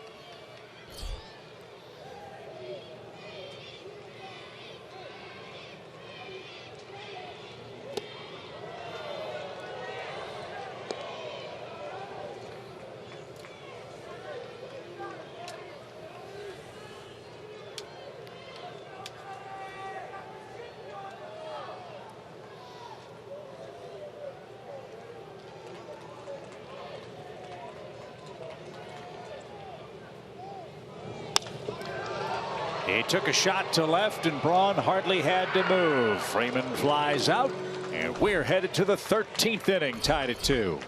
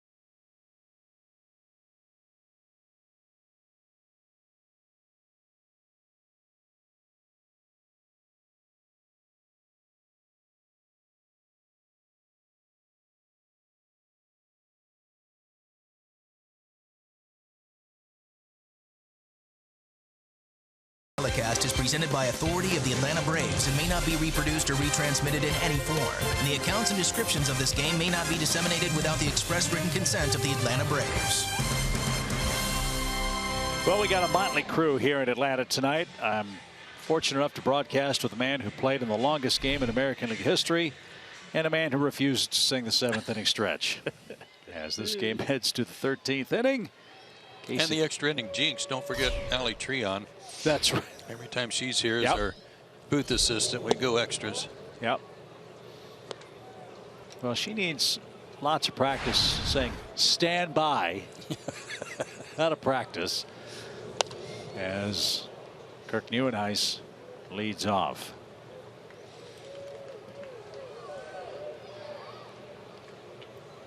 Atlanta shifts again with a 1-1 count. And the Milwaukee right fielder digs back in. Tell you what, I can't imagine how tough it is for Casey Kelly to get ready for this game. I'm sure he was sitting back thinking, there's no way I'm going to pitch. I'm getting ready for my start. And he's come in throwing zeros tonight. 4th inning of relief. Braves used all of their relievers in tonight's game. All 3 left-handers pitched a total of 1/3 of an inning each. And Brian Snitker looking over his lineup card and pondering his options. You don't have many.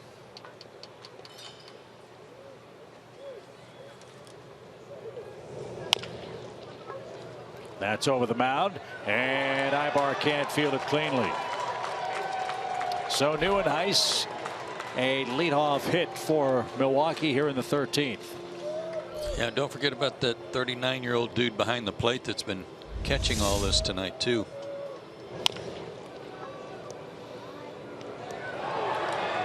In between hop,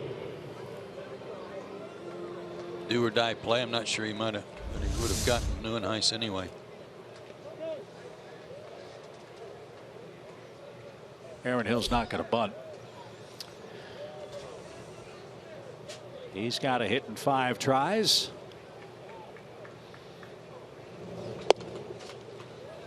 And that's up and in, ball 1. Red Sox won 10-3 over Colorado. Jackie Bradley Jr. extended his hitting streak to 29 games tonight.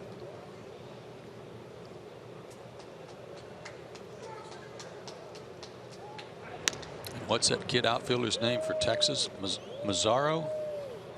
Azaram. That was close. Yeah. You were right on it. I had it backwards. Yeah. Yeah, Mazzara, I think. Samsonite. Yeah. Oh, that was way off. Right. 490-foot homer tonight. Man. Runner goes. AJ's throw. And nobody got to the bag. He wants interference. And I mean, Aaron Hill was standing right in front of home plate, even on his follow through. Brian Snitker's going to make his way toward the plate. I mean, he ducked, but that's about all he did.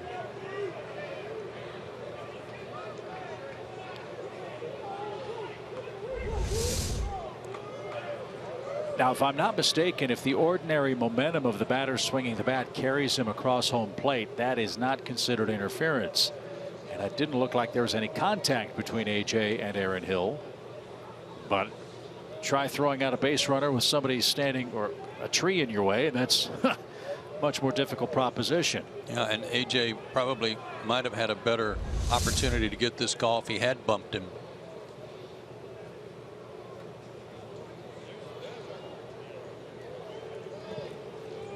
This will tell us for sure if they.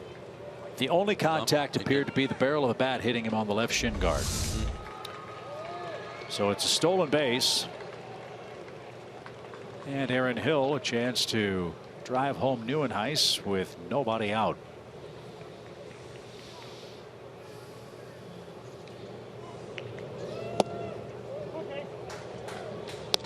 It's just strange that they don't bunt. And as much as they swing and miss, they hit and run. You know, I mean, it's just strange. New age thinking about how bunts do not enhance your ability to score, according to some graph, I'm sure.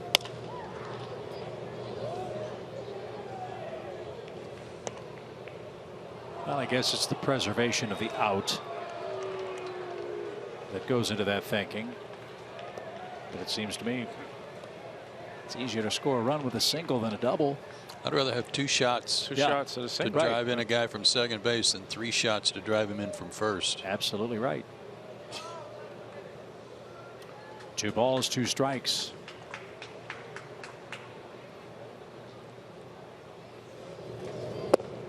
And a full count. 61 pitches. He's got to be running a little low on Petro. Yeah. You know, there's no telling what kind of conditioning work he did today, get his running in or lifting, whatever he did. Nobody's up in the pen. Looks like it's Kelly's game. Pitch. Missed inside, ball 4. An infield hit and a walk now. And that's the third walk. And here's Broxton. Now, I would think this is a perfect opportunity for the Brewers to bunt. This kid has very big trouble making consistent contact. And Ed Cedar, their third base coach, might be saying, lay one down if you can.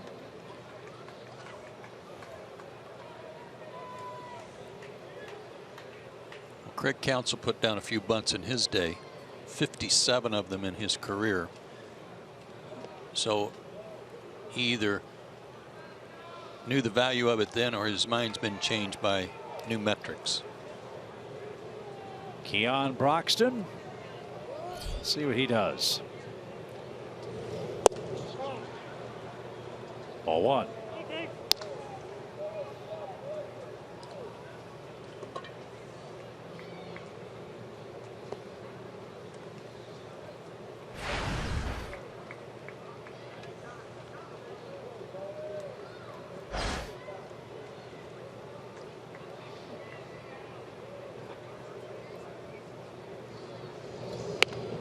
There's the bunt. Kelly diving try. He trapped the ball. And all hands are safe. That's his first hit too, right? Probably. His first career major league hit.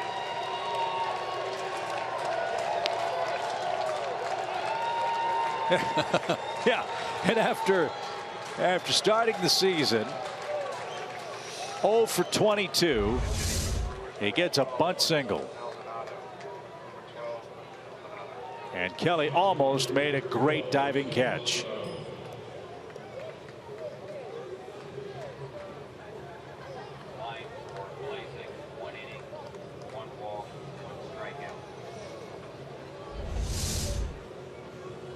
So Blazek will be taken down, and Martin Maldonado will come on and pinch hit.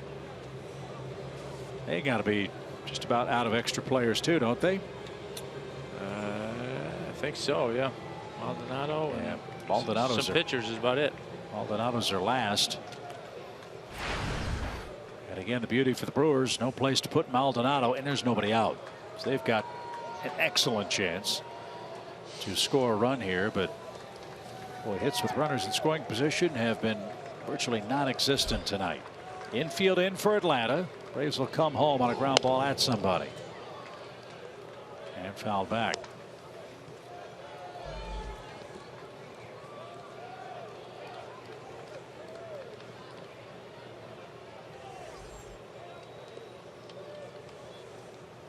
New and ice. Hill. Broxton, the Brewer base runners.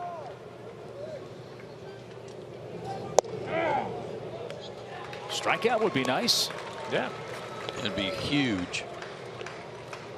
The other thing is, even if it's a ground ball to one of the infielders, Maldonado's a catcher. Catcher's speed, they may still be able to come home and first for a double play.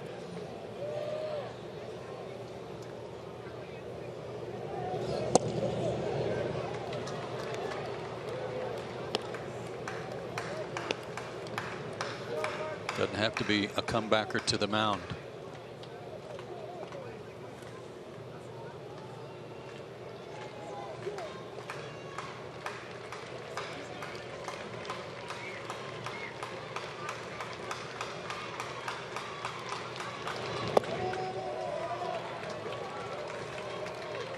Two balls, two strikes.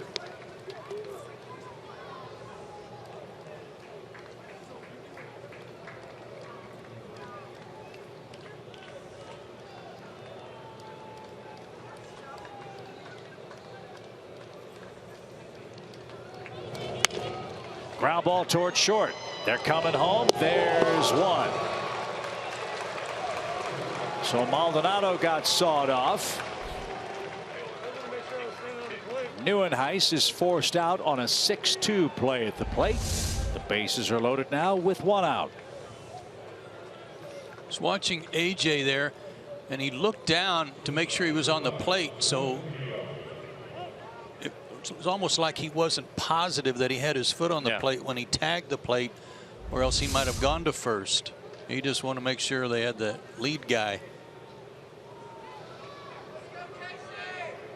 So Jonathan Villar is the batter, a left-hand hitter. His second time facing Kelly, and fouled away at the plate. What are the Brewers with Risp now? 0 for 12. Well, they got a base hit on the bunt single, so that was actually a hit. So that's 1 for 13, right? Whew.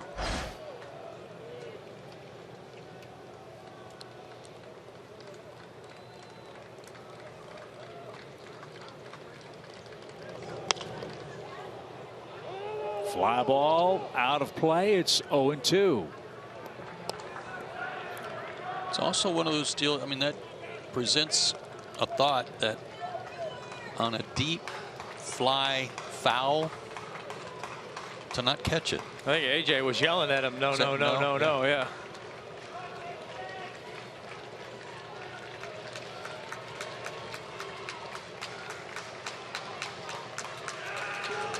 Line drive, base hit left field.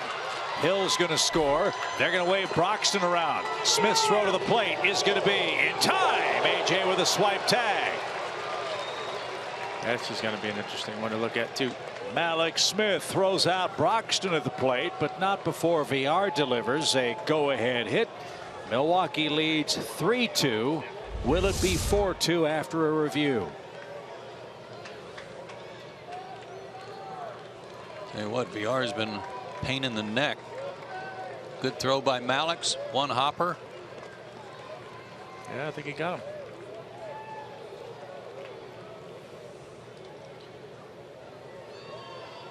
Talked about the Braves outfield play of Smith and Inciarte at the start of the night. That's the old proverbial 93-foot slide. If he goes in feet first, he probably is safe by a mile, but he slid by home plate, then got it with his hand, and it's a matter of whether or not the tag was applied before his hand got there.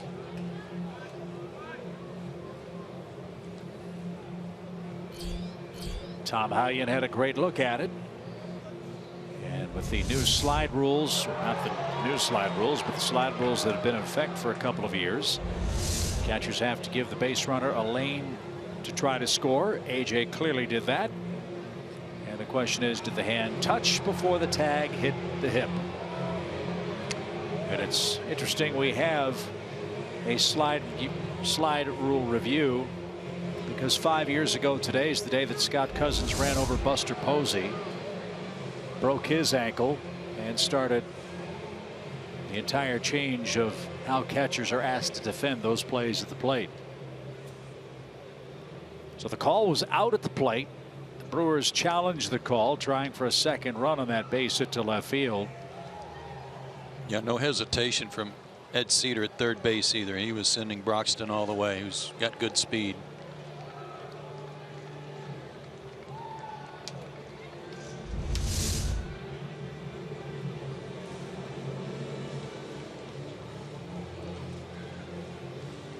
You know what? He might have gotten him on the arm before he got him on the hip. And my question is, if he got him on the hip, it looked like he was waist deep past the plate. Well, he was, but that's what I was talking about with the 93-foot slide. Right. Everything was already by except for his hand. So this will be a very interesting call for Review Central. No way that Hallion could see the tag on the hip. He has to assume that the tag is made. The question is, was the hand on the plate before the tag? He said no. We'll see if New York or San Francisco agrees with him.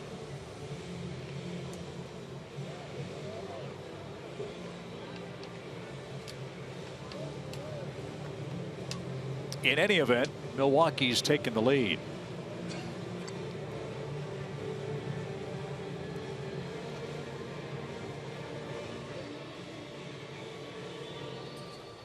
Maldonado stopped at second on the base hit by Villar, who's got a 2 RBI night tonight.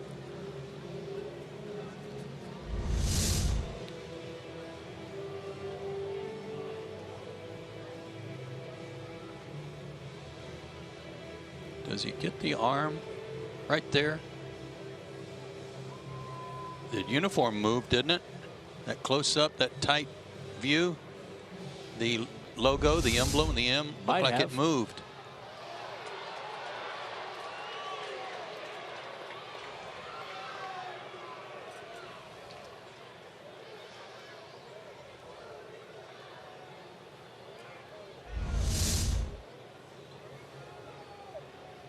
And this presents another difficulty. We've seen 9, 10 different replays, and of those 9 or 10, all of them great angles, but all of them almost down to one frame of video before you can tell safe or out, and even then it's inconclusive. Well, we thought it was inconclusive at first base, and they overturned that one.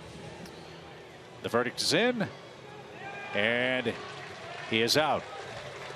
So my guess is either the tag was clear enough for the call to be confirmed, or there wasn't enough evidence to change the call of out at the plate. Either way, it's the second out, an assist from Alex Smith, and the Brewers, after a 4-minute replay review, settle for a 1-run lead for the moment. And here's Hernan Perez up for the 4th time.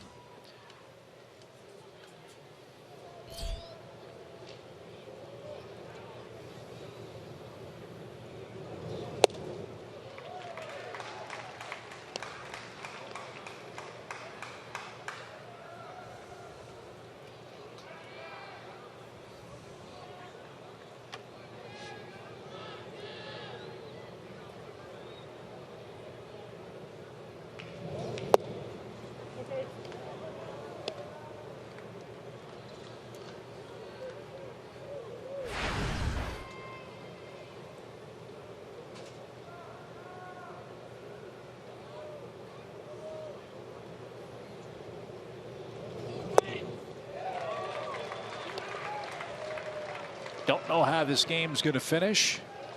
Don't know what decision Casey Kelly's going to get. But he ought to be awfully proud of how well he has done in this game under very tough circumstances. Little roller. Darno got a good jump, charges and throws him out. And that'll send us to the bottom of the 13th inning. Milwaukee takes the lead on a base hit from Jonathan VR. 4, 5, and 6 up for the Braves.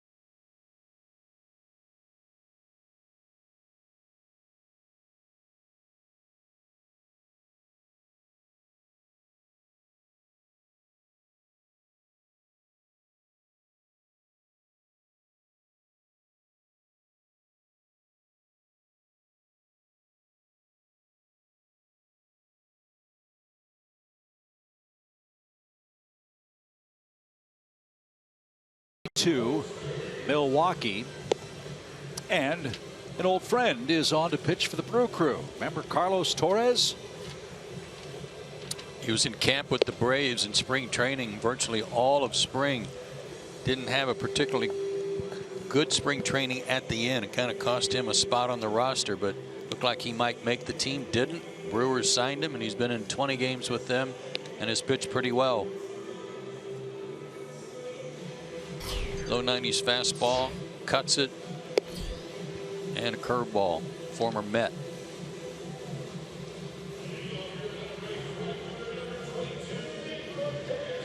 So for the Braves, Nick Markakis, A.J. Pierzynski, and Eric Ibar are coming up. Braves need base runners.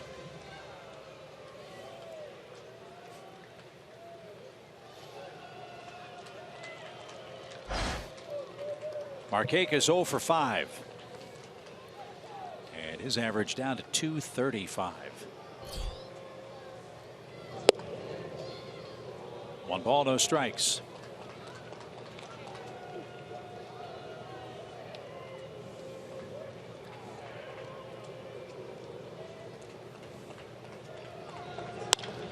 Ground ball to short, right at VR. I mean, every time the Braves hit a ball up the middle, he's standing there. Well positioned. Torres gets the first out. Yeah, I would say they've got that planned out pretty well. VR's had a great night.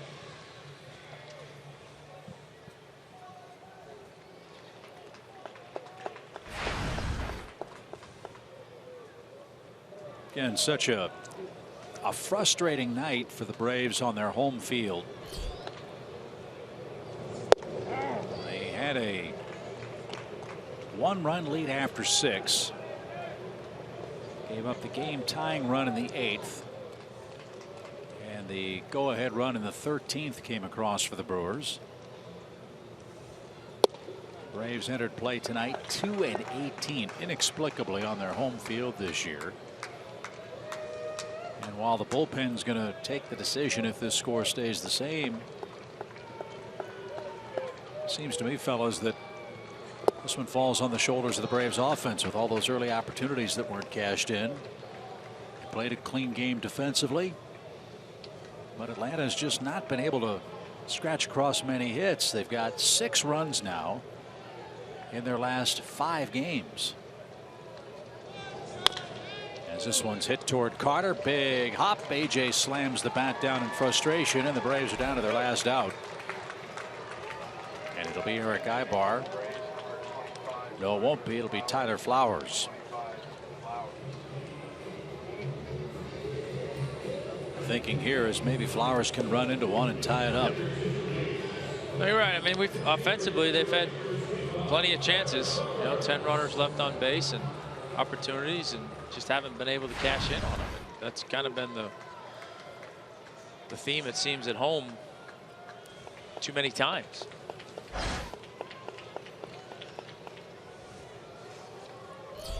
So Flowers versus Torres with 2 outs, and Torres missed up and away.